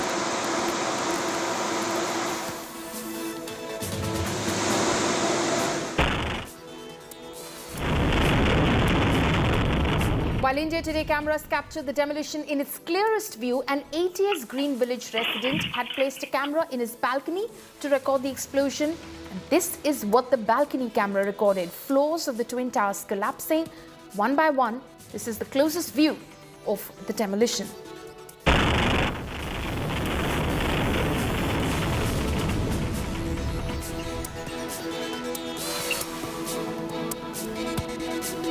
This is what is left of the Twin Towers. 32 floors reduced to 80,000 tons of debris.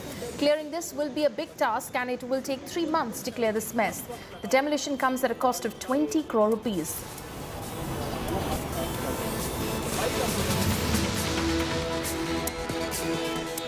Residents of Emerald Court who had evacuated, the local residents were seen celebrating after the demolition took place.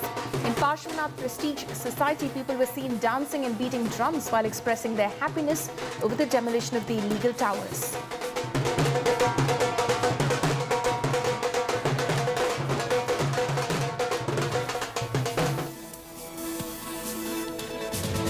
And as soon as the two illegal towers were reduced to concrete dust, the debris has drawn the attention of selfie takers. The local residents were seen taking selfies with the leftovers amid the administration's interference.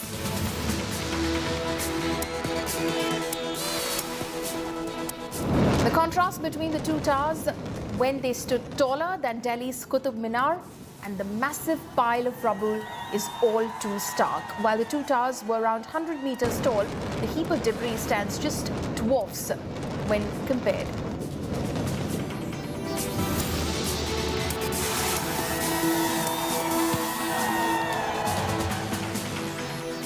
Now let's listen in to the Supertech demolition squad. The successful blast of the Twin Towers has been conducted, and joining with me right now are those who have worked day and night to ensure that this happens. Sir, exactly how long did you guys carry out this extensive task? And roughly, if you could give us a figure of how many of you worked for edifice engineering for us to see this day. We are working day and night from last 5 months for this project, and still more 3 months will be there to clear all this debris and scrap. And how many of you all were on the ground? The team of ranges from 50% to 400% were involved in this. Sir, have all the checks and balances been done, or are there some few to follow? Apparent balances has been done. Only the explosive check is going on. Okay. So one more thing, the adjacent buildings, I believe there needs to be a check on whether there has been any effect on the columns or anything of that sort. So far, any untoward report that's coming in? No, nothing. Till now, preliminary report has suggested nothing has happened to even the adjacent building of Emerald or Esther. So there was one news that was floating that there is a wall of the ATS village that could have suffered a damage. Is that true? Yeah, so it was according to our plans, and the wall has been damaged, but that was already pre-discussed that the 10 meters of the ATS wall will go because the distance is very less. That's the reason. Apart from that, there's nothing untoward. No structural damages to the nearby structures, only the compound wall of 10 meters, just 10 meters have gone, which would be, the debris would be removed and would be repaired. Thank you, sir.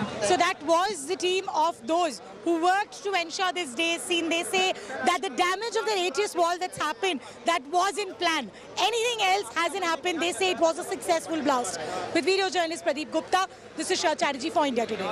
आप button दबाएंगे, तब आपको उस समय क्या लगा था? आज से पहले काफ़ी इंटरव्यूज में बताया है, हमारा एक व्हाट्सएप का ग्रुप है एक्सप्लोसिव ट्रेडर्स का, उसमें आज से जब 1 साल पहले ये सुप्रीम कोर्ट ने डिसीजन दिया था तो उनमें आया था कि किस तरीके से इस बिल्डिंग को ब्लास्ट किया जाएगा, एक्सप्लोसिव यूज़ होगा। मैंने प्रे टू माय गॉड कि शायद काश ये काम मुझे मिल जाए। आप चाहते थे कि ये काम आपको मिले? बिकॉज ऑफ कोर्स मैडम, मेरे ख्याल से ऐसे इंडियन ब्लास्टर कोई भी नहीं होगा जो नहीं चाहता था। अच्छा, कोई आपका ही कहना है कि कोई ऐसा इंडियन ब्लास्टर नहीं था जो ये काम नहीं चाहता था, तो आप प्रे कर रहे थे कि जब सुप्रीम कोर्ट का ऑर्डर आए कि ये ऐसा ही हो कि इसको बिल्डिंग को ध्वस्त कर दिया जाए? नहीं, बिल्डिंग को ध्वस्त तो कर दिया जाए और ध्वस्त करने वाला मैं ही हूं। ध्वस्त करने वाले आप हो, ये आपकी एक इच्छा थी जो अब पूरी हो गई है। तो इसका जो ये बताइए कि जो आखिरी क्षण था उस समय क्या लग रहा था? क्या दिल में थोड़ा सा डर था? नहीं, डर पहले 3 घंटे तो मैं बड़ा काम था, उसके बाद जब हमारी बातें आपस में होने लगी जेट डेमोलिशन के कुछ ऑफिशियल्स के साथ, और मुझे अभी वो मोमेंट याद है, I was sitting and smoking and mister Ian came to me और मुझे बोला गया, यार you are totally stress free.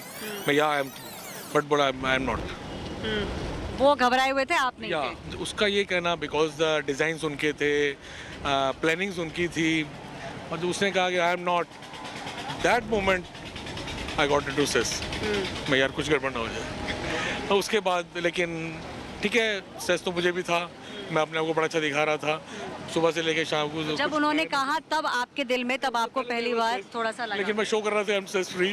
Stress तो पूरी रात नहीं सोया था मैं, और स्ट्रेस फ्री तो नहीं था, लेकिन मैंने जो उसको शो किया कि I am not, I am totally stress free, it but I am stressed, तो थोड़ी सी टेंशन हुई, लेकिन बाकी सब कुछ बहुत अच्छा हुआ, उस भगवान की कृपा से सब ठीक हुआ। आपके परिवारजन है, या आप अभी भी बहुत ज़्यादा भावुक हो रही हैं, आपको क्या डर लग रहा था? मुझे सिर्फ ये डर लग रहा था कि इसको सांस कैसे आएगा, अगर वहाँ पे जैसे इतना डस्ट आ जाएगा तो ये सांस कैसे लेगा, बस मुझे और कुछ नहीं था। और कोई डर नहीं था, बस सांस को यही बोल रही थी कि कैसे करेगा, कैसे होगा, ऑक्सीजन कैसे मिलेगी, बस मुझे यही डर लग रहा था। ये डर था कि वहाँ ब्लास्ट के अंदर एकदम है तो कुछ, हाँ जी बस, क्योंकि बहुत धुआं जैसे देख रहे थे ना कि और जगह का दिखा रहे थे, तो यही लग रहा था कि इसको सांस कैसे आएगा, बस और कुछ भी नहीं था। कॉन्फिडेंट थी भगवान इसके साथ है, बट उस पे जब देखा सामने से तब बहुत दिमाग खराब हुआ था। जब तक इससे बात नहीं हुई तब तक तो बहुत दिमाग खराब रहा कि पता नहीं क्या होगा। दिल में बहुत आपको वैसा हो रहा कि बात हो जाए। हाँ जी, हाँ जी, बट इसका फोन बहुत अर्ली आ गया था हमें। हाँ, ब्लास्ट होने की कितनी देर बाद बात हो गई थी? 4-5 मिनट के अंदर आ गया था। हाँ, आप लोगों ने कहा बालकनी से देखा था? हम लोगों ने खड़े थे, मीडिया के साथ थे, तो वहीं किया हमने, किया था। हाँ जी, हमने जैसे बोला था ये इंडिया का टॉप डिमोलिशन है, रादर वर्ल्ड का टॉप 5 में डिमोलिशन में आएगा, और जो हिसाब से हुआ है it is the best demolition which even I have ever seen. जो एनविसेज किया था, जैसे सोचा था, परफेक्टली ऐसे आया नीचे। सो हमें कोई भी इसमें दिक्कत नहीं है। हमारी पूरी टीम, CBRI, हमारी दोनों की joint team, Edifice Jet, CBRI, Noida authorities, we are all happy with the way it has worked out, so we have no problems. Thank you for all the support. मैं पहले से कहता आया था, we are very confident, we have done engineering, हमने ऐसे ये free fall नहीं है, ये प्लान्ड फॉल है और ऐसे ही हुआ है। Joining with me right now is Director Harsh along with his entire team who's conducted the research and understanding of how this entire process took place. Sir, if you could just explain to us what exactly the entire country saw and how successful was it?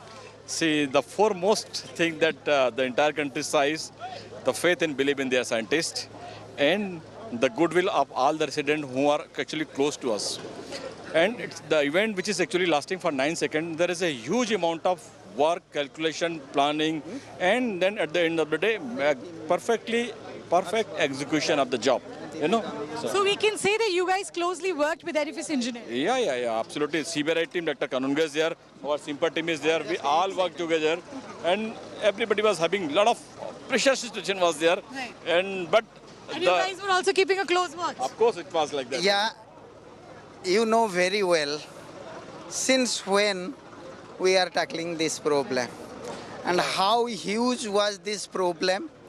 On one side, Gale gas pipeline with 36 bar pressure, others, and at 25 meter distance, 4 tall towers of ATS village, 9 meter distance, another 3 tall towers of Ikorba society. But we can say this was a successful... And this is a perfectly successful one.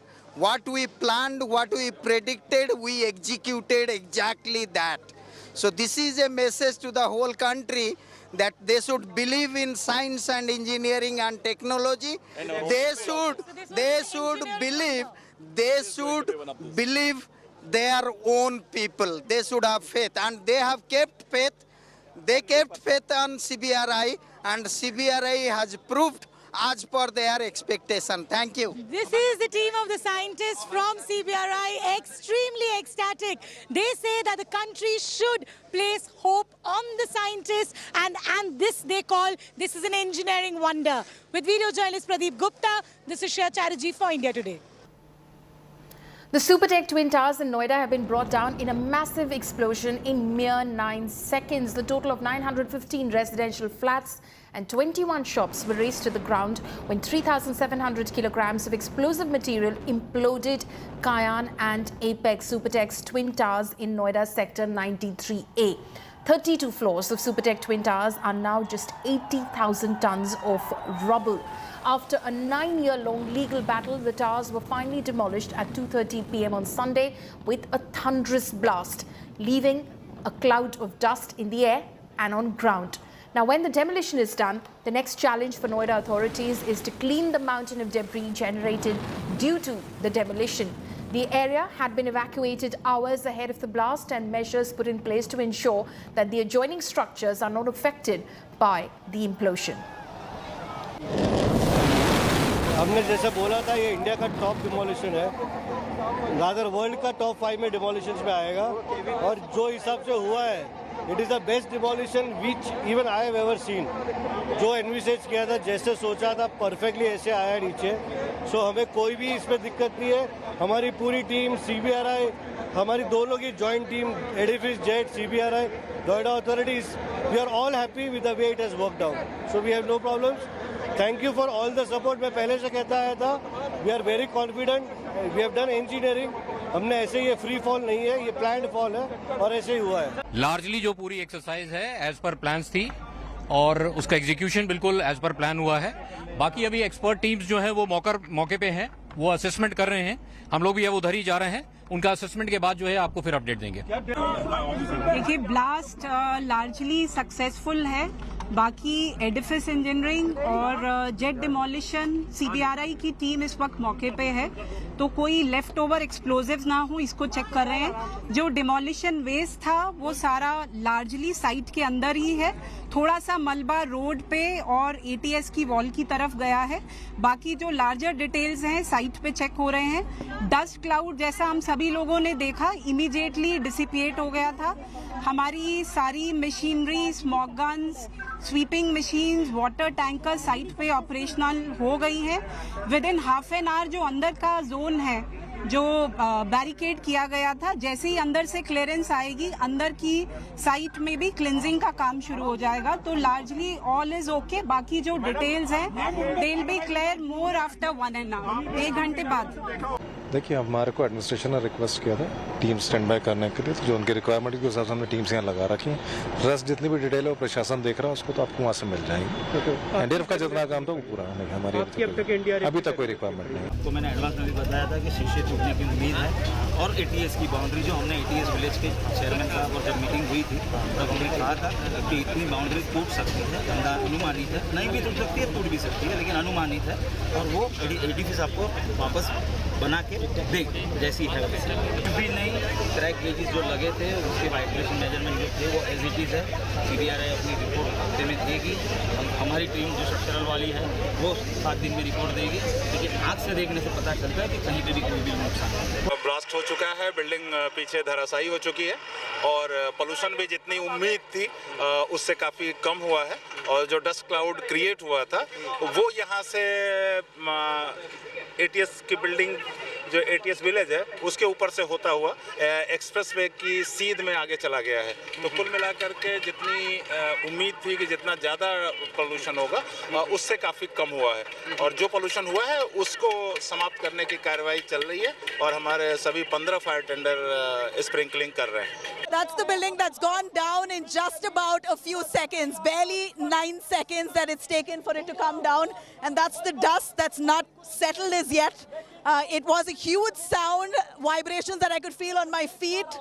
Quite a scary affair. Undoubtedly, the sound was alarming.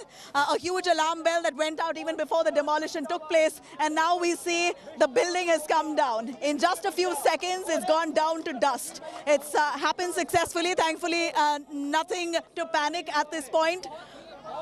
All the residents, locals around have been evacuated, so it's a safe affair. All the dust that's still not settled, all in the vicinity there, will take at least half an hour for it to go down.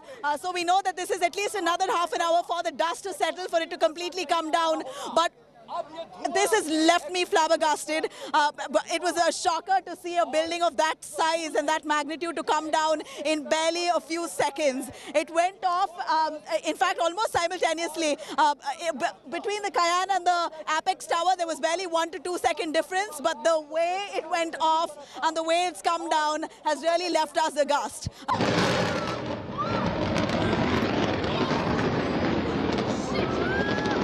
और कुछ इस तरह धमाके के साथ नोएडा का twin tower जमींदोज हो रहा है। एक के बाद एक धमाके, 1 मिलीमीटर के डिफरेंस पर लगातार होते धमाके, और पूरी तरह नोएडा का ट्विन टावर 30 और 32 मंजिला गगनचुंबी इमारत कुछ इस तरह धुएं के गुबार में बदल चुकी है। और जैसा कि अंदाजा लगाया गया था, बिल्कुल प्रिसाइज तरीके से, बिल्कुल परफेक्ट तरीके से गणित और फिजिक्स जिसका नियम लागू हुआ, और कैसे ये पूरी इमारत, आपने देखा धमाका भी बेहद कमजोर लेकिन बेहद मजबूत। धमाके से ज्यादा नुकसान होने की संभावना अब नहीं है। आपने देखे कितने जो आवाज थी वो बहुत कम डेसिबल में थी, और उसके साथ ही चूंकि हवा जो है उत्तर पश्चिम से होते हुए दक्षिण पूर्व की ओर चल रही है, ये सारा धुआं देखिए किस तरह मलबा जो अपने साथ पीछे ले जा रहा है। अब आप पीछे देख पा रहे, देखिए ATS के जो रहने वाले लोग थे उनको राहत की सांस मिलेगी, उनका घर वहां दिखाई पड़ रहा है। देखिए धुआं का गुबार जैसे छटेगा, पीछे की जो इमारत है वो बिल्कुल सुरक्षित दिखाई पड़ती है, इसके ठीक दूसरी तरफ एक दूसरी इमारत सुरक्षित दिखाई पड़ती है। आपने देखा ऐसा लगा जैसे दिवाली की फुलझड़ियां फूट रही हों, और एक एक करके दोनों इमारत महज 4 सेकंड में धराशायी हो गई। पहली से लेकर के आखिरी फ्लोर तक के बीच की जो पूरी कैलकुलेटेड थी वो 4 सेकंड की थी, और उसके बाद ये देखिए अब सिर्फ यहां अगर कुछ बचा है तो वो है धूल का गुबार। बहुत ही बारीकी से, बहुत ही स्मूथली, बिना ज्यादा आवाज किए, और सारा का सारा जो स्ट्रक्चर था, जो ढांचा था, वो जमींदोज हो गया। अब आपको जो देख पा रहे हैं वो सिर्फ रिहायशी इलाका है, और यहाँ सिर्फ और सिर्फ धुएं का गुबार है। Towers have been demolished and we can feel the vibrations standing here almost a kilometer away from the Twin Towers. We could feel the vibrations on the flyover. We'll just show you the smog, the pollution that has taken place, and it took barely 10 seconds for the entire building to come down.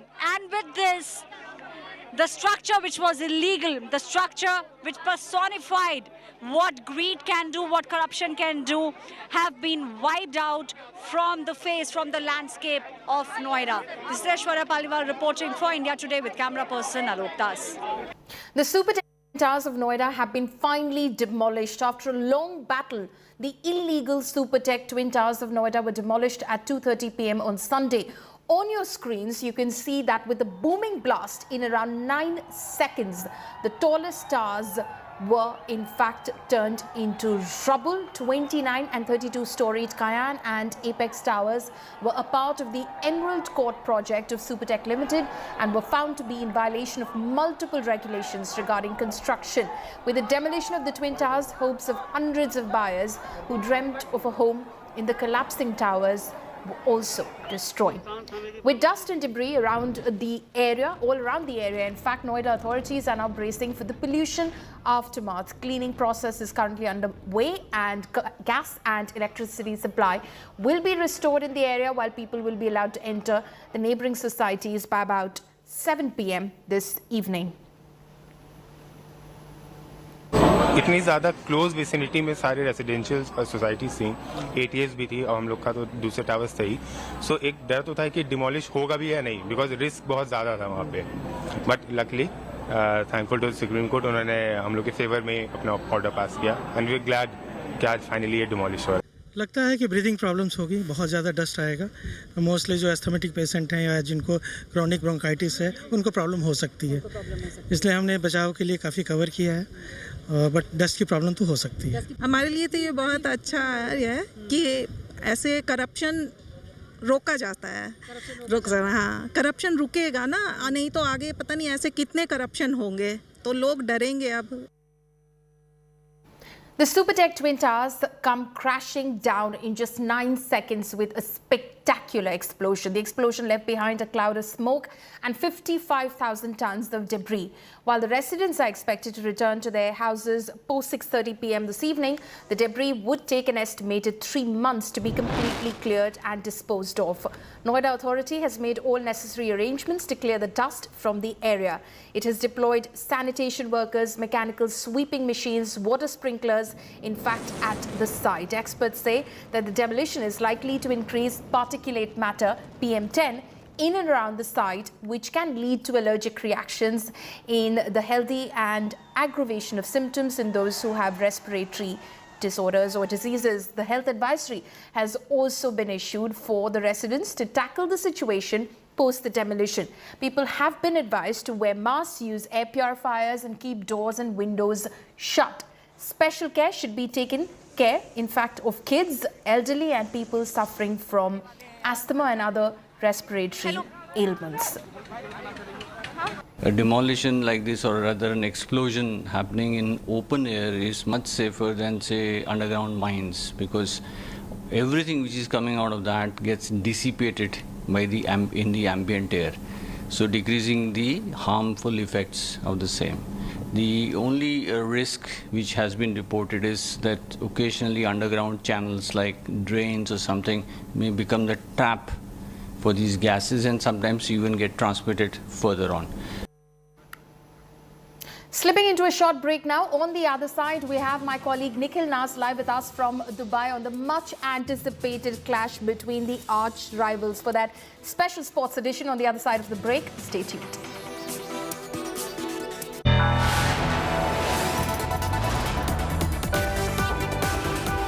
You are watching India Today.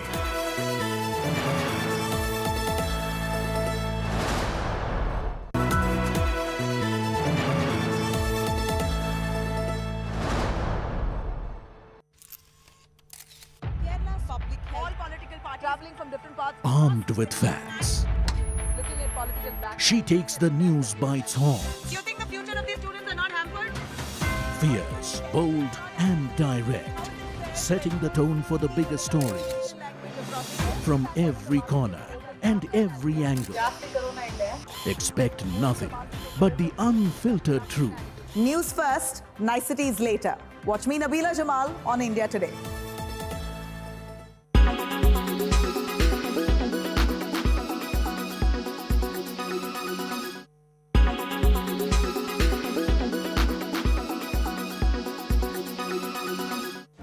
Make your media plan smarter with India Today Live TV on your connected devices.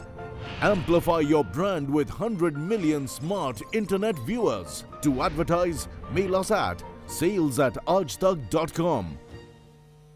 Make your media plan smarter with India Today Live TV on your connected devices.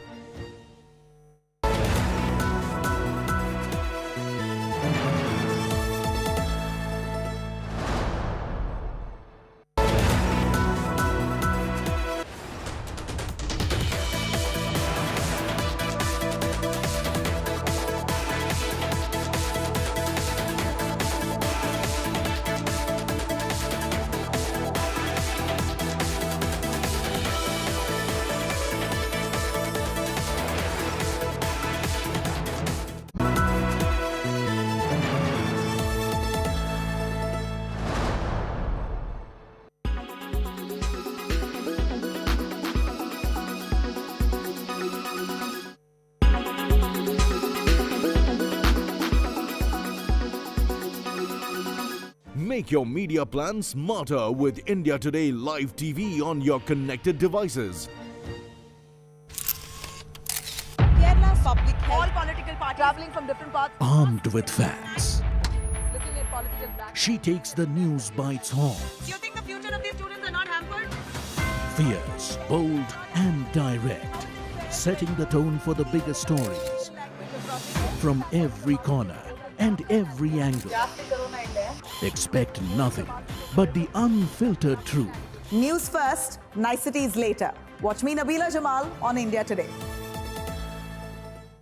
Everyone's busy finding what's trending. You're busy finding out why. India Today, for those who research before reacting. Download the India Today app now. Make your media plan smarter with India Today Live TV on your connected devices.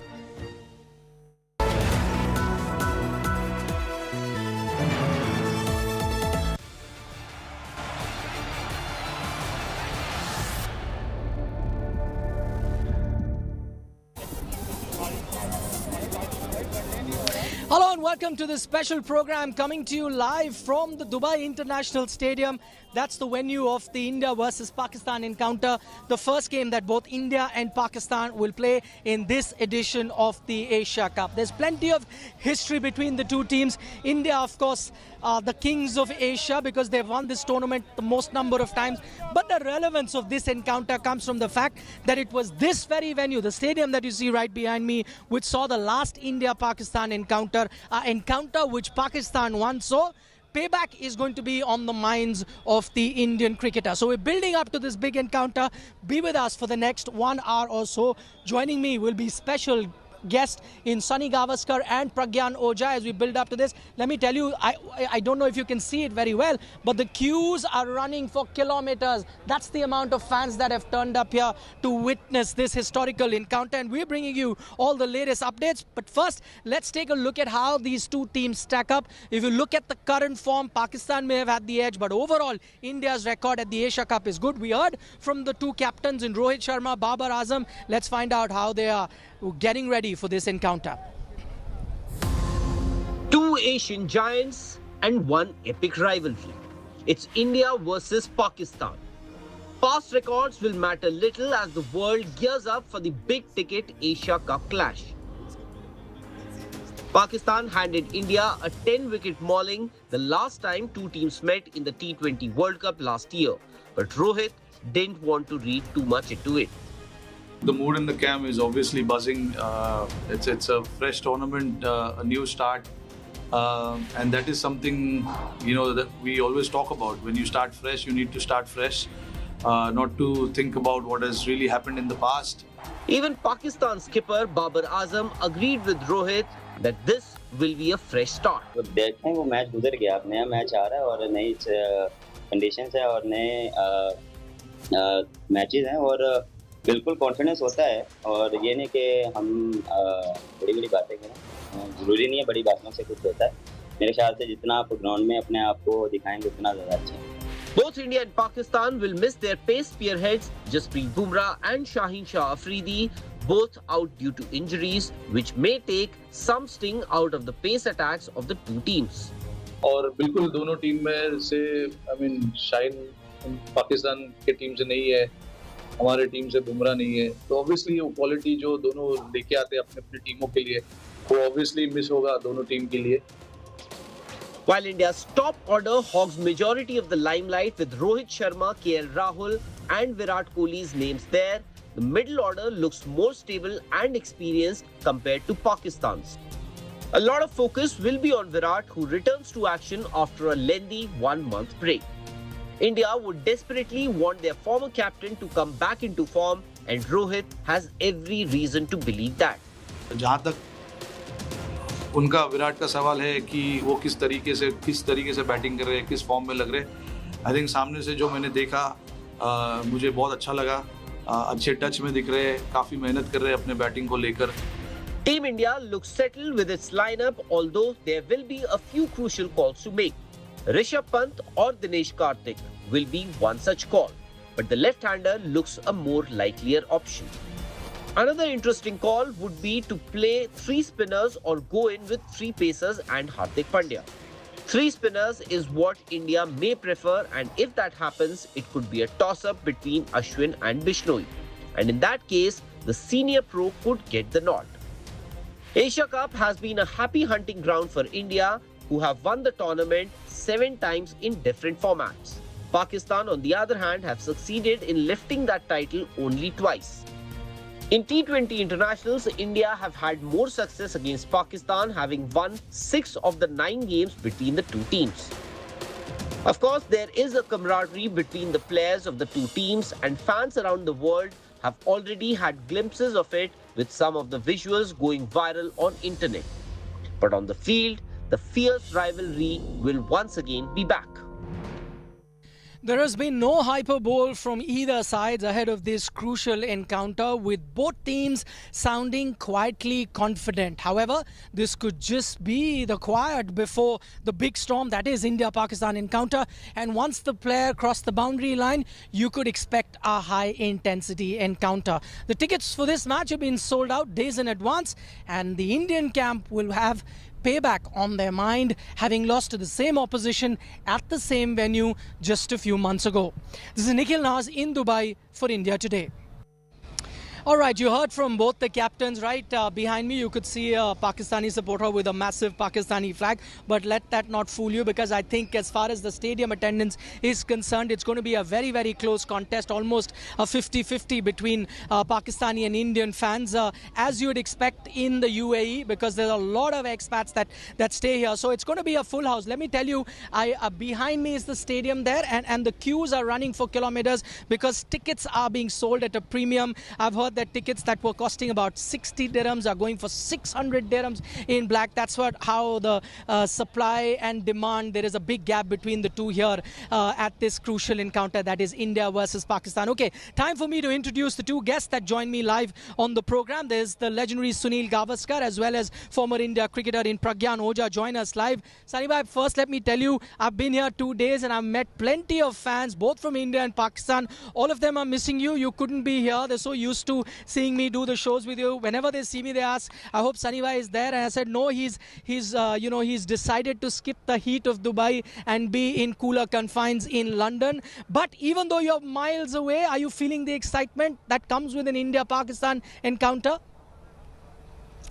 Yes, Nikhil, thanks for saying that. Always, I think the excitement level is always high when it is, India playing, and particularly when India is playing Pakistan, because, the fans of both the countries are going to be around. They're going to cheer their teams. There's going to be just a little bit of, tutu meme as far as the fans are concerned. And that adds to the spice, adds to the fun of watching an India-Pakistan encounter. Okay, Saima, that's true actually. Even I can feel it. I've covered many India-Pakistan games, but every time I come, the excitement is a lot. But Saima, let me ask you one thing. The last time these two teams played was here at this stadium, and I remember, maybe the pressure was a bit more on that occasion for both teams, because one, it was the World Cup. Secondly, you knew the format of the tournament was such that if you were to lose the match, you were literally out of that tournament. So those were different circumstances. Here we know that India, Pakistan most likely will play each other twice. Also most likely will play each other in the final. Keeping all that in mind, you think the pressure would be slightly less in this encounter compared to the last time they met here at the T20 World Cup? No, I don't think so, because it's the first match of the tournament, and both the teams would want to start with a win. So I don't think the pressure will be any less. If they get off to a winning start, win the remaining matches before they play against each other again, then maybe the pressure will be just a little bit less. But right now, no. The pressure will be intense on both the teams to get off to a winning start.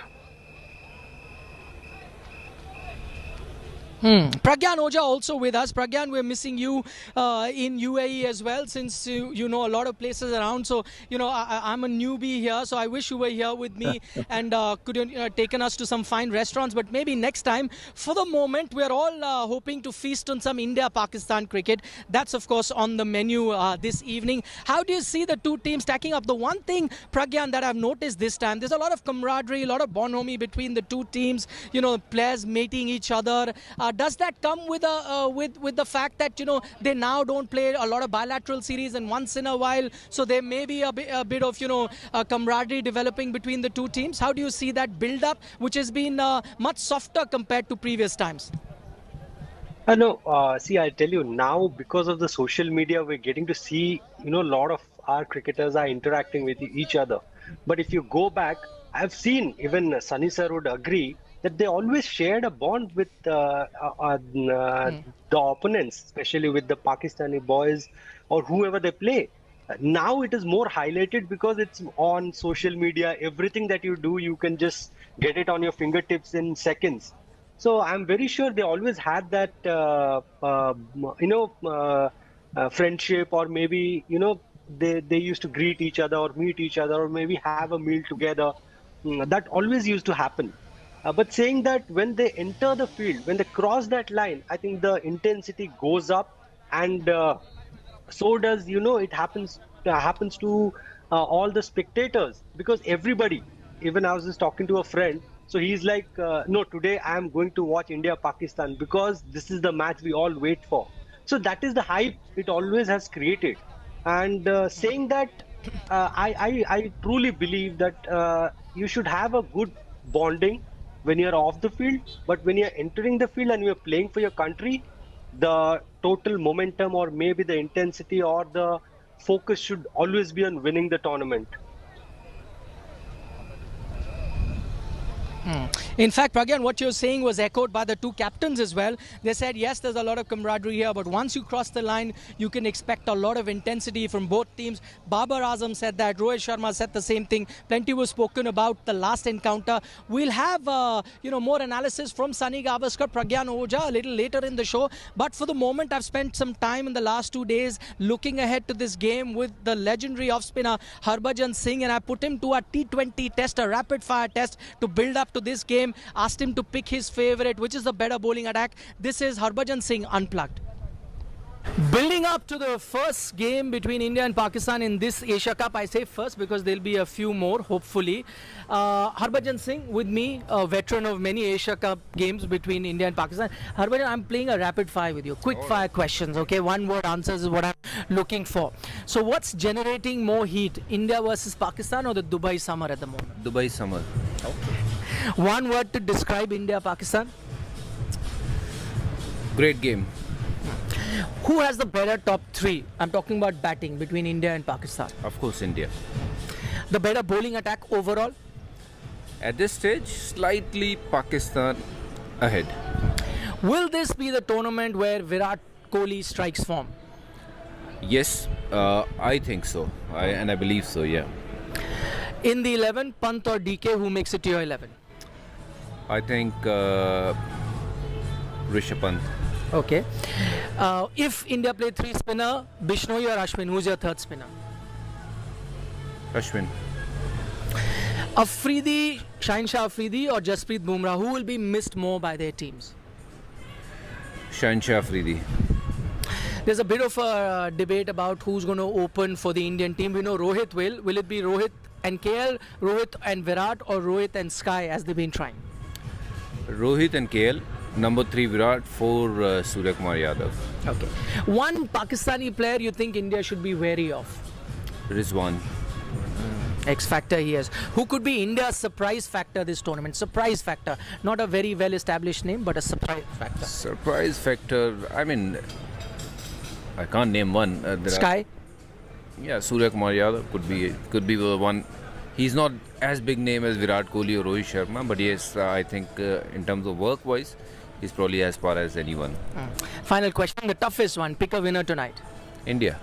Oh, that was an easy one. Harbhajan Singh, thanks always for speaking with us. Thank you. Okay, Harbhajan Singh didn't have a lot of problem picking who the winner is going to be, and I'll ask this to our two experts. Before that, I have two very special fans with me. One from India, one from Pakistan. Why do I say special? This gentleman, before I speak to him, I'll show you his t-shirt. Turn around. See his t-shirt. It says 152 for 0. Now, for those of you who saw the last India-Pakistan encounter, I'm not going to give you the context. You know what happened. Pakistan chased down that total with a score of 152 for 0. Okay. What's your name? Ibrahim. Ibrahim, you're boasting about the last win, is it? Of course, why not? And anyways, we have an overall record also, which we are higher, obviously. But let me remind you, overall record in Asia Cup, India is ahead at 8-5. India, the most successful team in Asia Cup as well. Yeah, but it's okay. It will change. Okay, it changes. Okay, another special fan. You know, he's a Dhoni fan. If you've been watching cricket, you must have seen him travel the world. He travels everywhere to watch his favorite team, which of course is India. इनको कुछ जवाब देंगे क्या लिखा है इन्होंने? बिल्कुल कि पास नाल गल नहीं होंदी पास ਜਿਹੜਾ 10 ਵਿਕਟ ਚੱਲਦੀ ਪਈ ਹੈ ਨਾ ਇਹ 10 ਵਿਕਟ ਇੱਥੇ ਹੀ ਰਹਿ ਜਾਣਗੇ ਤੇ ਸਾਡੇ hit and Rohit hitman Sharma and Virat Kohli ਚੱਕ ਦੇਣਗੇ ਫੱਟੇ ਮੈਂ ਕਿਹਾ ਵਿਰਾਟ ਭਾਜੀ ਚੱਕਦਾ ਫੱਟੇ ਇਹ ਪੰਜਾਬ ਦਾ ਸੀਨ ਨਹੀਂ ਹੈ ਇਹ ਹਿੰਦੁਸਤਾਨ ਦੀ ਜੰਗ ਹੈ ਭਾਰਤ ਮਾਤਾ ਕੀ ਜੈ ਇੰਡੀਆ ਇੰਡੀਆ ਇੰਡੀਆ ਇੰਡੀਆ हाले भी 10 विकेट पईयां ने कोई गल नहीं भाजी आज वो भी देख लांगे अपन हाले भी पईयां ने अच्छा you'll have पिछले साल दी पईयां ने वो पास दी गल है वही ना पिछले साल दी पईयां ने 7 time champion 7 time champion this time वो बोलते हैं ना मूवी का था कितने आदमी थे सिर्फ 2 आदमी थे बस अच्छा okay I tell you what you have to give him full marks for energy there he beat you It's okay. Energy is on the field now. Let's show the energy on the field. Okay, did your t-shirt go viral when you made this? Yeah, it did. It did, huh? It was mine. Okay, so but let me warn you, if that doesn't happen today, what's going to happen to this t-shirt? I'll still wear it. It will still remain 152 for 0. It will never change. Okay, thanks for your company. Thank you, both you guys. I hope you have a great game. Have a good time. So see, at the end of the day, they shake hands and they wish each other all the best.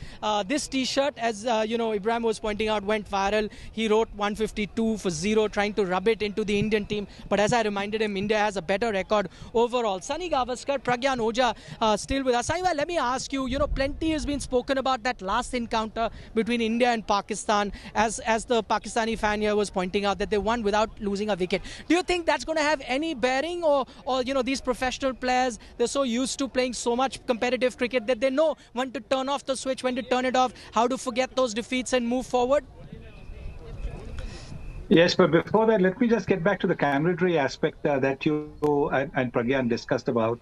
There's always been that, you know, camaraderie between the players of both the teams. Yes, I've known Imran Khan for such a long time, and we spent quite a lot of time off the field together as well. But hey, when we were on the field, he was trying to knock my block off every single ball. So the intensity on the field, once you cross the line, is different. The camaraderie aspect is, different, because there's so much of commonality between the two countries. But coming back to your question about, the result, good teams, great players forget the previous delivery. So also great teams, good teams forget the previous match, whether they have won the match or whether they have lost the match. If they have lost the match, there's plenty to learn. And I'm hoping that India will have learned how to counter swing bowling. It doesn't have to be a left-hand swing bowler. The start is important for India. The top 3 batsmen have been a little bit vulnerable to the left-hander getting the ball to nip back in. So maybe if there's a right-hand bowler who can get the ball to nip back in sharply, for Pakistan, he could still cause some problems. So the Indian batsmen have to be, hopefully I've learned from that. Hopefully we'll be able to cope with the movement a lot better. And then I think we'll see a big score on the board. But yes, I don't think the previous games matter that much. To a winning team, sometimes, yeah, it's a big boost. But to a losing team and a good team, they will not worry about the previous game. Okay, Pragyan, just to take that point forward of what Sunny Bhai was saying, how do you see, because I'm talking about that last game, plenty has been spoken about. What I want to know from you is that 10 months ago, that encounter, the Indian team's batting order is going to be exactly, we still don't know the 11, but you pretty much can figure out what the batting lineup is going to be like. You're going to literally have the exact same batting lineup that India will go in this encounter as well. What does that signify to you? Does that tell you that India did not panic, they still have faith and thought that that's a one-off? Or do you think, no, this may not be a great sign, that Indian cricket doesn't have too many reserves and not move forward? How do you see the fact that India has gone in with exact same sort of a batting order that they had at the T20 World Cup, where they did not fare very well? First of all, I would echo what Sunny sir said. You know, the better teams or good teams, they just focus on what's in the present or what's going to happen in the future. Whatever has happened in the past, it is not in your, it's already done. So Indian team, when they're going with the same batsmen, same lineup. Most of them are the same. So it shows that they're confident. But one thing which has changed is their mindset and the template. As Rohit said, they are working on the template. They want to, play a different cricket. Right now, T20, there's a different way of approaching. So that's what these guys are looking to adapt. And when they are talking about it, they're walking the talk. They've shown us that this is how we are going to play for the next World Cup, or maybe so on. So it's quite clear that it's the same team, but it's a different mindset and a new captain who has the experience of handling the pressure in big occasions. I'm not saying that Virat doesn't have. I'm just saying that Rohit has seen that he knows how to handle it. So it'll be something which he can always fall back to if there's a lot of pressure on the ground, and which we all are expecting when you're playing against a team like Pakistan. And mind you, Pakistan is not the same old team. They've changed a lot. They're playing different brand of cricket. Last time I saw them, the way they were playing, they knew exactly how to, put the pressure back on India. So this time, with Afridi not being there, but I'm very sure those guys will try and put the same kind of pressure, because it's the same venue, same wicket, similar wicket. But the only thing that will change is the conditions. Then it was little less hot. Now it's quite hot, what I'm hearing. Yeah, you're not hearing. I can tell you firsthand, Pragyan, it is really, really hot. Now it's slightly better, but in the daytime, you just can't even step out of your hotel rooms. I was talking to Harbhajan Singh. I asked him, how did you play in this heat? He says, I can't even remember. If you ask me today, I won't be able to get onto the ground and won't be able to play. So that is what you heard from Pragyan. I think what Pragyan said were two very interesting things. One, we're saying it's the same team because it looks the same team. But remember, the captain has changed, coach has changed, the mentality has changed. They're playing a different template.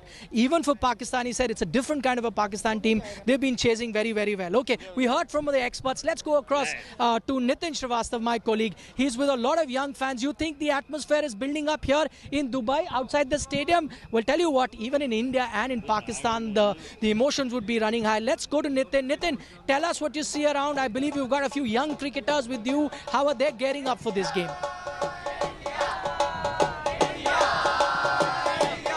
Each and everyone here is really excited for this India and Pakistan match. As you can see, all are cheering for India. And let's go to these young cricketers and let's talk to them.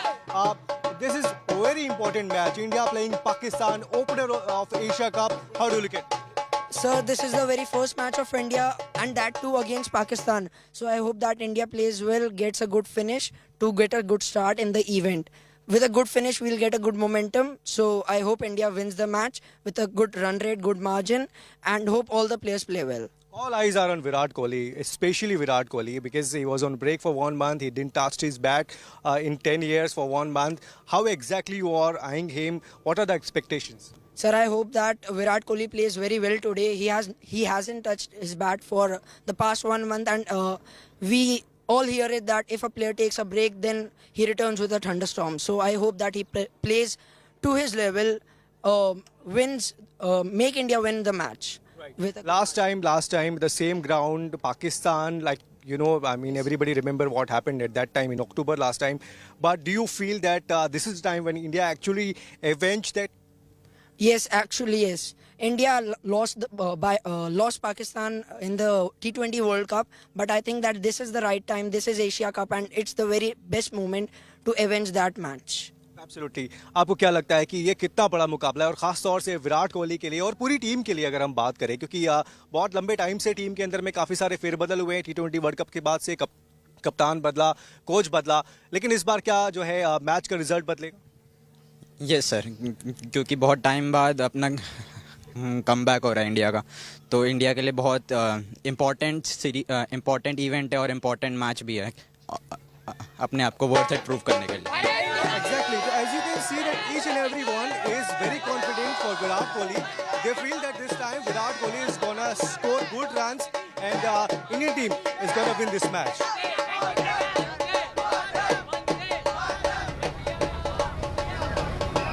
All right, so that was Nitin Srivastav joining us live with a bunch of young fans, all of them very, very excited, just as we are excited building up to this game. Let's go back to Sunny Gavaskar, Pragyan Ojha still with us.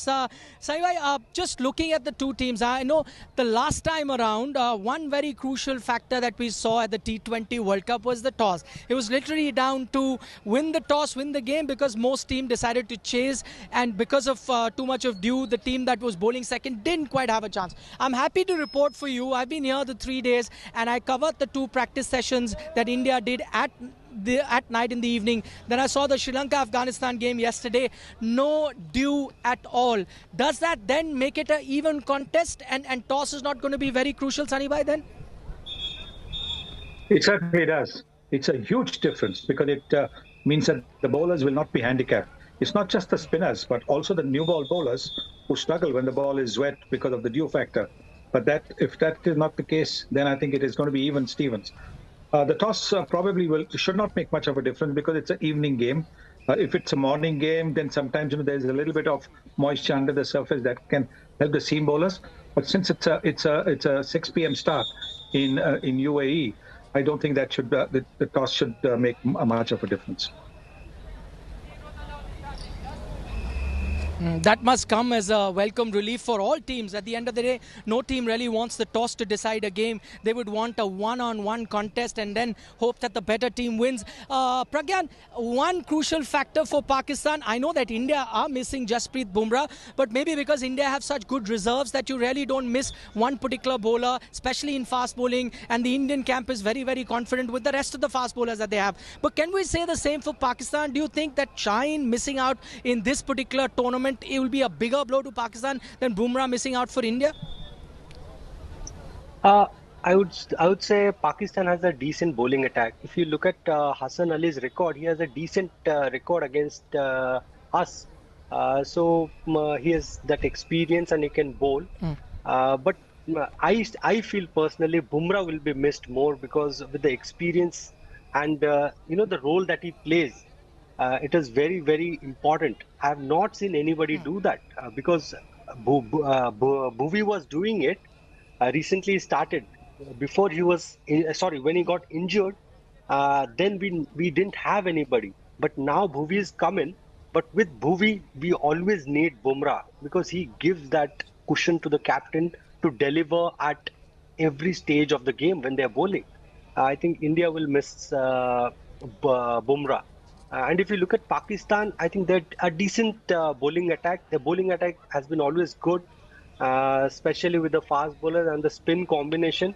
And Shadab Khan is someone who has also troubled us, if you see, with his leg spin and his those quick batting, that quick runs that he gets.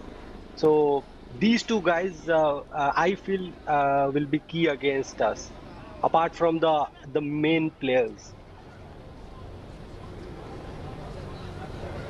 So what Pragyan is saying is actually echoing what Harbhajan Singh said as well. It may surprise a few, but even Harbhajan picked the Pakistan bowling attack as being slightly better than the Indian bowling attack. We'll talk about that. We'll talk about the team combination. What would be the ideal 11 for the Indian team? Of course, our focus remains on Team India. For the moment, we'll have to take a break on this special program called Desert Storm, coming to you live from Dubai. And we're taking a break simply because after the break, we'll have the toss updates. We'll have the 11s for both teams and then get the views of Sunny Gavaskar, Pragyan Ojha after a short little break. Don't go anywhere. Coming to you live from Dubai.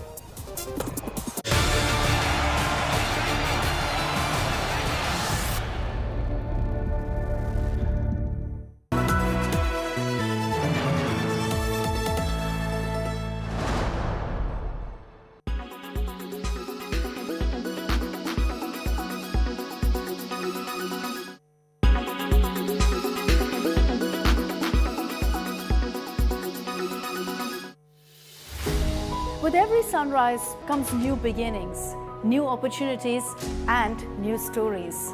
And that's why we're first up. While you're sleeping, we're hard at work to ensure you get the perfect news shot every morning. Get you all the updates. Our morning mission to get you news that's fresh and packed with flavor. Watch First Up every weekday morning with me, Akshata Nandagopal, right here on India Today. Make your media plan smarter with India Today Live TV on your connected devices.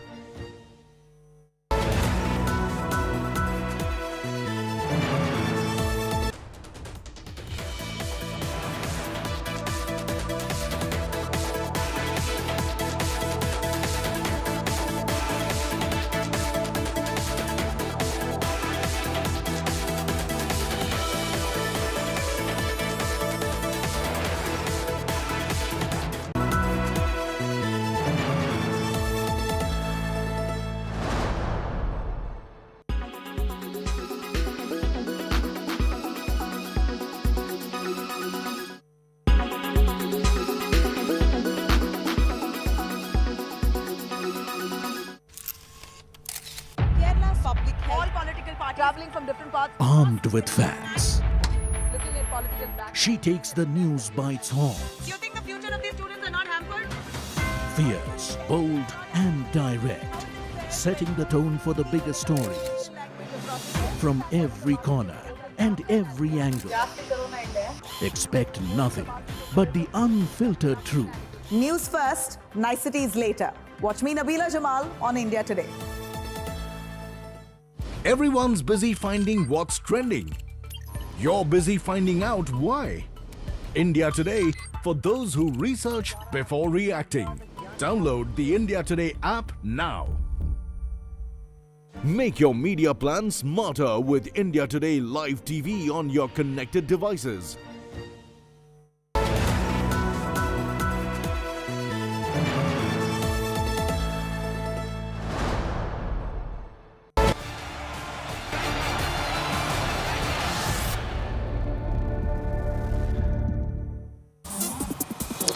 Coming to you live from the Dubai International Stadium, which is right behind me. If you can see, that's the venue of the crucial India versus Pakistan encounter. Not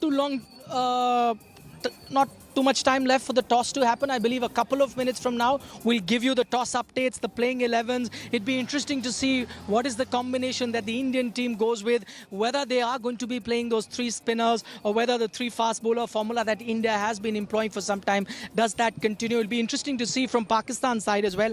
Just to give you an update, Hassan Ali has only reported into the squad today.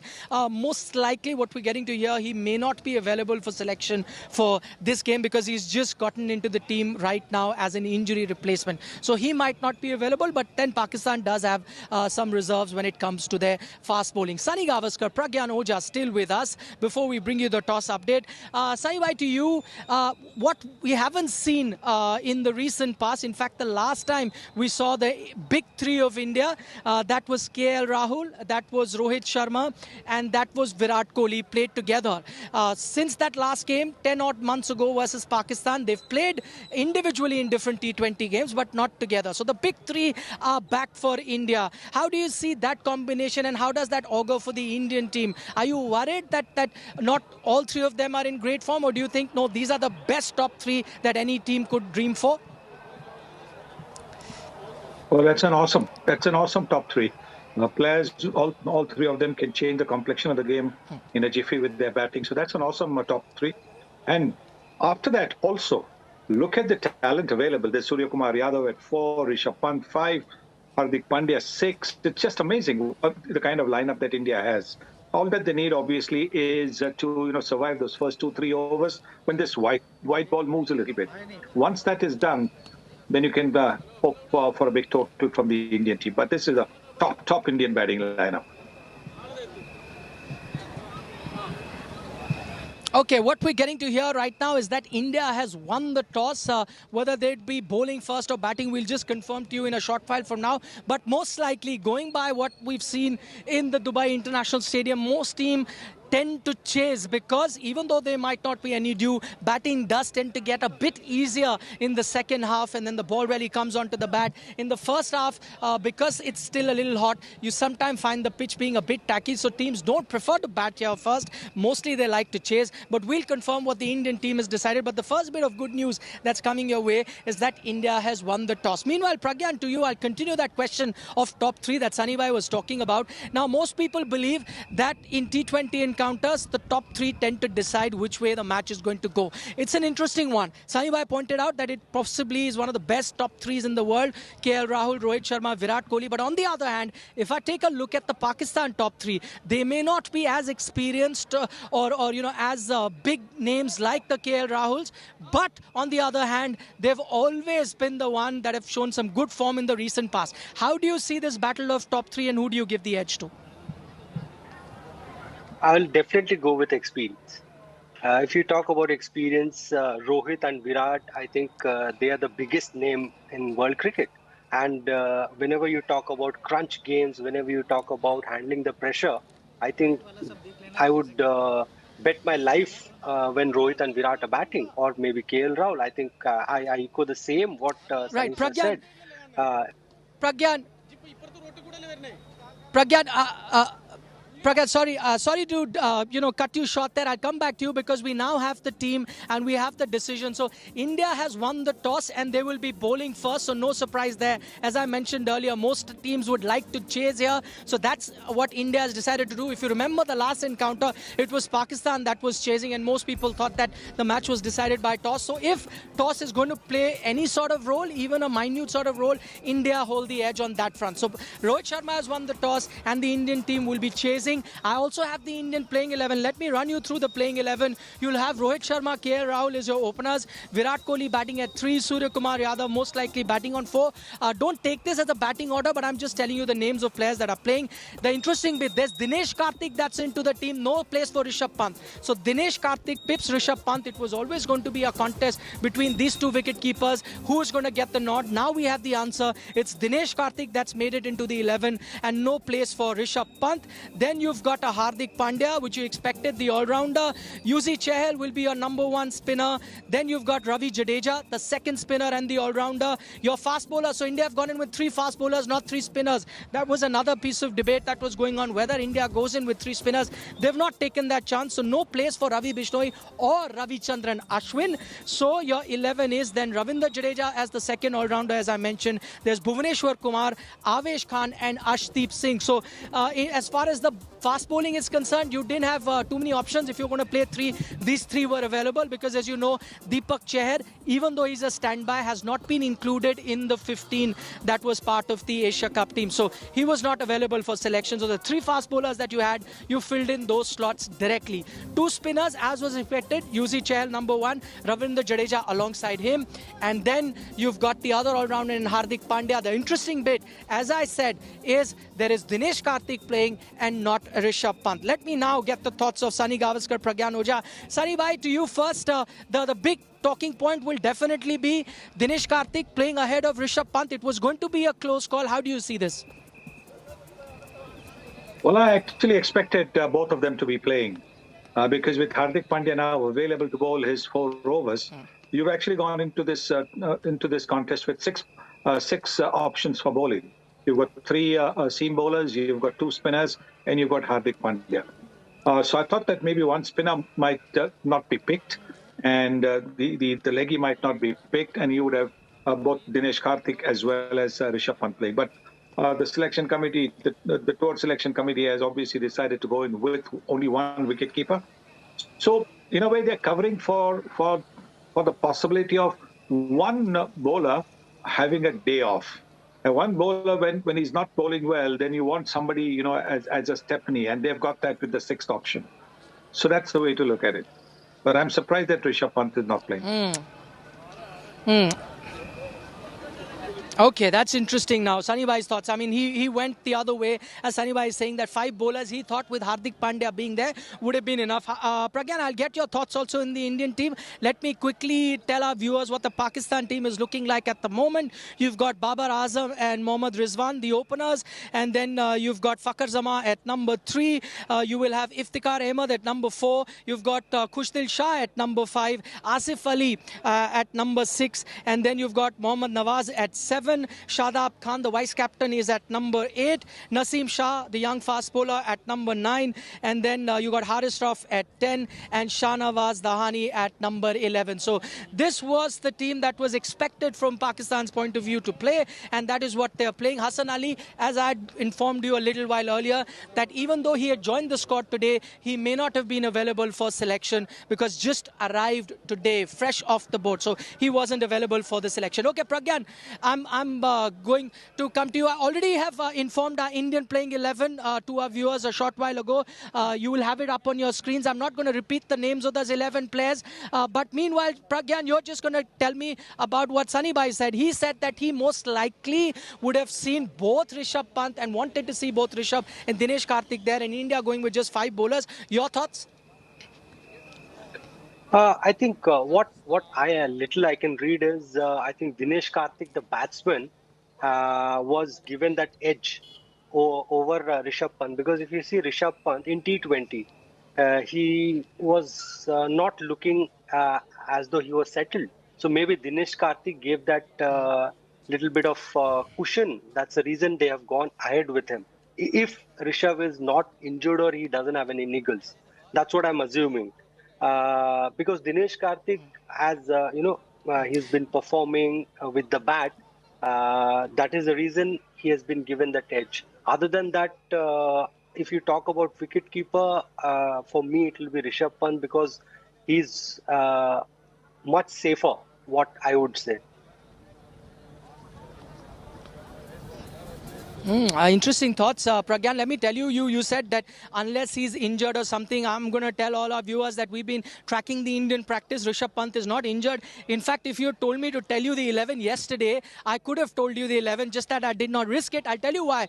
Because the Indian team had an optional training session yesterday. I went to cover the training session, and all players that are substitute today were the ones that were in the training session. None of the players that were playing actually turned up at the practice session. If I had to read those clues yesterday, I would have told you the playing 11. So I'll tell you who all came to practice yesterday. There was Deepak Hooda, there was Rishabh Pant, there was Ravichandran Ashwin, there was Ravi Bishnoi, and there was Deepak Chahar. The guys who were not going to be part of this 11 were only training yesterday. So the 11-member team was actually resting. So we had an idea of what the team is going to look like, and that's exactly how the 11 has turned out. And just to let you know why the regular players didn't practice, I was speaking to a few players, and they said that the 3 days before this, they had a very intense training session, 3 days back-to-back of very intense training session. So they thought that let's give the players a break a day before the game. Okay, Saibai, coming back to you, you mentioned that you expected both Rishabh and Dinesh to play, but if you had to pick one,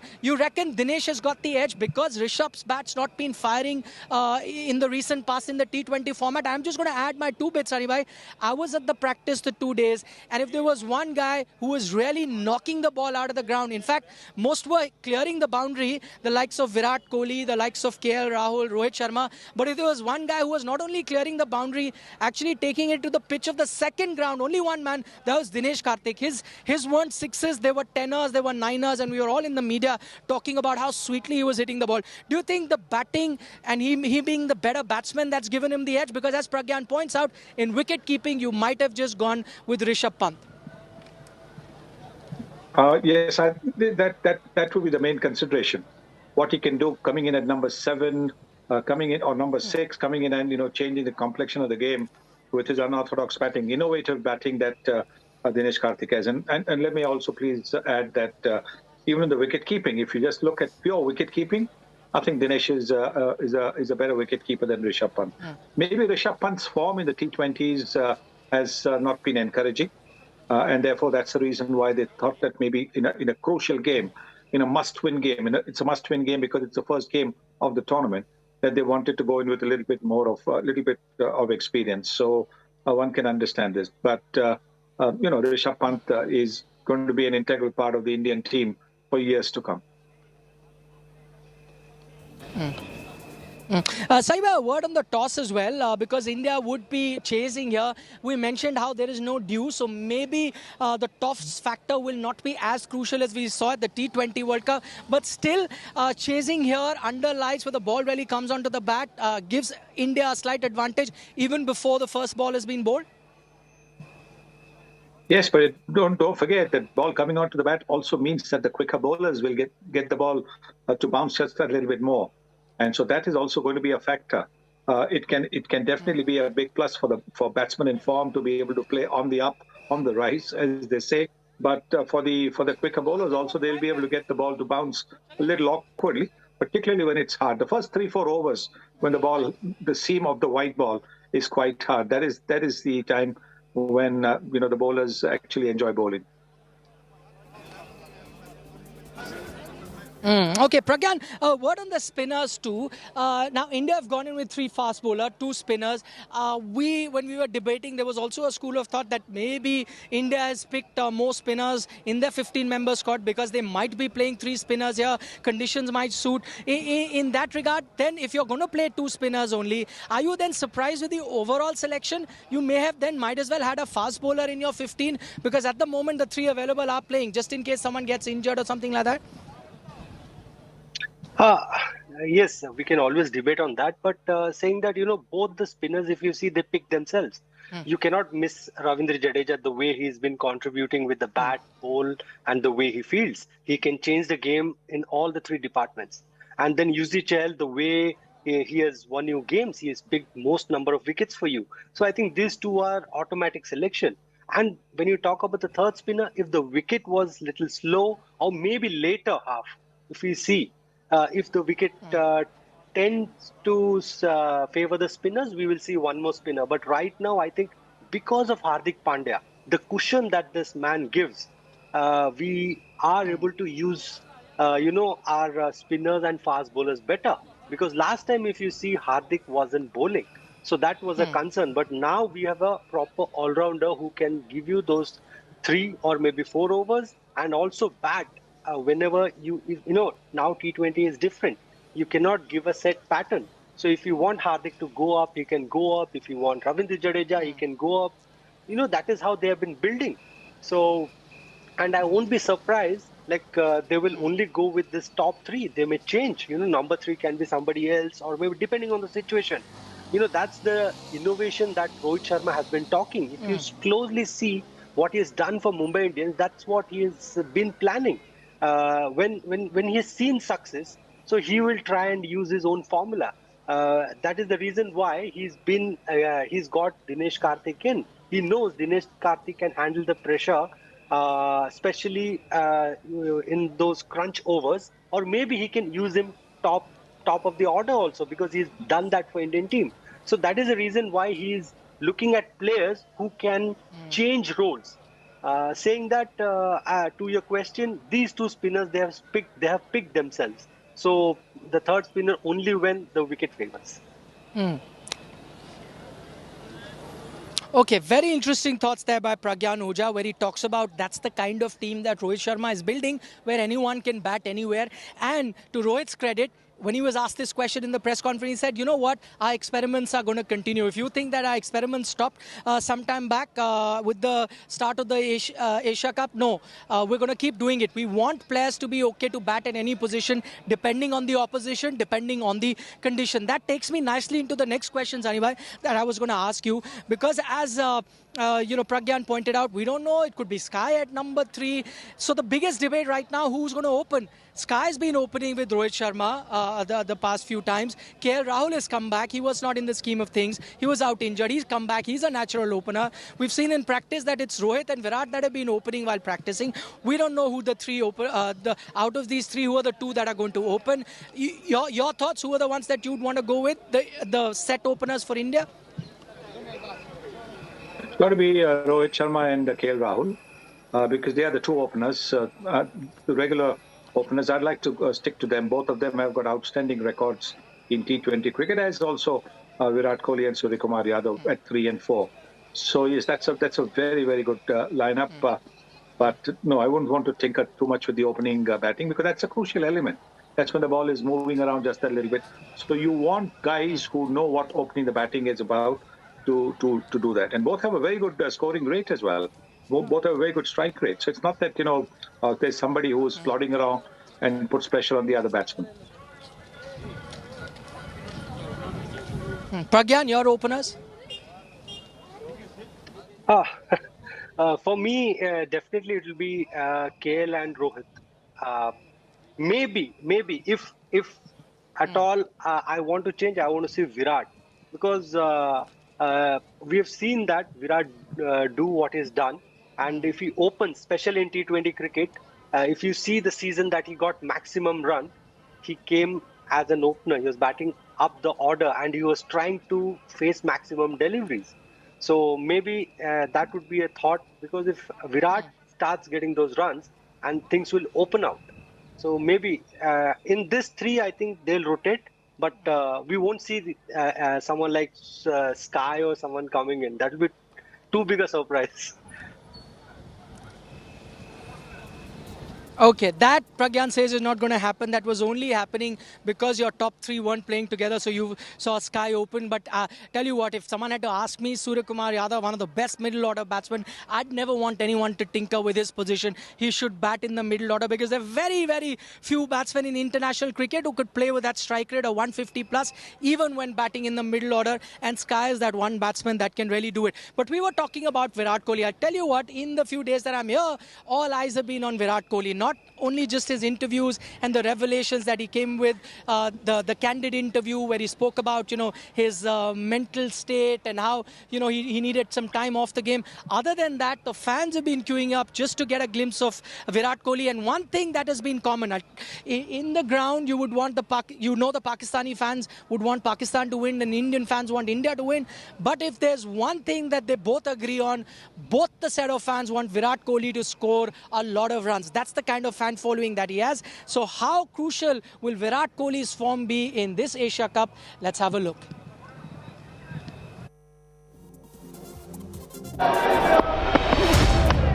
Virat Kohli's recent slump in form has the fans divided. One filled with optimism, the other in doubt over his form. Never the one to hold himself back, Virat has already shot back at his detractors. I know where my game stands, and you cannot come this far in your international career without having the ability to counter situations and counter conditions and counter different kinds of bowling. So that for me, this phase for me is an easier phase to process. But I don't want to put this behind me. Irrespective of his form, on a cricket field, Virat Kohli will always remain a protagonist. Virat is back after a decent break from cricket, and there are many who believe that time away from cricket is exactly what the former India captain needed. Virat hasn't played too many T20 internationals this calendar year, just 4 matches in which he fetched 81 runs at an average of just over 20 and a strike rate of 128.5. In the IPL this year, he played 16 games at an average of 22.73 and his strike rate of close to 116 was once again under scanner. After the IPL this year, India played 15 T20 internationals, but Virat featured only in 3 of them during the Tour of England. It's been over 1,000 days since Virat's last century in November 2019. But after the COVID hit the world in 2020, his form has taken a major hit for 2 consecutive years.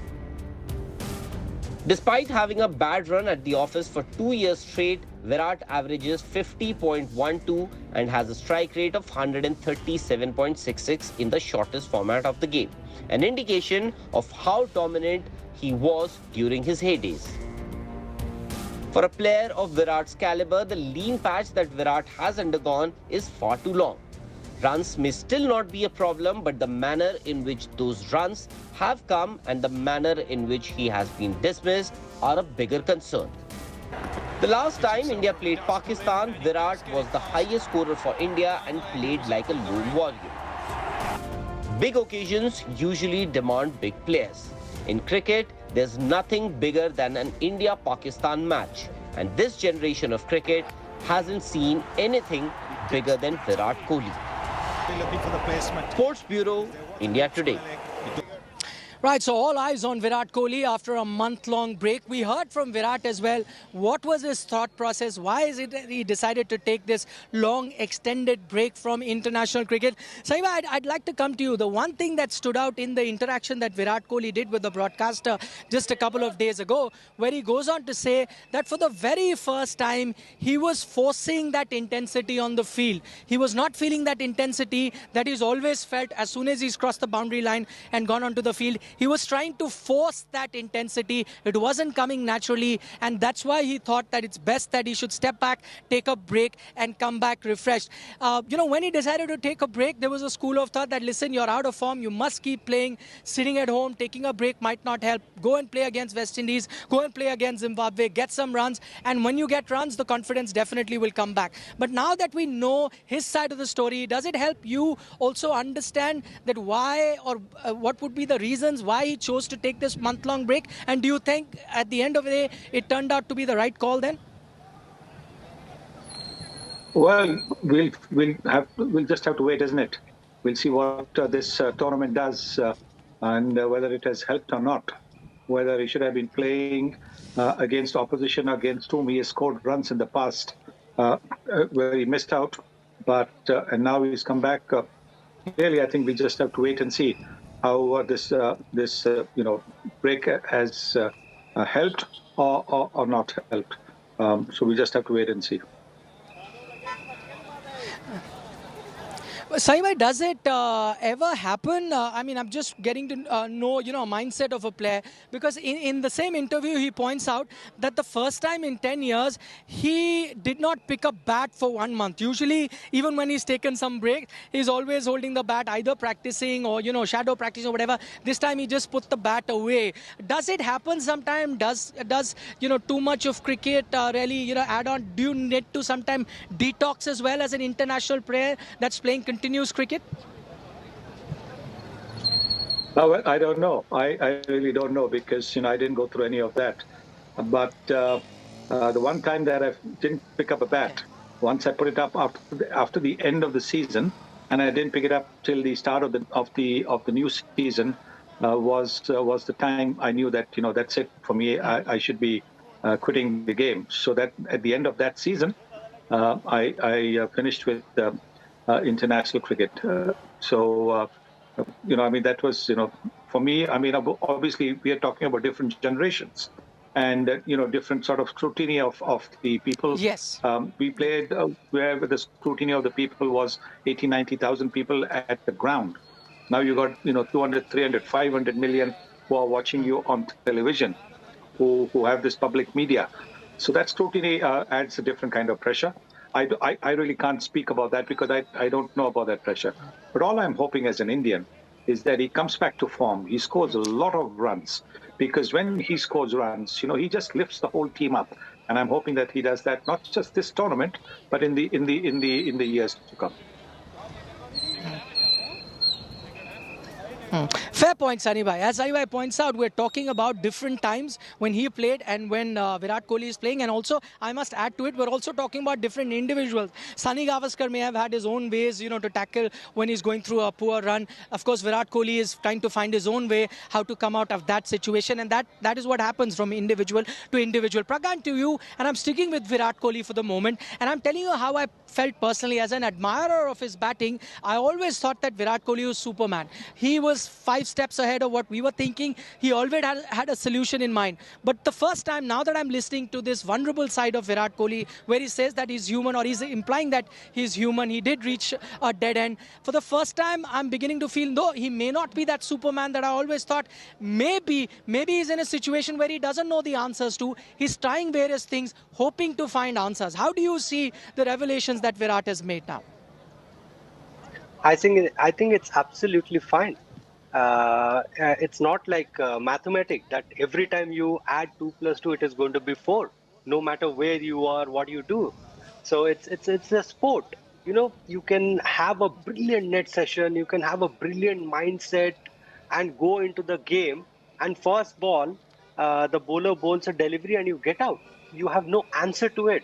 So I think that is the beauty of this sport, where that unpredictability is always there. And if you see in sport, it is more of a failure than success, because it's all in real time. There is no it's become such that at times you feel there is no chance for a Indian to fail. And the way, especially what Virat Kohli has done in the last 10 years, we thought that he has to walk in and get that 100. And even if he gets a 50, we used to consider that it's a failure. It's not his day. So we also have to balance it out. Saying that, I think Sunny sir, I think he's the greatest. I would just keep him aside. I'll only talk about Virat because see, I was right now. The things are like there's a lot of people talk about mental health, but in India there are very, very few people who address mental health. And when you have such high intensity seasons, like though nowadays you don't have breaks. Right. See, the biggest break that you used to get as a cricketer was in summer, but now we have IPL. So because of that, we also have to see what kind of, because a guy who loves so much, anybody who loves the sport is just keeping his bat for a month. Imagine what kind of situation he is with. What are the things that he's dealing with? And with, as I told you, you also have to look at how social media is played. How always they have that on your face kind of a thing whenever you have Virat Kohli, Rohit Sharma. So it is important that someone of his stature should just step aside a bit, rethink, re-energize, and come back. As Sunny sir said, it will be very interesting to see what he does now, because whatever he wanted to give himself, like when you're hungry, if you get good food, so you're happy. So that is what we want to see now, what he does from here on. Okay, as Pragyan says there, when you're hungry, you need good food. I think, and I hope that Virat has got that good food for his soul, because that's what really needs to fire. As he was saying, at one point, he was just forcing that intensity. If that intensity is back or not, just quoting Sunny Bhai, only time will tell. We'll have to wait and watch how much that break has helped Virat Kohli. But for the moment, a big thank you to Sunny Gavaskar, Pragyan Ojha for joining us on this discussion, giving us these fine insights. But here's a reminder, our coverage continues on India Today. We'll be back at the end of the game once again with Sunny Gavaskar, Pragyan Ojha, analyzing the game, what went right, what went wrong. So don't forget to tune in right after the last ball is bowled. We'll be live on India Today. This is Nikhil Naz signing off from the Dubai International Stadium, where I'll be heading to the stadium to watch that encounter. You watch it too on your television sets or wherever you are. Bye-bye for now.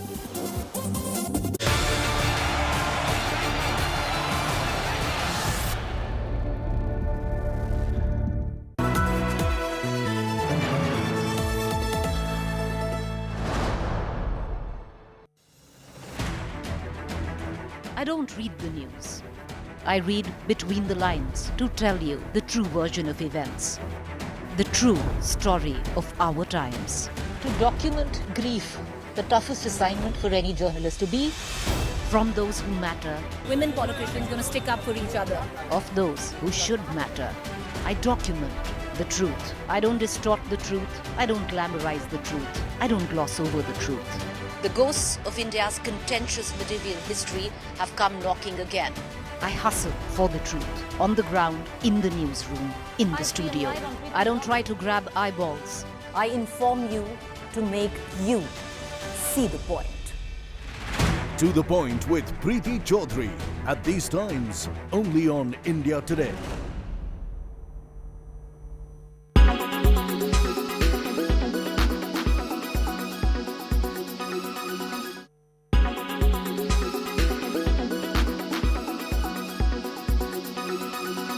Make your media plan smarter with India Today Live TV on your connected devices.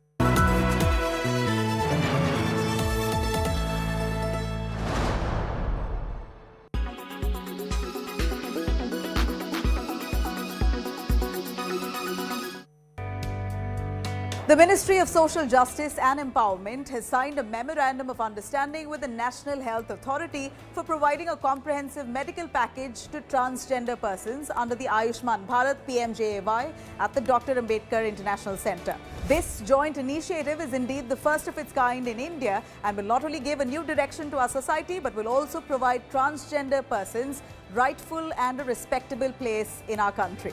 This medical package will provide a health card where they can avail more than 50 health facilities. Benefits will all be free of cost. What's also groundbreaking here is that India becomes the first country to provide free of cost cosmetic surgery for transgenders. So now a person belonging to the transgender society from any state or any part of India will be able to take advantage of this card in any hospital affiliated with Ayushman Bharat. In fact, the ministry is also set to fund 5 lakh rupees as insurance cover per transgender beneficiary per annum. And now to make identification a lot more easier, the Ministry of Social Justice and Empowerment is providing identity cards for transgenders if they register themselves at the central level. They're also going to get provisions of scholarship that's been made for them. Protection cells are also being set up and also skill development programs being done, all as part of this package.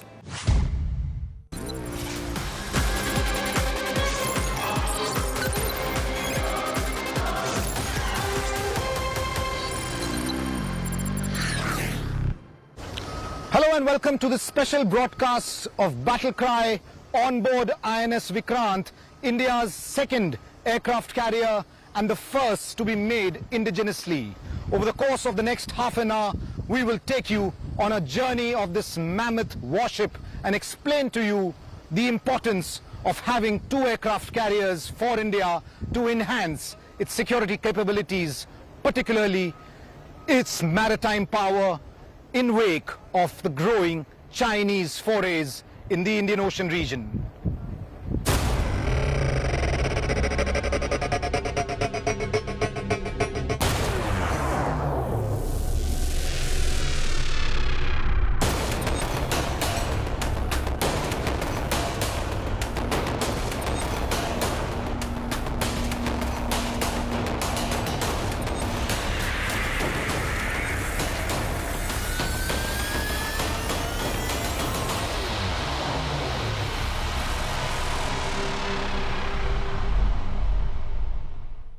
This is the flight deck of INS Vikrant, quite literally a floating airbase with 15 decks. Behind us is the superstructure of the warship that includes the flying control center right at the top, keeping a close watch on all air operations. This flight deck with 2 runways ensures simultaneous takeoff and landing at one point of time. Take a look at this report to understand what the INS Vikrant is all about.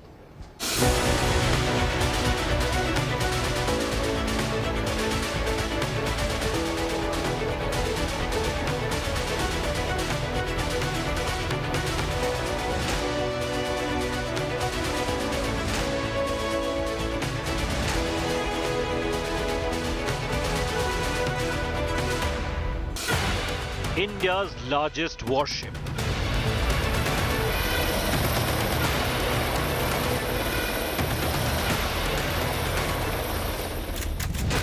Vikrant is a 45,000-ton carrier. It can accommodate up to 1,700 personnel, including the air crews and arrangement for even women personnel. The flight deck of the warship, 262 meters in length and 62.4 meters wide. The total area, 12,460 square kilometers. With 15 decks, including 5 in the superstructure, the ship has over 2,300 compartments. The ship's top speed is around 28 knots and cruising speed 18 knots. With an endurance of 7,500 nautical miles, she can almost cover the entire coastline of India twice without any requirement of refueling for 45 days. The Vikrant in its new avatar stands tall proudly after years of toil. It's the sweat and hard work of so many that's made this possible. Thousands have toiled over the years. The Kochi shipyard that had an expertise in building civilian commercial ventures took up the challenge. Electronics systems, warship weapons intensive system. Companies like Bharat Electronics, companies like Hindustan, HAL, BHEL, we all got together. So there's been a huge synergy in action. And that synergy, we are very happy that between us and Navy, we created that synergy in this country to actually create the belief in the country that you can actually deliver projects like this. The electrical power on the ship is 24 megawatt. 8 generating sets, each of 3 megawatt. Now this electrical power can actually, I say a city like Kochi, probably the lighting loads of the city can be taken by this system. Refueling, without refueling, what is the distance that it can... 75 days, probably like for something which the people may connect. If you sail from here, maybe you can sail up to Brazil without refueling. So, I mean, that would be... In terms of kilometers, how much? I will have to check it up exactly, but then it's about 75 days without... 75 days, correct. One can reach up One to can, that's right. This takes India into select band of 7 countries: USA, UK, France, Russia, Italy and China that have niche capabilities of design and building of an aircraft carrier.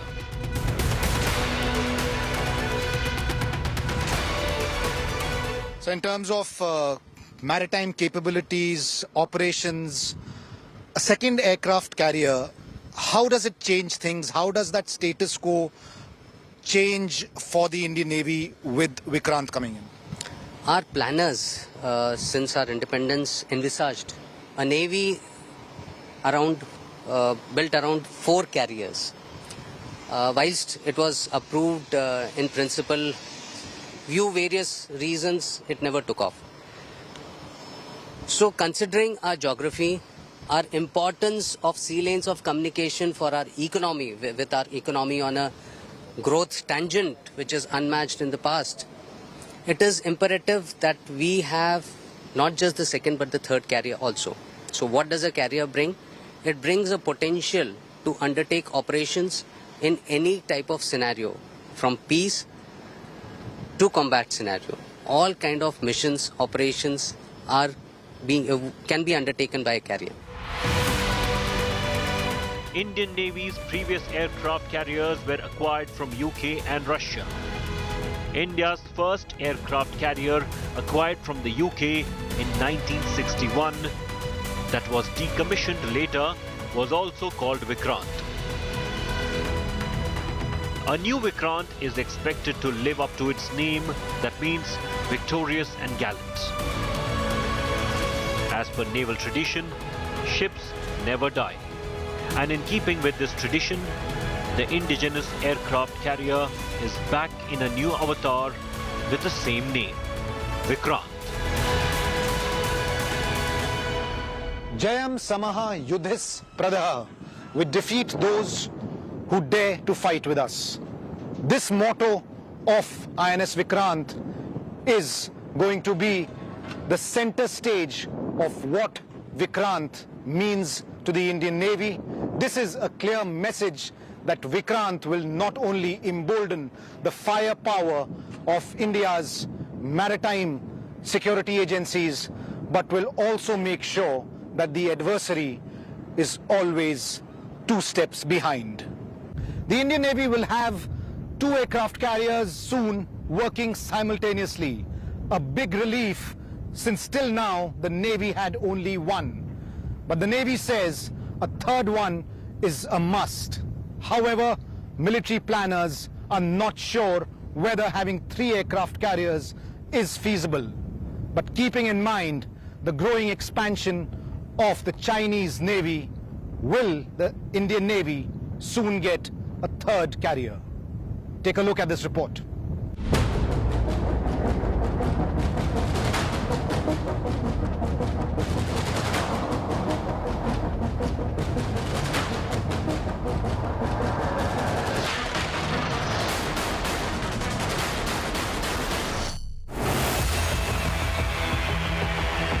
The commissioning of Vikrant couldn't have come at a better time.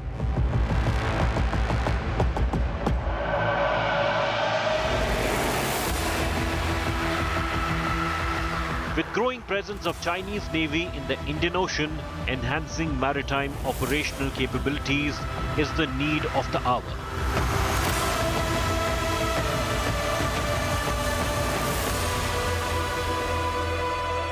"30 aircraft, 18 fighter jets like the MiG-29K, Camel, and newly inducted from the US MH-60 Romeo helicopters will be operated.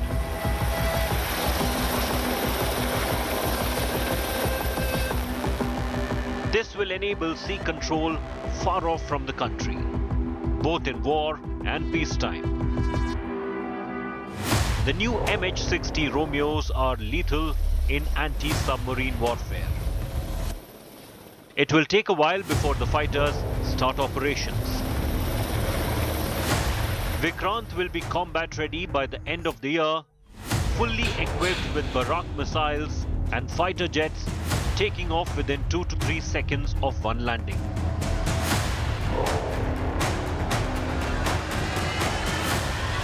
Aircraft carriers generally are described with the propulsion and kind of launch capability they have. As we have seen, our previous 3 carriers were steam driven and we are GT ship. So this gives us a lot of flexibility of undertaking operations at extended range. Further, being an indigenously designed ship, this provides us the capability to operate various aircrafts and generate better sortie rates and better capability to evolve and execute various missions that we are tasked with.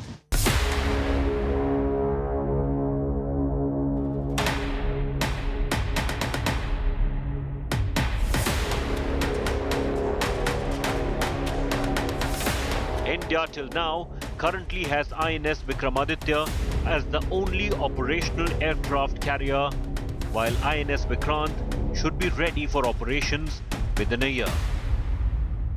Indian Navy has been insisting for a 3rd aircraft carrier. The capability that we envisage is to safeguard our national interest. That, having said so, would include a 3rd carrier to begin with. With the capability that we envisage to have, we don't have any adversary per se in our scope.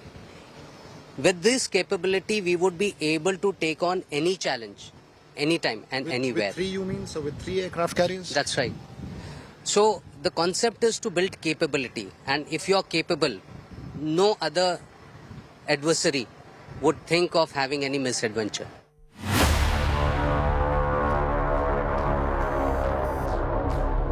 On the other hand, the Chinese Navy has 2 functional aircraft carriers, with the 3rd one expected to hit the seas soon. But will take a while for it to be fully operational, and a 4th one is also in the pipeline.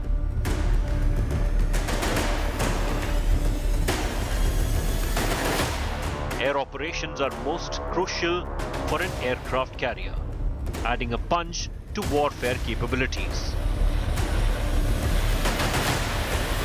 The challenges in these operations are unique, very different from operating air assets from land. At the topmost deck of this aircraft carrier, this is the place from where all air operations are controlled, and we can see the 2 runways very clearly from here. This will give you an idea how exactly air operations will take place. The round circles with numbers, that says 3, it says 2, 1, those are meant for helicopters to be stationed, and the 2 runways are divided in between with a white lining. One is the red one, the other is the yellow one. 2 runways are there, one is a shorter one, the other a longer one. The shorter one for operations to be launched quickly when the aircraft can fly without a payload. But if an offensive operation is to be launched with a heavy payload, that's when the longer runway has to be used.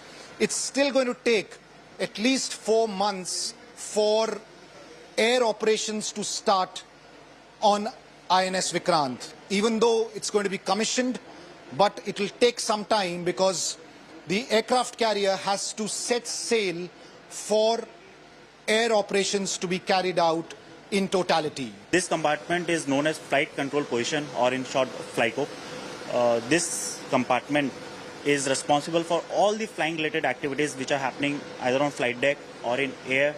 The flight safety aspect is responsible. This compartment is responsible for those activities. The movement of all the personnel, the safety of men and material, the safety of the aircraft, the landing, the takeoff, everything is controlled from this compartment. So can you give us a lowdown on how many aircraft are going to be there on board at one point of time? The ship is capable of carrying approx 30 aircraft in different variations, in different configurations. So at a point of time, it depends on which mission am I going for. So I can carry in the different configurations of fighters and helicopters.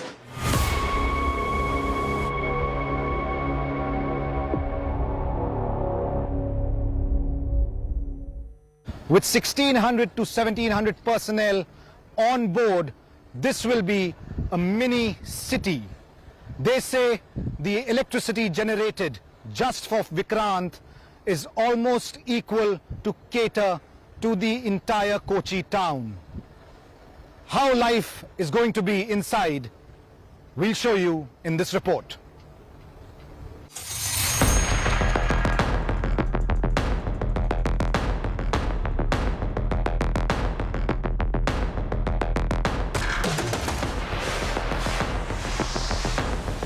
An aircraft carrier is a mini floating airbase at sea which sets it apart from other warships in terms of operations, reach and complexities. From ensuring hot-cooked meals for 1,700 personnel on board to having all medical facilities. All needs are to be catered on board. Apart from the glorious exterior, the warship is a technological wonder. Everything you look at it, there's a hospital complex on the ship. Probably the Indian Navy, because there's 1,600 souls live on this ship, and this would be the fleet would be revolving around this vessel. So the medical complex itself spread over more than 30 compartments with a full-fledged CT scan and operation theatre, dental clinic, telemedicine. So there is a kind of thought process that's gone on this vessel. It might not seem so at the first glance, but the length and breadth of this flight deck is equivalent to almost 2 football fields. Not just this, 21,000 tons of steel have been used in just the hull of the warship, which they say is equivalent to at least 3 Eiffel Towers. That's just a small bit of information to explain how much effort, hard work and labor has gone into ensuring this mammoth warship is all ready and set to sail. In spite of India's glorious maritime heritage, there was no indigenous warship design or warship building capability at the time of independence in 1947. It's been a long journey. Construction started in 2006. Finally, it will be sailing within a year. The earlier Vikrant has had a glorious past, playing a pivotal role in the 1971 war with Pakistan.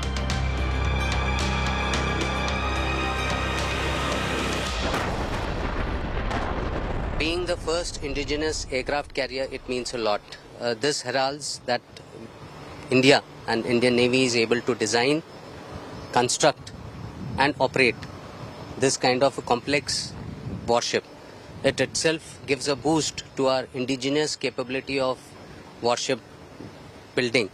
Whilst you must have followed up that last decade, we have inducted numerous platforms which have been indigenously designed and developed. A case in point being our indigenous submarines, our P-15 Bravo, Vishakhapatnam class and other vessels.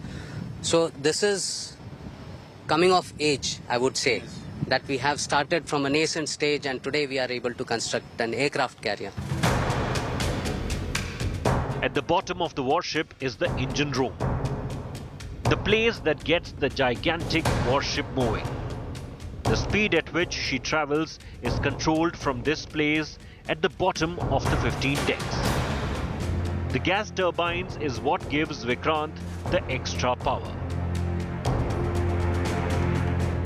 4 gas turbines are 24,000 megawatt each, so that's now 24,000 megawatt multiplied by 4. So that is 96,000 megawatt of installed power on the gas turbines. If you want to compare this with a mid-size tanker which we have built, that tanker would be only about 13,000 megawatt, 13 megawatt. So instead of that, you are saying 96 megawatt installed. You look at the electrical power on the ship. This is the propulsion power. The electrical power on the ship is 24 megawatt, 8 generating sets, each of 3 megawatt. Now this electrical power can actually, I say a city like Kochi, probably the lighting loads of the city can be taken by this system. The hangar area is around midway to the top. There'll be at least 30 aircraft, which will include fighter aircraft as well as helicopters that can be stationed here. It will take some time for that to happen, but we'll also show you how operations will actually take place. Once the aircraft that are parked here are taken out in this area, this is the lift, and this lift will facilitate the aircraft going up to the flight deck. And similarly, if the aircraft have to be brought down, it will be the same lift that will bring them down and ensure that they are parked in safety in these hangars. Other critical areas for operations are the electric room controlling power distribution and ship control center. Soon the Vikrant will set sail, enhancing India's maritime capabilities. Not one, but 2 aircraft carriers will be fully operational.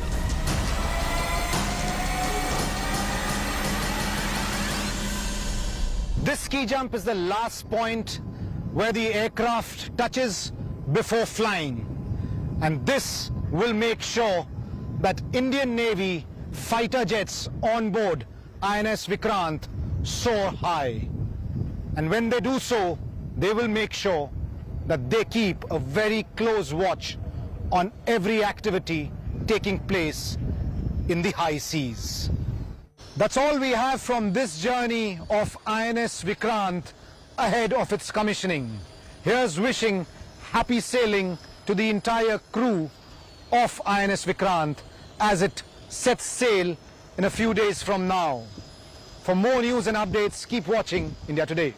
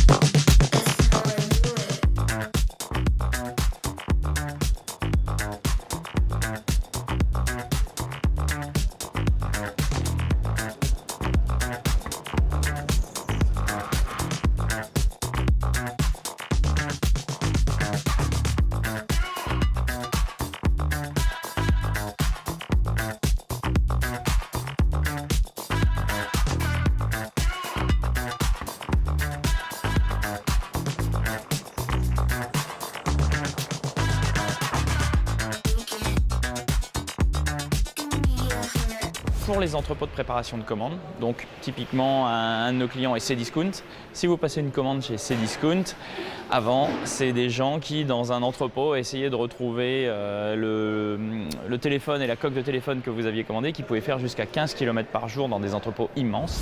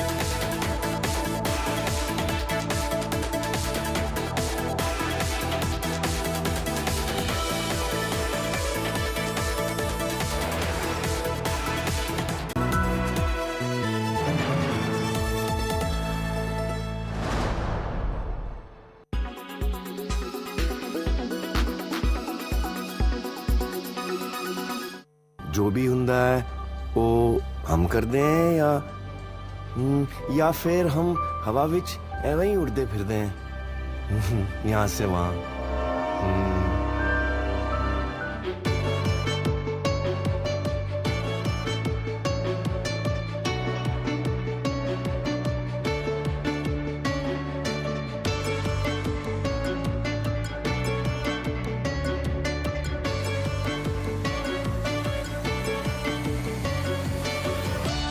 Azad Maidan में भाषण देते वक्त गंगूबाई ने आंखें झुका कर नहीं, आंखें मिलाकर अपने हक की बात की है भाई।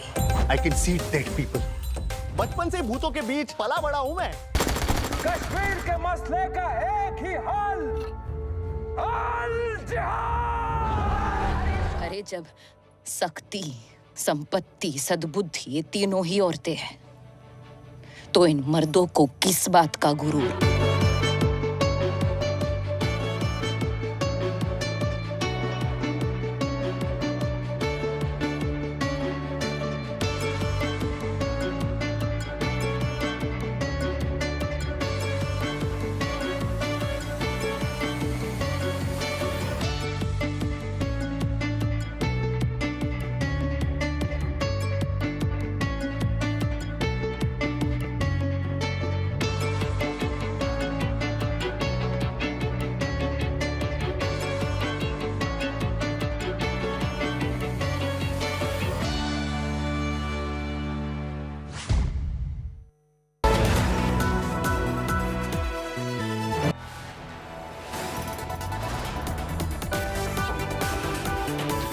are watching India Today.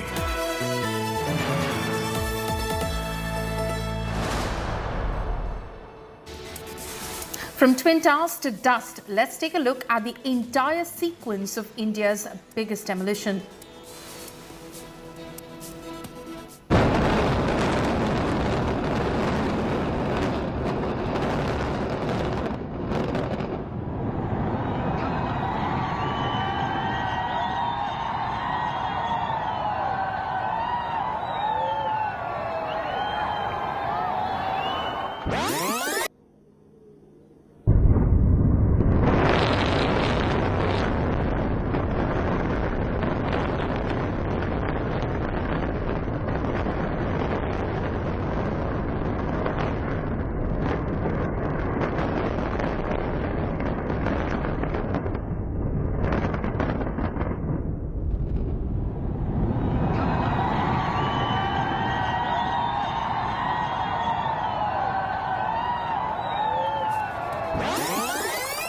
And that's going to be our top focus this evening. Good evening and a warm welcome to India Today. I'm Paulami Saha. Here are the headlines we're tracking at the top of this hour.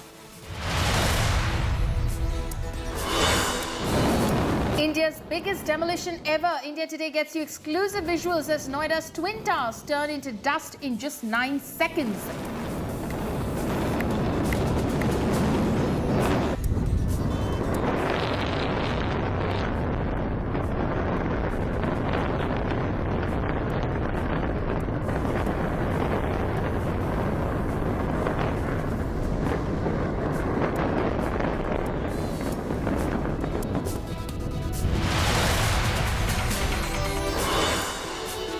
Dust and debris surround the site after demolition. Noida authorities brace for the aftermath. Smoke guns and water sprinklers deployed.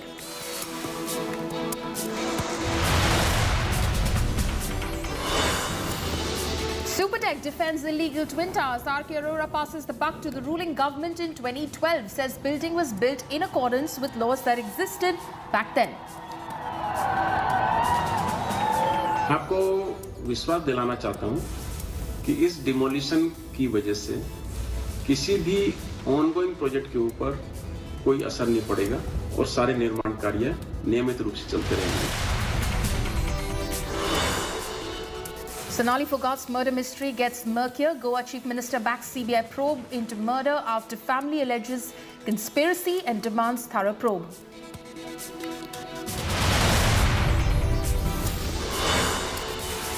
The Congress Working Committee has decided a new date for the Congress President poll, elections to be held on the 17th of October and counting on the 19th of October.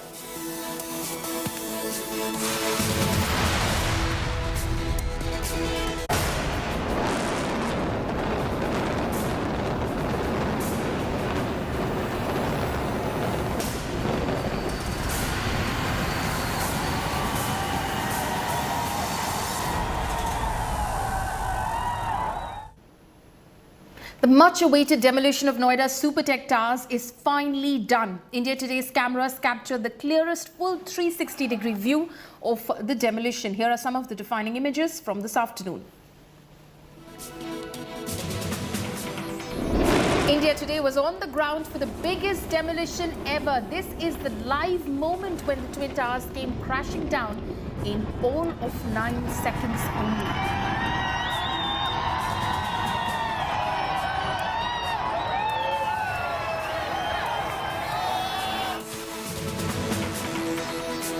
Nine seconds is all it took for the two Supertech towers, Apex and Kayan, in Noida Sector 93A to come down. India Today had deployed high-tech, high-definition cameras that captured the full extent of the demolition. Here's a look at the long shot of the moment the explosion was triggered.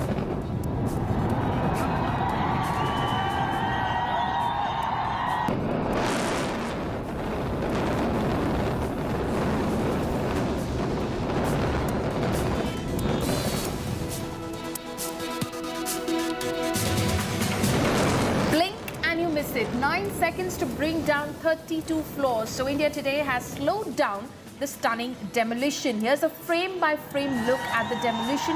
The towers brought down like a pack of cards.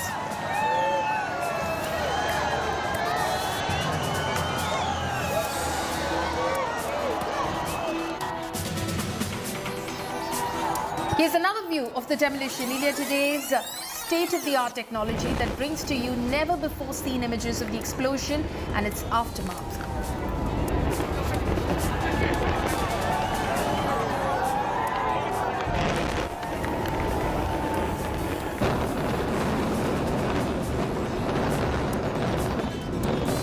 What was left after 9 seconds was a huge plume of smoke and dust. For the first few minutes, there was just dust everywhere, and as it settled, the empty space where two Supertech towers once stood. The demolition, which reduced the two towers to ashes, has caused a sudden spike in air pollution, with the level of particulate matter in the air going up.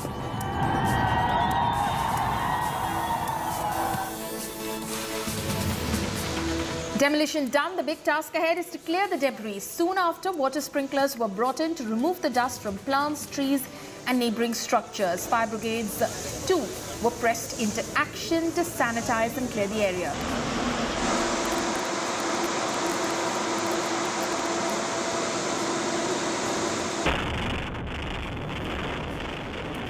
While India Today cameras captured the demolition in its clearest view, an ATS Green Village resident had placed a camera in his balcony to record the explosion, and this is what the balcony camera recorded. Floors of the Twin Towers collapsing one by one. This is the closest view of the demolition.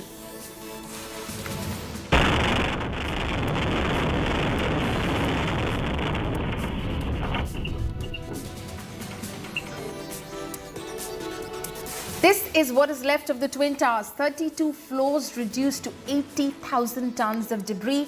Clearing this will be a big task, and it will take 3 months to clear this mess. The demolition came at a cost of 20 crore rupees.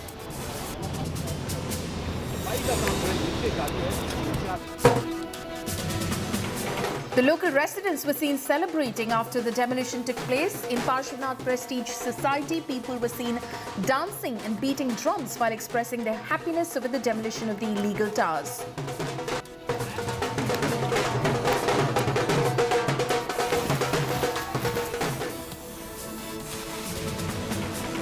And as soon as the two illegal towers were reduced to concrete dust, the debris has drawn the attention of selfie takers. The local residents were seen taking selfies with the leftovers amid the administration's interference.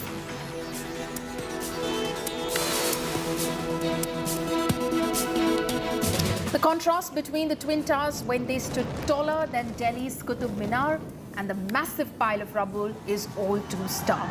While the two towers were around 100 meters tall, the heap of debris stands just in the form of a dwarf when compared.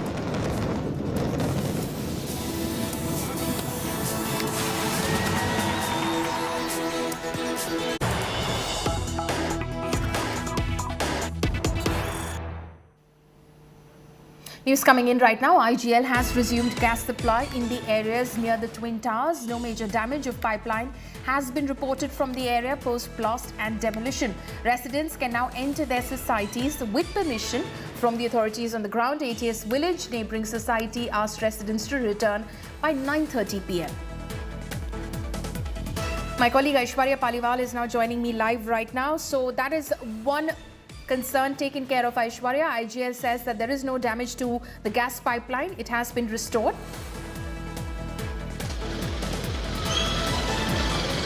But it definitely is a very big relief for the residents. We are seeing some of them, coming here and just checking the building from outside. The doors, however, are shut. You can see that there are many security guards which are on the gate of the Emerald Court. Now, the people who were fighting the case, they are the ones who used to stay here. You know, we have a family that's now coming in. We will just try and speak with them just to understand. Not willing to speak, these people. Polemy, but we can show you visuals of the cars that are coming in. Are you happy? Yes, yes. Yeah, happy. Yeah. So they're saying that they're happy with the demolition. Cars are now going in, happy families, smiling families. All of them have fought very hard for the demolition of the Twin Towers that we saw today. Polemy, from what we understand, 3 to 4 families have already gone inside. Calls have started going on. They are calling their neighbors. The electricity, however, Polemy, if I can show you the top floors, the electricity has still not been restored. Gas pipeline, however, has been restored, which is a big thing. We understand that the lifts are being checked inside. That's another, that was also one of the major things that people wanted to check. The lifts they will be checking in some time, and then they'll start making calls. Most of the people will be coming back home tonight. Polemy. Right. Aishwarya, thank you so much for bringing us that report. Aishwarya, of course, reporting from the ground since this morning. And, of course, some amount of relief for the residents, of course, with the gas pipeline now being restored. Now, the Supertech Twin Towers in Noida have been brought down in a massive explosion in just a matter of 9 seconds. A total of 915 residential flats and 21 shops were razed to the ground when 3,700 kilograms of explosive material imploded Kayan and Apex Supertech's Twin Towers in Noida's Sector 93A. Here's a report.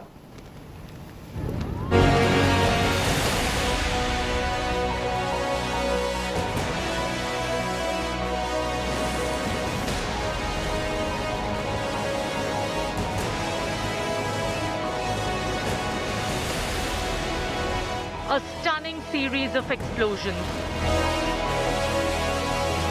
ripping through the Twin Towers. One floor after another, sending minimal debris flying, bringing down the doomed skyscrapers, sparking a massive plume of thick, blinding dust clouds, sweeping through the Noida neighborhood. The Supertech Twin Towers turned to dust in mere seconds, in one ferocious rumble.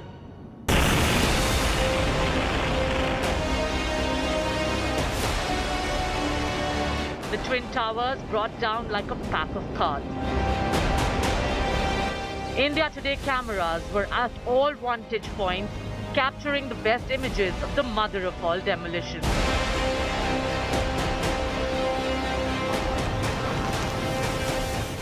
Amid cheer from assembled onlookers who packed nearby high-rises to witness the breathtaking moment.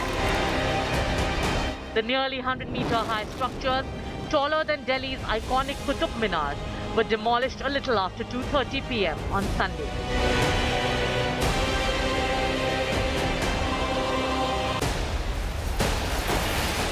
"32 floors of Supertech Twin Towers are now mere 80,000 tons of rubble. The 3,700 kgs of explosives rigged into the structures doing the trick."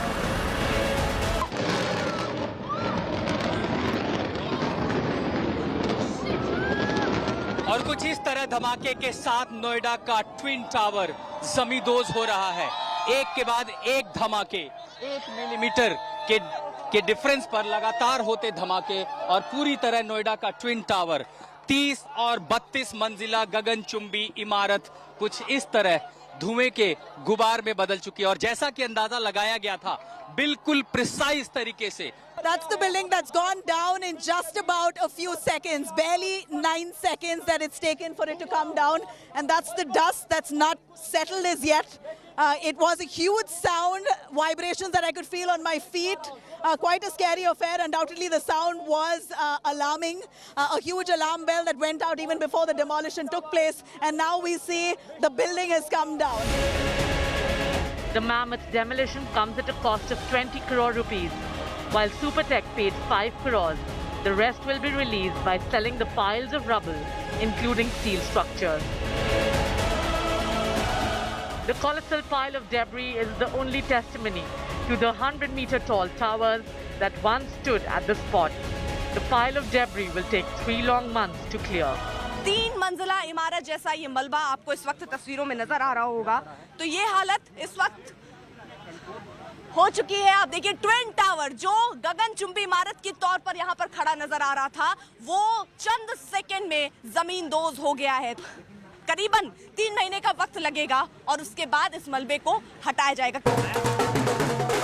The locals celebrated after the twin towers came down, happy that their homes were left unharmed despite the massive demolition. The clockwork-controlled demolition drive left the nearby high-rises unscathed. Buildings covered with massive plastic sheets escaped without any scars, but were piled with debris. With Nabila Jamal, Ashutosh Mishra, Ishwarya Paliwal and Arpita Arya in Noida, Bureau Report, India Today. The Supertech Twin Towers came crashing down in just 9 seconds with a spectacular explosion. The explosion left behind a cloud of smoke and 80,000 tons of debris. While the residents are expected to return to their houses later this evening, the debris will take an estimated 3 months to be completely cleared and disposed of. Noida Authority has made all necessary arrangements to clear the dust from the area. It has deployed sanitation workers, mechanical sweeping machines, water sprinklers at the site. Experts say that the demolition is likely to increase particulate matter PM10 in and around the site, which can lead to allergic reactions in the healthy and aggravation of symptoms in those who have respiratory problems. The health advisory has also been issued for the residents to tackle the situation post-demolition. People had been advised to wear masks, use air purifiers and keep their doors and windows shut. Special care should be taken care, in fact, of kids, elderly and people suffering from asthma and other respiratory ailments.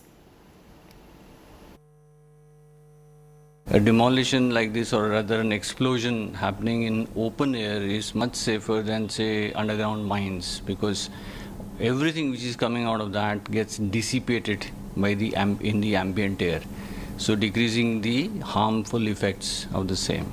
The only risk which has been reported is that occasionally underground channels like drains or something may become the trap for these gases and sometimes even get transmitted further on.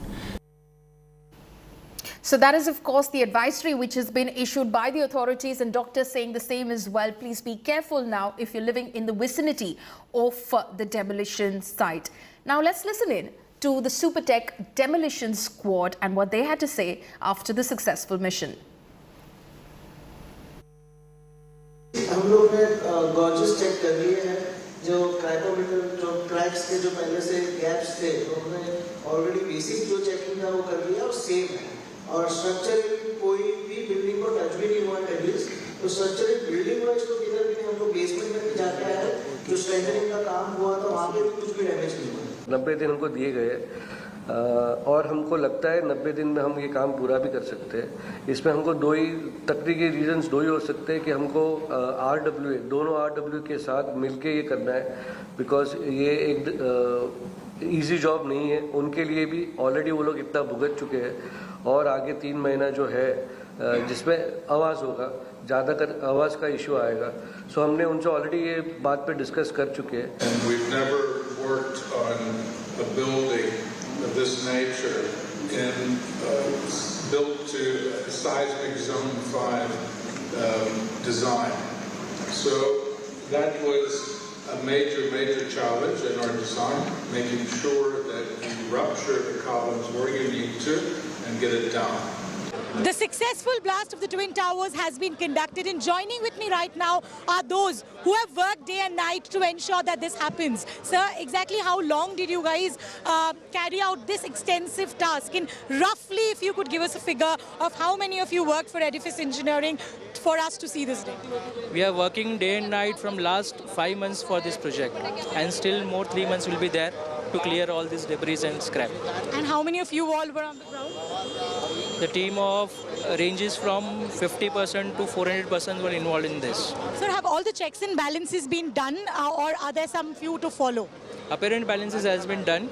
Only the explosive check is going on. Okay. So one more thing, the adjacent buildings, I believe there needs to be a check on whether there has been any effect on the columns or anything of that sort. So far, any untoward report that's coming in? No, nothing. Till now, preliminary report has suggested nothing has happened to even the adjacent building of Emerald or Esther. So there was one news that was floating that there is a wall of the ATS village that could have suffered a damage. Is that true? Yeah, so it was according to our plans, and the wall has been damaged, but that was already pre-discussed that the 10 meters of the ATS wall will go because the distance is very less. That's the reason. Apart from that, there's nothing untoward. No structural damages to the nearby structures. Only the compound wall of 10 meters, just 10 meters have gone, which would be, the debris would be removed and would be repaired. Thank you, sir. So that was the team of those who worked to ensure this day is seen. They say that the damage of the ATS wall that's happened, that was in plan. Anything else hasn't happened. They say it was a successful blast. With video journalist Pradeep Gupta, this is Shah Chatterjee for India Today. आप button दबाएंगे तब आपको उस समय क्या लगा था? आज से पहले काफ़ी इंटरव्यूज में बताया है, हमारा एक व्हाट्सएप का ग्रुप है एक्सप्लोसिव ट्रेडर्स का, उसमें आज से जब 1 साल पहले ये सुप्रीम कोर्ट ने डिसीजन दिया था तो उनमें आया था कि किस तरीके से इस बिल्डिंग को ब्लास्ट किया जाएगा, एक्सप्लोसिव यूज़ होगा। मैंने प्रे टू माय गॉड कि शायद काश ये काम मुझे मिल जाए। आप चाहते थे कि ये काम आपको मिले? बिकॉज ऑफ कोर्स मैडम, मेरे ख्याल से ऐसे इंडियन ब्लास्टर कोई भी नहीं होगा जो नहीं चाहता था।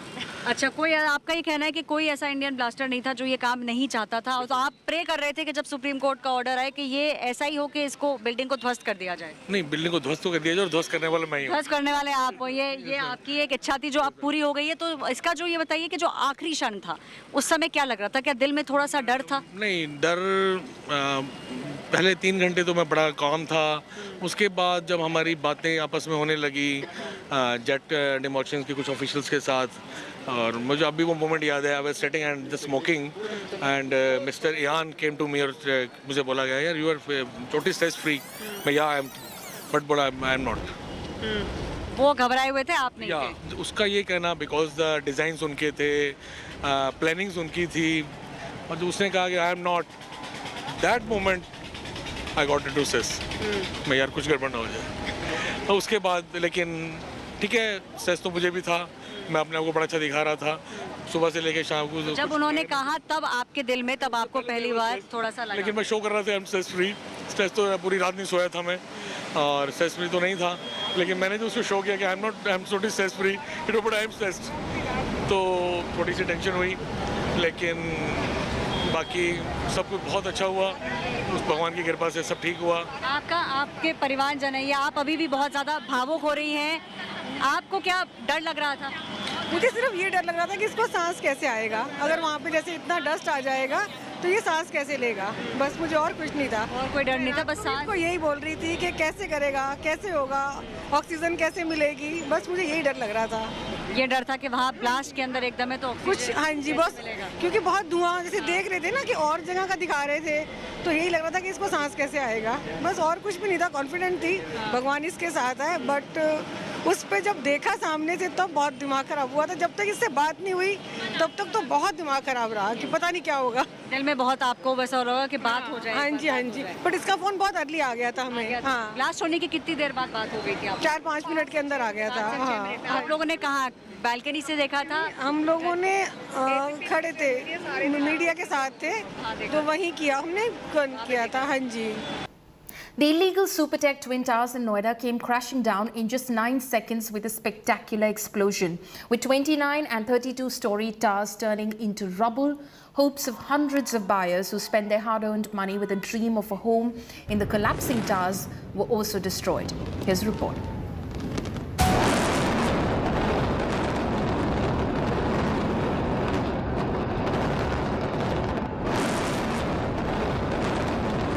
the death of Twin Towers, crashing down in seconds into massive